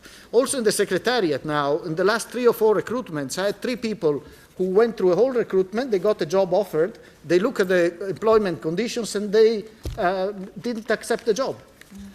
So increasingly I find this vis-à-vis other international organizations, because of course, if you look at the figures, you say, well, it's not too bad as a salary. But if you compare that salary with the salary for an equivalent position in the UN, in the Council of Europe, in NATO, or I'm not even mentioning the European Union, you will see that we are the worst payer. And in the end, if you want certain skills, we don't find the people because they go elsewhere. So these are concrete constraints that we have. Another problem we have is the lack of legal personality. You may be aware of that, but I would like to give you a couple of examples. Not having legal personality means that we have no status wherever we go as OSCE staff. I start from myself. I have here an Italian diplomatic passport. With the Italian diplomatic passport, as an Italian ambassador, and I went to the United States, for instance, I had a diplomatic visa. Now, this visa expired. I requested a new visa, and I was given a tourist visa because the US don't recognize the OSCE as an organization with a legal basis. So, in fact, I pointed out, the chairmanship asked me to moderate a debate with ministers in an informal ministerial in New York. And I told ministers discussing this, you may not be aware of that, but the moderator of this discussion is a tourist. It's because that's my status there, that's the status of our people as they travel. But this is a bit of a joke, but in fact, when you look at the implications of this for our staff on the ground, then this becomes serious. In Ukraine, for instance, we don't give legal protection to the people who are engaged on the ground in a difficult peacekeeping operation. And those are your people. Those are people that you are seconded to the OSCE, and we are unable to give them a proper legal protection. I think we should do better than that. And we should be able to give them the protection that they deserve. In Ukraine, in fact, as we negotiated an MOU for the mission, on the Ukrainian side, this MOU went through an interministerial committee. It was ratified by the Rada. It's a legal document.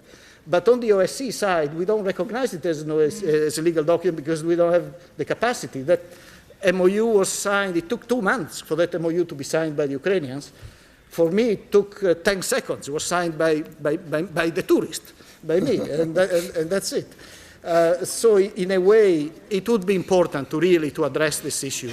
One proposal we made is let's begin maybe with individual countries, signing agreements between individual countries and the OSCE, giving legal status and trying not to politicize the discussion, which is a larger discussion about the charter. And of course, this then ends up in the bigger and more difficult debate on the role of the organization in this field. So on this, I will conclude. I'm sorry if I was a bit long, but I wanted to pass these messages to you as clearly as I could. I hope I can count on your support, on your understanding, and the support of the Parliamentary Assembly. It will be a difficult budget discussion. We have quite a few issues on the table. As you know, we have also issues on appointment of institutions that become complicated. So everything seems to become caught in these divisions inside the organization. The budget might be a victim of that. But if I could count on your support, I think this would make things easier also for the chairmanship. In fact, it will be the Austrian chairmanship who will be driving the budget process this year.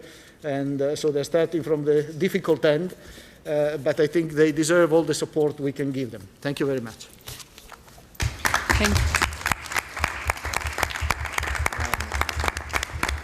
Thank you very much for this insight. I think I would say that we as Parliamentary Assembly, we are here ready to assist and to support wherever and whenever needed. Thank you very much for your work. Are there any comments? No? Yes, one next to me. Please, Roberto. If there are no comments, sorry for taking the floor. I will take the floor then in my report, but as you've triggered a very interesting conversation, I just wanted to make one comment to thank you, of course, for including also the Parliamentary Assembly in the discussions on the legal personality. I know that Ambassador Notel and Lisa Tabassi have worked out a nice paragraph for the position of the International Secretariat, and this is very much appreciated because you also include us in this protection. You indicated that you have the status of tourist in one country. All these gentlemen here, ladies and gentlemen, 20 of them have the status of tourists in 57 participating states, going to Georgia, to Kyrgyzstan, to Kazakhstan, whenever they travel. Probably only with the exception of Ambassador Notel, who has a diplomatic passport. Everybody else has the status of tourist. And on the salaries, of course, I will make my statement later on. But you have described the situation which is somehow difficult for you. Just bear in mind that our situation, we look at the OSCE as a target for the next 5 years. So what you've described as a difficult situation for us is an objective probably in the next 5 years after we've done due diligence, but I will talk about this later. Thank you. Thank you very much. There is another comment, please, from the Netherlands. Thank you, Mr. President. I think it is a job for our own governments and especially for ourselves to convince our governments that this personality issue has to be regulated. And I think when you look over here in the conference hall, a lot of colleagues are agreed that this has to be organized, this issue about the personality. But few countries, the governments don't like this personality issue, and I think that's the problem. So I think we all have to convince our own governments to make more speed with this issue. I think that's very important, because we discussed it all over 3-4 years. Thank you very much. Thank you, Mr. Tevin. It's an important point, yes. Continuing, any more comments? No. Continuing to talk about finances, I sometimes like it very much when finances are in the hands of women. In this sense, our treasurer, Doris Bonnet, you have the floor. Vielen Dank, Frau Präsidentin, liebe Christine. Die Worte unseres Kollegen Sagnier, die haben mir gut gefallen. Nicht nur, dass wir wissen, wie hoch das Budget und der großen Organisation OSCE ist, sondern auch, dass bei Ihnen das Budget um knapp, etwas mehr als 2% gestiegen ist und somit etwas höher gestiegen ist als unser Budget. Aber eines wird nochmals ganz, ganz deutlich, und das hat auch der Kollege aus den Niederlanden auf den Punkt gebracht. Es liegt an uns, wenn ich sage Regierungen, dann kann ich sagen, ja, wer sind denn die Regierungen? Das sind doch wir selbst. Wir wählen doch dann unsere Regierungen. Es liegt an uns Parlamentariern, dafür Sorge zu tragen, dass wir diese Organisation, wenn wir sie denn ernst nehmen, und ich habe den Eindruck, dass unsere Organisation in den letzten 2 Jahren zunehmend an Bedeutung gewonnen hat, dass wir diese dann auch bitteschön entsprechend ausstatten. Und wenn wir die UNO schon mit Riesenbeträgen ausstatten, die brauchen es auch, weil sie ja dann auch die humanitäre Hilfe vor Ort leisten, aber sie haben auch andere Tätigkeiten, dann sollten wir wenigstens auch dafür sorgen, dass diese Organisation entsprechend ausgestattet ist. Denn ehrlich gesagt, jeder Krieg ist teurer, selbst wenn es nur ein kleines Scharmützel ist, denn es kostet viele Menschenleben. Und wir sorgen dafür, dass wir untereinander, selbst wenn wir uns nicht einig sind und selbst wenn wir uns nicht lieben, wir müssen ja nicht heiraten, aber dass wir dann wenigstens versuchen, Krisen herunterzufahren und Auseinandersetzungen zu vermeiden. Und das ist allemal das Geld dann auch wert. Also vielen Dank nochmals an den Kollegen Sagnier. Es ist ganz wichtig und ich freue mich auch, dass wir mit Herrn Sagnier jetzt wesentlich enger zusammenarbeiten, als es früher der Fall war. So, jetzt lassen Sie mich an meine eigentlichen Ausführungen kommen, denn ich möchte zuallererst oder muss oder will auch meinen Bericht damit beginnen, dass ich dem gastgebenden Parlament hier in Skopje, unseren Freunden aus dem mazedonischen Parlament ganz herzlich dafür danke, dass wir in diesem Jahr bei Ihnen, bei euch Gast sein dürfen. Und es ist sehr schön hier. Ich glaube, wir fühlen uns alle wohl. Und ihr macht das eigentlich auch ganz gut. Abgesehen von der WLAN, das funktioniert noch nicht so ganz, aber in anderen Ländern funktioniert es auch nicht immer. Mein ganz besonderer Dank gilt an all den Parlamenten, die bisher unsere Organisation beherbergt haben, zu Tagungen, zu Jahrestagungen, zu Herbsttagungen und auch denjenigen, die es zukünftig machen wollen. Denn ohne diese Parlamente, die auch diese Mittel zur Verfügung stellen, könnte unsere Organisation das überhaupt gar nicht stemmen. Denn bei einem Budget von um die 3 Millionen ist so etwas gar nicht möglich. Und deswegen auch hier an dieser Stelle nochmals eine ganz, ganz herzliche Bitte an die Parlamente, die uns bisher noch nicht eingeladen haben. Sind Sie so gut, überlegen Sie sich doch mal, reden Sie mit Ihren Regierungen, ob Sie nicht doch Gastgeber für eine Jahrestagung oder eine Herbsttagung sein können. Denn im nächsten Jahr darf ich Belarus danken, dass wir bei Ihnen sein dürfen für die Jahrestagung. Und Belarus fällt es sicherlich auch nicht so ganz einfach. Erst recht nicht das große Land Andorra, das uns dann im nächsten Jahr einlädt, die Herbsttagung in Andorra zu haben. Dafür muss ich wirklich mein außerordentliches Dankeschön sagen, denn ich halte das nicht für selbstverständlich. Und deswegen kann ich nur nochmals appellieren, bitte helfen Sie mit, dass unsere Tagungen stattfinden können und dass nicht manche Länder öfter dann der Gastgeber sein muss, sondern reden Sie mit Ihren Ländern, dass wir auch zu Ihnen kommen können. Zum Schluss hilft das nämlich auch immer, in Ihren eigenen Parlamenten das Bewusstsein zu schärfen, was die OSZE, insbesondere aber die OSZE PV darstellt. Liebe Kollegen, ich will jetzt ganz kurz eingehen auf Finanzielles. Ich habe den Bericht, ich gebe den Bericht dem Ständigen Ausschuss hier einen ganz kurzen Bericht zur Kenntnis, denn wir haben ja einen ganz, jetzt muss ich nochmal auf meine Unterlagen gucken. Ich kann Ihnen berichten, dass wir finanziell gesehen in sehr guter Verfassung sind.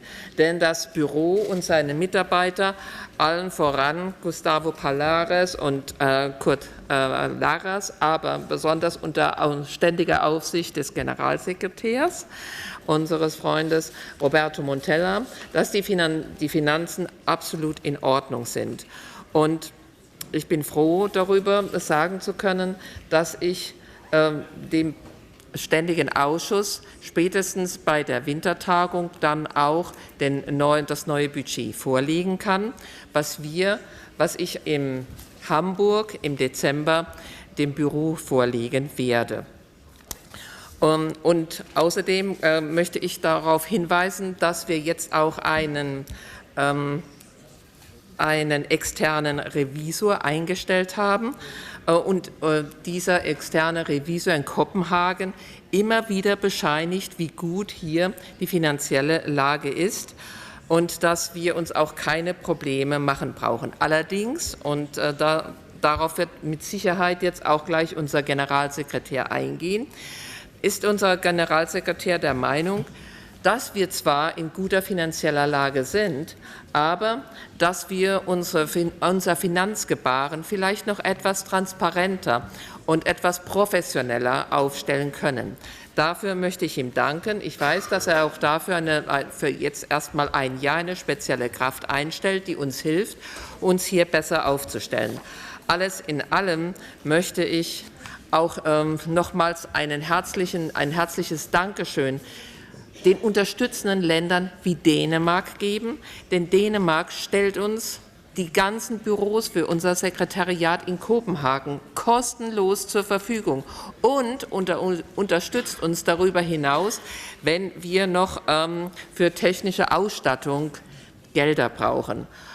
Auch dankbar sind wir dem österreichischen Parlament, was uns eben das Liaison Office in Wien zur Verfügung stellt und auch dort immer zur Seite steht, wenn wir noch etwas brauchen. Zum Schluss möchte ich auch noch dem italienischen Parlament danken, beziehungsweise der italienischen Regierung, die uns jetzt auch noch eine weitere Person zur Verfügung stellt, die die italienische Regierung finanziert. Also auch auf diese Weise können Sie uns, das heißt können wir uns selbst helfen, indem wir eben nachfragen, ob wir nicht auch mal eine Person abordnen können aus unserem Parlament oder aus dem Außenministerium und der Organisation zur Verfügung stellen.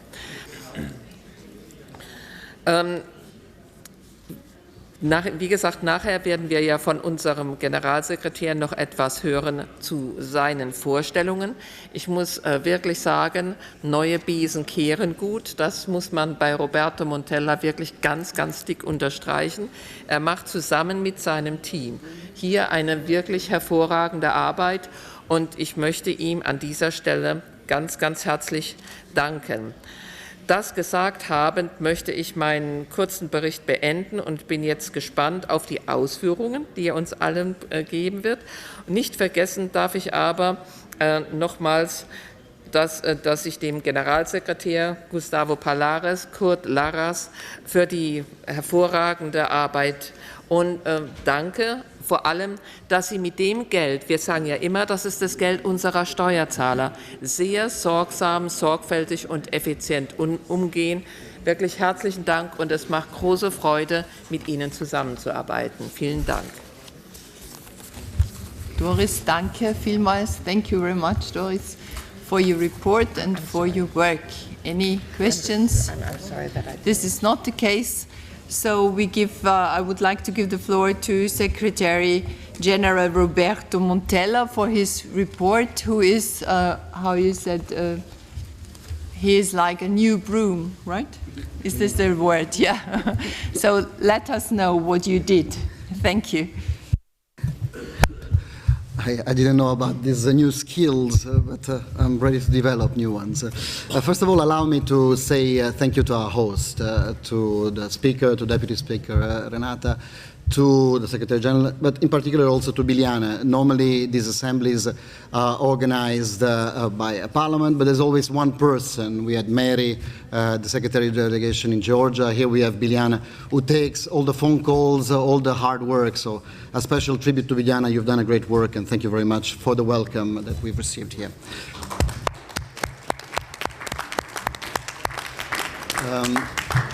I lived in Kosovo and in southern Serbia in 1999 to 2003, so I used to come to Skopje very often, every weekend. It looked like Paris for me at that time, to come to Skopje from Kosovo and Bujanovac. But I've seen the remarkable changes that this city has encountered. I was also here in 2014 for the elections, and things are evolving very fast. So I wish also your country great progress in the future and good luck in the in the 11 December elections, where Batelli and Azaiguliev will be here on behalf of the Parliamentary Assembly with a big delegation. I have distributed my report in written form to all the Parliamentary Assembly delegations on Monday to trigger questions, maybe suggestions, criticism if necessary. And I've also distributed in Vienna the Permanent Council so that also governments could have it beforehand. This is something that is unprecedented, but it's in line with the spirit of transparency which I would like to instill in this organization. And it's also to allow a greater scrutiny of the work that the International Secretariat is doing. As you've heard me saying already in Tbilisi, in Vienna before, I'm trying to depersonalize the management of the International Secretariat and trying to institutionalize it a bit more. And I think this is very timely and necessary. So I will only focus in my report on two main aspects and then maybe leave the space for questions or suggestions. One thing is the main focus is on the financial reform of the organization. The first phase until July, we worked on the code of conduct for the staff. We worked on new rules for our staff. This was not existing. We didn't have rules for our staff. Now new staff has new contract based on these rules. We've used mainly the acquis that exists in the OSCE and also in other parliamentary assemblies organizations. We've done it together at the management level of the OSCE Parliamentary Assembly. We've presented to the Bureau. The Bureau approved it in April, and now our staff is working based on new contracts, based on the staffing rules. Now the second phase is the introduction of new rules on the way we administer our finances. You've heard for many years that our accounts are in perfect order.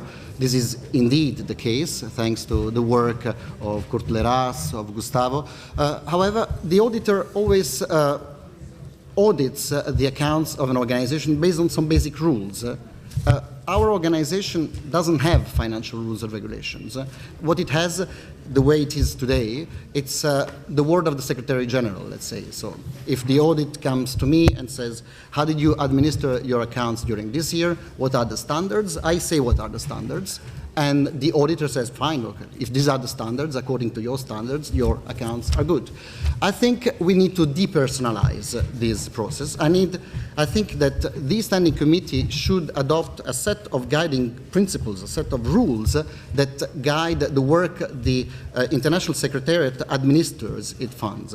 It cannot be left to the honesty or to the goodwill of whoever sits in this chair or to the goodwill and the honesty of Gustavo or Kurt. It has to be a kind of check and balances, but it comes from a set of rules that you have established.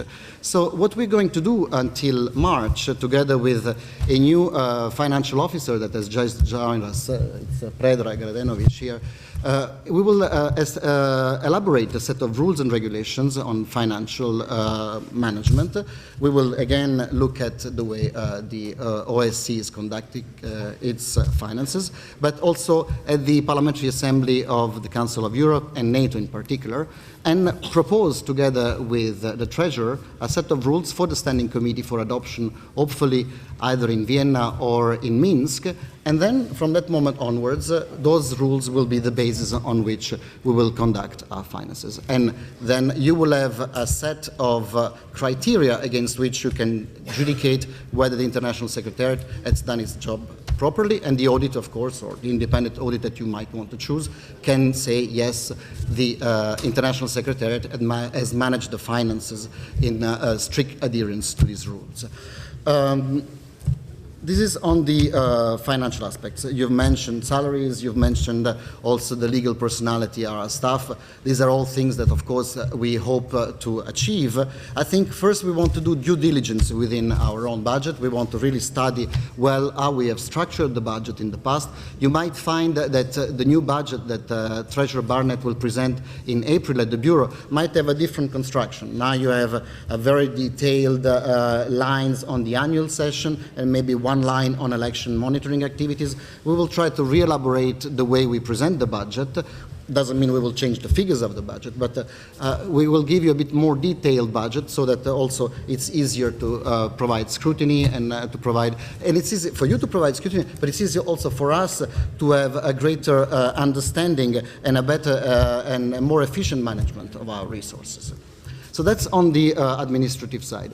The other part of my efforts has been an ongoing activity in trying to reach out to our partners in the OSCE, but also with NATO PA, Council of Europe, European Parliament.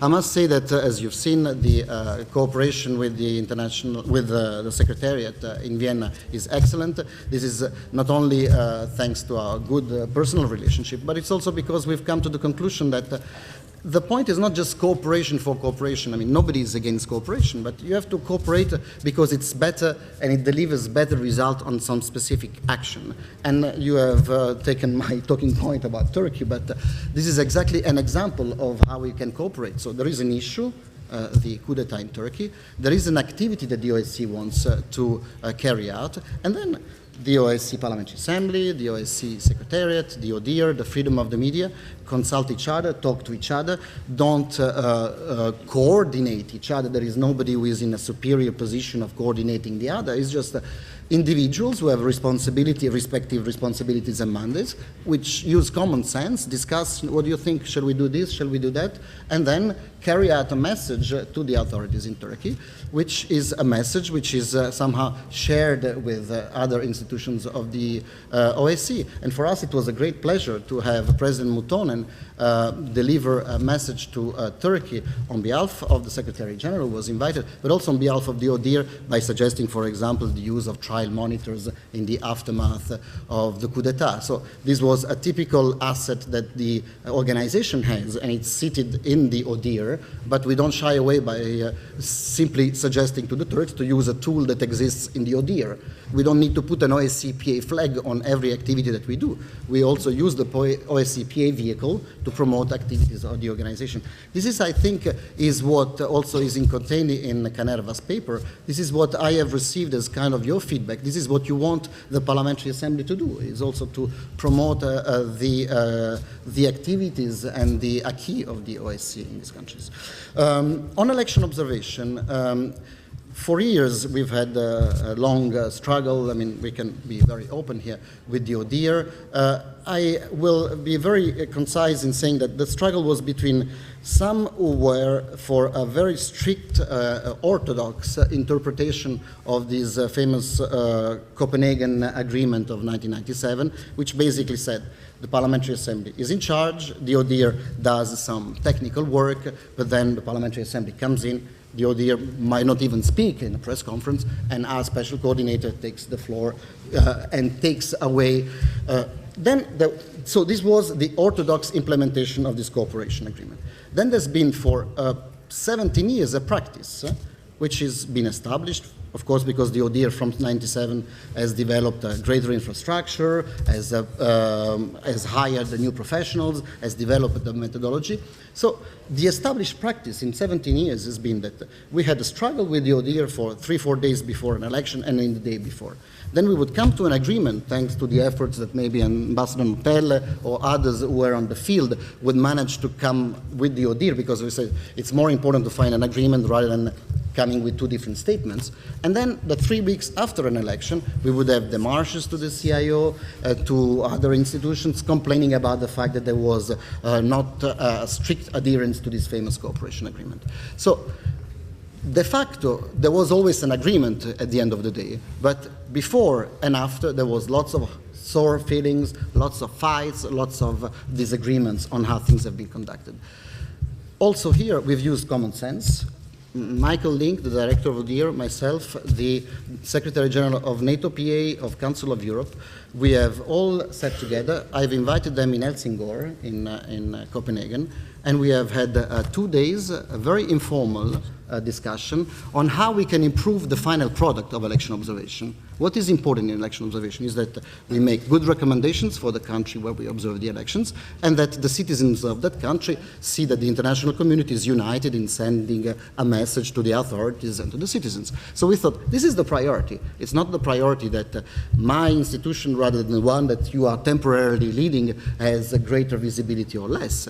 So we thought, let's discuss on how we can make this product better, more efficient, and so that when we go to a country, instead of arguing on who speaks first and who speaks second, because this is already regulated. It's clear that the Parliamentary Assembly has a leading role because there is an agreement that the chairman in office appoints a leading member, appoints the president, or a leading member of the Assembly as special coordinator. So this is undisputed. Nobody is trying to take this away from the Parliamentary Assembly. So as this is undisputed, then why don't we just get rid of all these tensions and difficulties with the ODIHR and focus on what we are there for.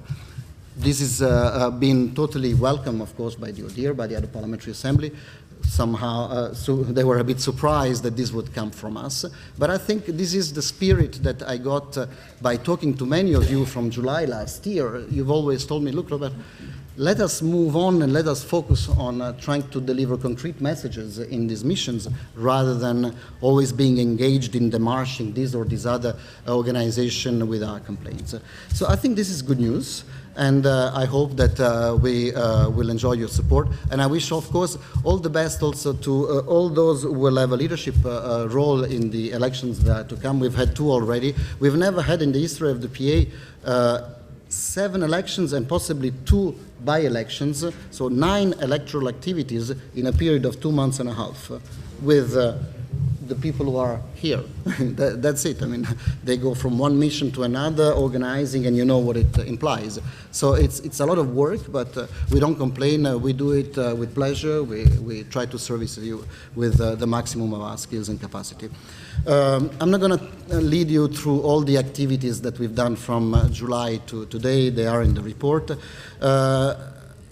Juste un mot en français. Avant, pour remercier les interprètes qui travaillent ici, on les remercie toujours à la fin de la mission, mais c'est important de dire un mot de remerciement avec eux.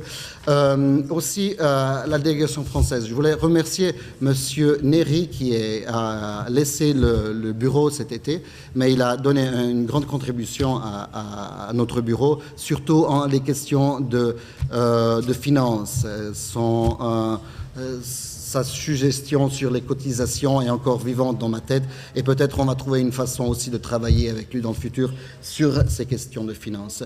Je voulais remercier aussi M. Voisin qui était avec la délégation française de l'autre côté du monde, en Russie, ils l'ont observé et en ça remerciant tous ceux qui ont travaillé aussi dans la mission en Russie, mais le commitment, la passion que M. Voisin y a mis en partant de l'autre côté de la Russie pour observer les élections est vraiment commendable. Je l'ai fait l'autre fois a Vladivostok, je sais ça veut dire quoi.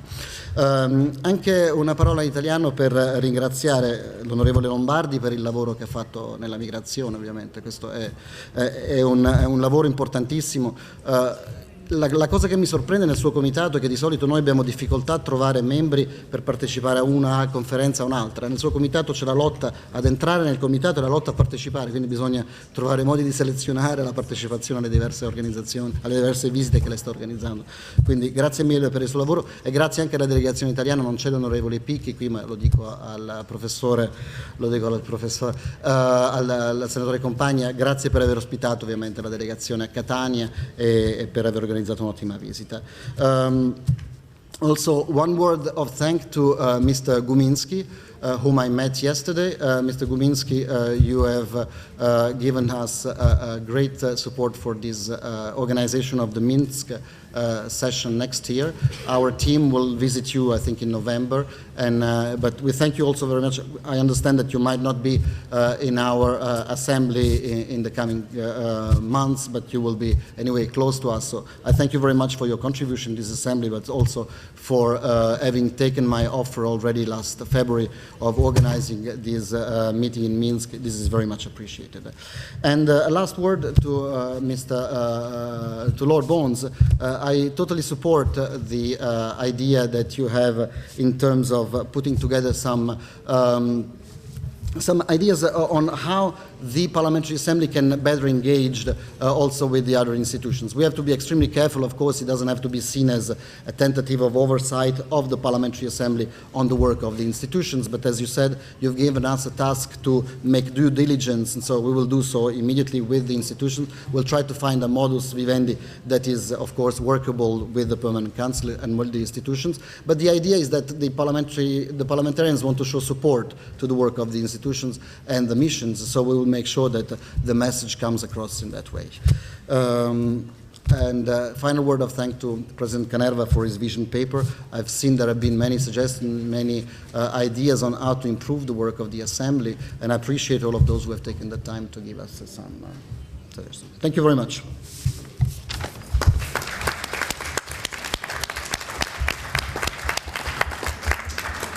Thank you very much, Roberto, for your effort to bring structure and rules into the system. This is one side.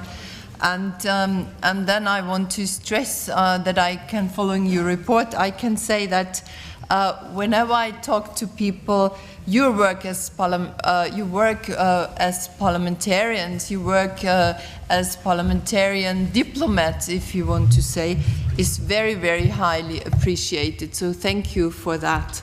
There is, yes, Kent Hostet, you have the floor. First of all, I want to thank our Secretary General for a good report. I think it's well structured and easy to follow, and I also think you cover a lot of different subjects in a very clear way. Of course, at this opportunity, I also want to thank your staff for doing such a great work for us. I have two things. First, I just want to confirm what you talked about. I think with many words you describe what we are feeling in the field today, that it's working very well together with ODIHR. I felt it in Belarus this year and last year. It's working excellently, and we don't have any issues any longer. I think we left that behind us, and it's good that it's working like that on every level, and we are meeting friendly and professional spirit on the ODIHR side. So all that's been, I feel it's gone out of our system. I hope forever. So this feels really good. I just want to finally say something, that when we have our summer meetings, I have had an idea that maybe we should try to invite and follow up the election observations with also having some kind of hearings. What happens after? Because today we're working closer and closer together with ODIHR. We are trying to deliver the final reports together with ODIHR. And maybe after some time, maybe we could, to our summer session, invite a foreign minister or another minister of a government who received the final report, so they can also tell the Assembly something about how they are progressing in the recommendations. It would be a way to continue, I mean, friendly pressure, you could say. Thank you. Thank you very much. Lord Bones. Thank you very much, Madam President. I just would like to thank the Secretary General for what he said on behalf of the Rules Committee, for what he's just said about taking forward the proposals for improving our relationships with the OSCE and the its institutions. When I say improving, I mean you have made it, the Secretary General has made an incredible contribution at the administrative level, and I think we want to see that reflected at member level. I also like to thank him really for the work that he's done on both the Code of Conduct for the staff and on the financial regulations.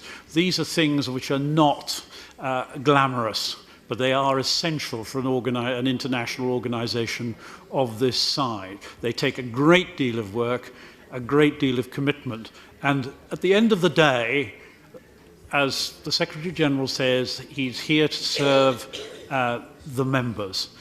There's a flip side to that. the members have a responsibility. So we need to be interested and supportive of what the Secretary-General is doing in that connection, even if it's not a high-profile political activity. It's essential to enable those other things to take place. So thank you very much. Thank you. The next speaker is Azai Guliyev. Thank you, Madam President. Of course, I'd like to also join in thanking Secretary General for his hard work and the efforts that he put forward to increase the capacity of our Secretariat. And I do believe that the Secretariat is in safe and robust hands, because the reforms that has been started by Secretary General is very much promising. First of all, the rules for financial management and budgetary issues is very much important. Of course, I think this will be another opportunity to give more transparency and accountability to the Secretariat.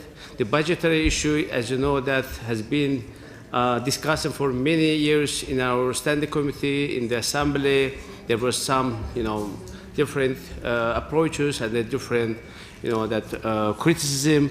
But it is really appreciated that, Roberto, you have already started to change system.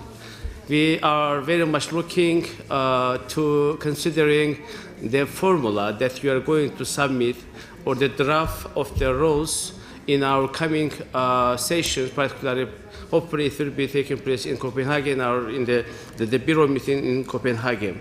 So this is the one thing. Another thing is, of course, what you said concerning the coordination of activities, different players of the observation election. As you know, that we all are very much interested in having the single approach, having the single unilateral system of observation mission in all the countries, in all the participating states. So the idea to bring all this, particularly ODIHR, the Parliamentary Assembly of the Council of Europe, NATO Assembly, Parliamentary Assembly, and you didn't mention about the European Parliament's special representative for the election issues.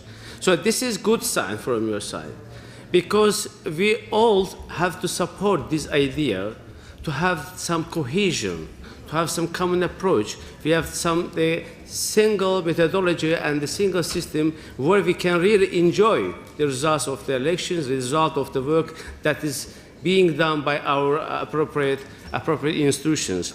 Another thing is, of course, which is very much appreciated, that you could able to increase the better coordination among the different OSCE institutions. Particularly, I very much appreciate that the director of the office of the OSCE joined to the official visit that we had under the leadership of President Mutonan to Turkey. It was one of the examples.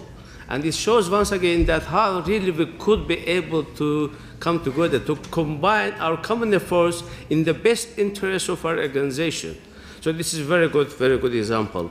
So lastly, Mr. Secretary General, I'd like to thank for your personal attitude. At the beginning of your report, you said that you are looking for depersonalizing the Secretariat. I like very much this word, because you have proved that how you are constructively approaching to others, how you are interested in having the close cooperation with the other members of Assembly, particularly with the members of Bureau.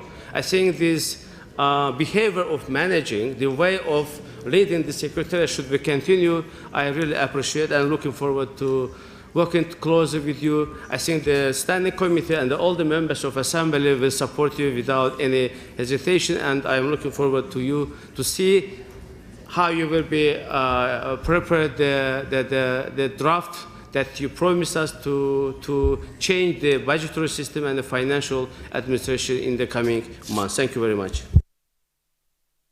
Thank you. And we have one more comment. Geir Bekkevald from Volt from Norway, please. Thank you.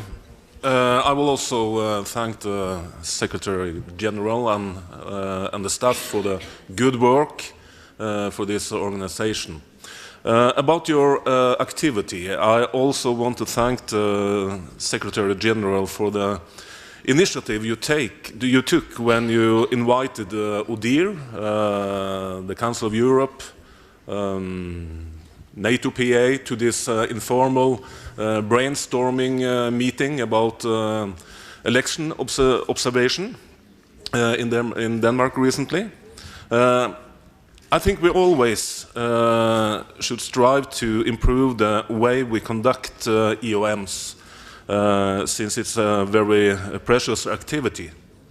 So I think this was a very good initiative from your side, and it seems that this informal meeting got a very positive outcome compared to what my colleague from Sweden said about his experience in Belarus. And I look really forward to serve as a head of a mission in Moldova in the end of this month. But thank you. Thank you very much. Roberto, you want to say something? There's no more comments. No.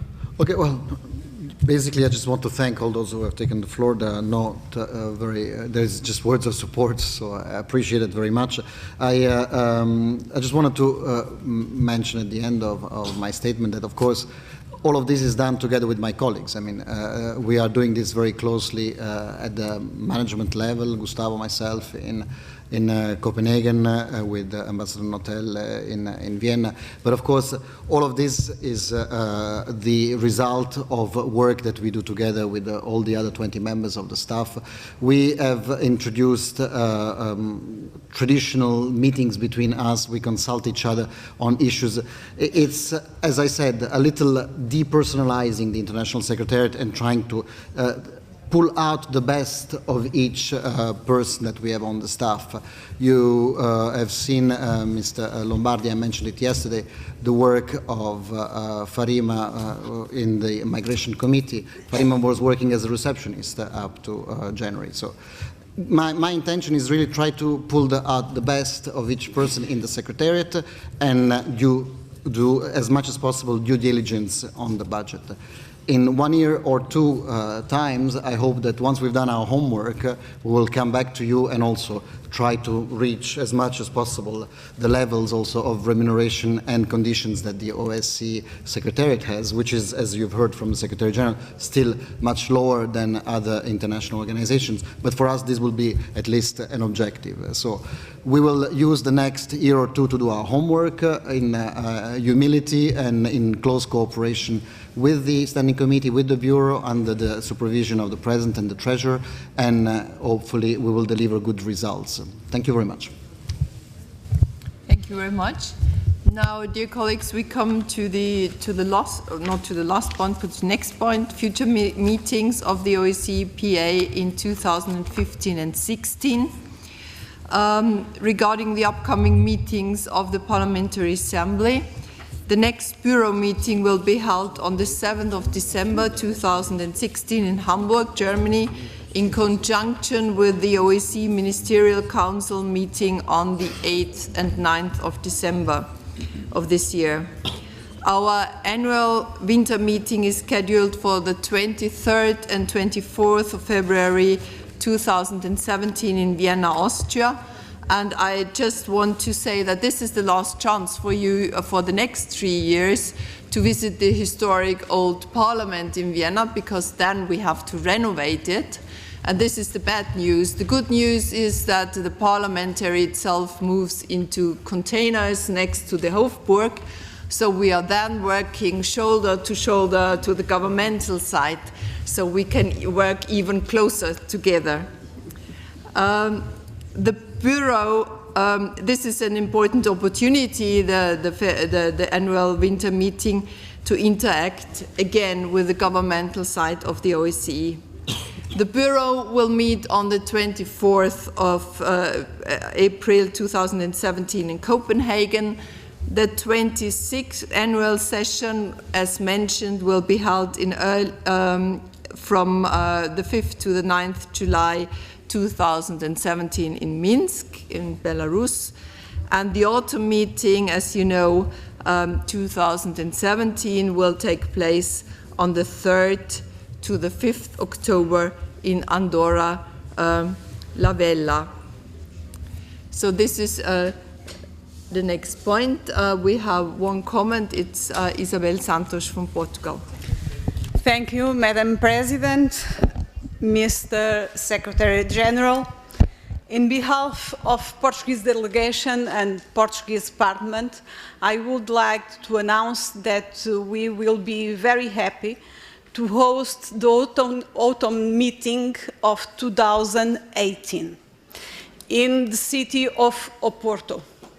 It's a city plenty of history, with an history linked to the fight for freedom and freedom ideals, and for us that are a state part of OSCE since 1975, it will be also a historical moment because it will be the first time that we host one initiative of the OSCE PA.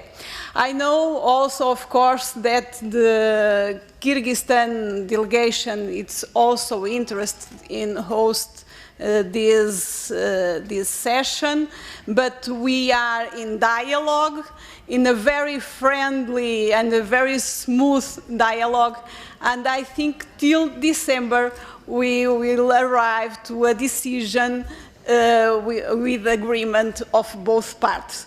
Thank you. Thank you. Belarus.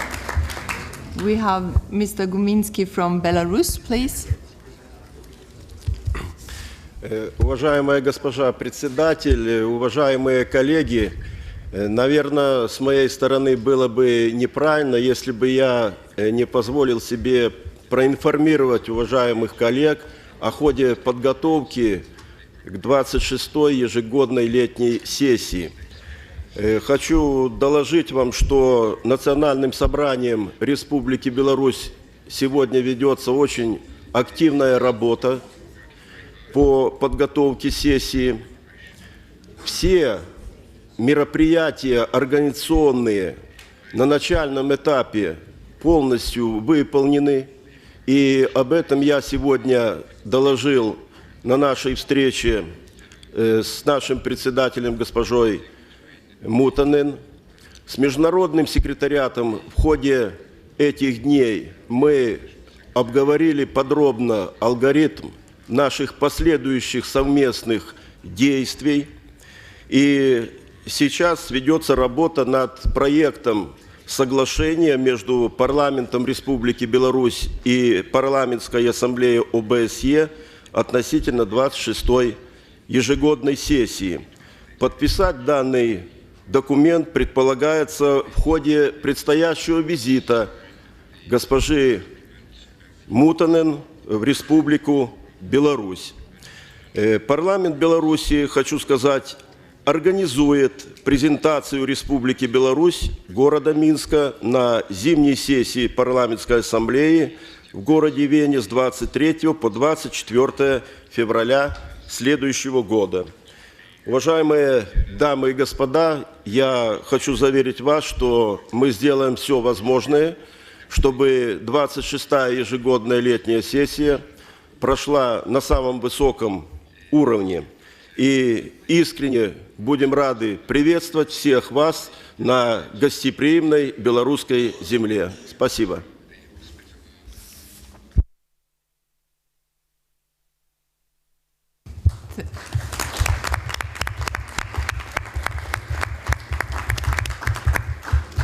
Thank you very much. Our colleague from Andorra, you have the floor. Merci beaucoup, Madame la Présidente, de m'accorder donc ce petit instant.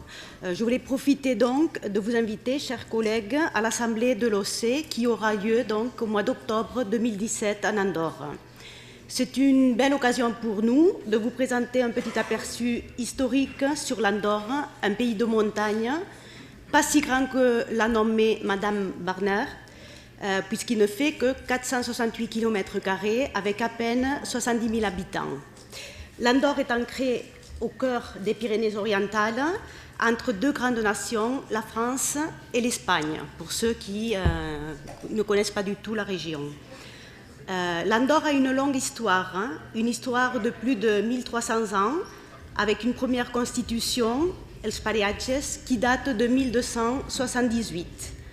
C'est assez paradoxal de se retrouver aujourd'hui réunis au sein de l'Organisation de la sécurité et l'organisation et la coopération en Europe, puisque l'Andorre, même si elle a subi les conséquences des conflits historiques qui ont eu lieu entre la France et l'Espagne au cours de ces nombreux siècles, elle en est sortie gratifiée par sa situation de coprincipauté depuis 1288, avec le deuxième pariage, où elle a acquis sa condition de souveraineté et que les habitants d'Andorre ont su garder jusqu'à nos jours.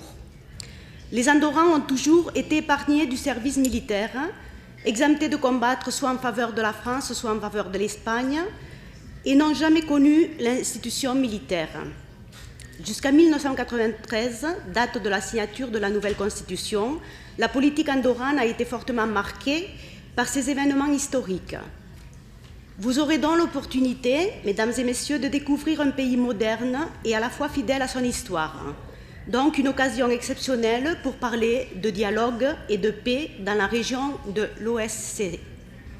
J'espère que ces quelques mots ont piqué votre curiosité pour venir en découvrir un peu plus sur nous. Merci et rendez-vous en 2017.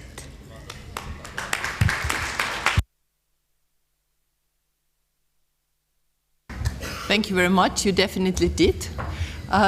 So any comments? No, this is not the case. Okay, Roberto, please. Just want to respond to the kind offer from Portugal. We of course have this luxury challenge of having two countries willing to host an event. This is something that we actually welcome. Sometimes we have a challenge in finding countries that want to host our annual sessions or also meeting.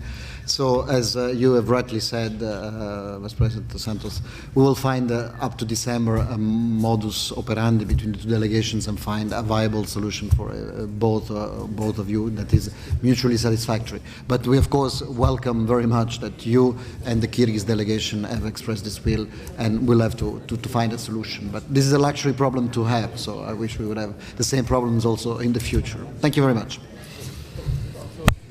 Thank you very much. Is there any other business?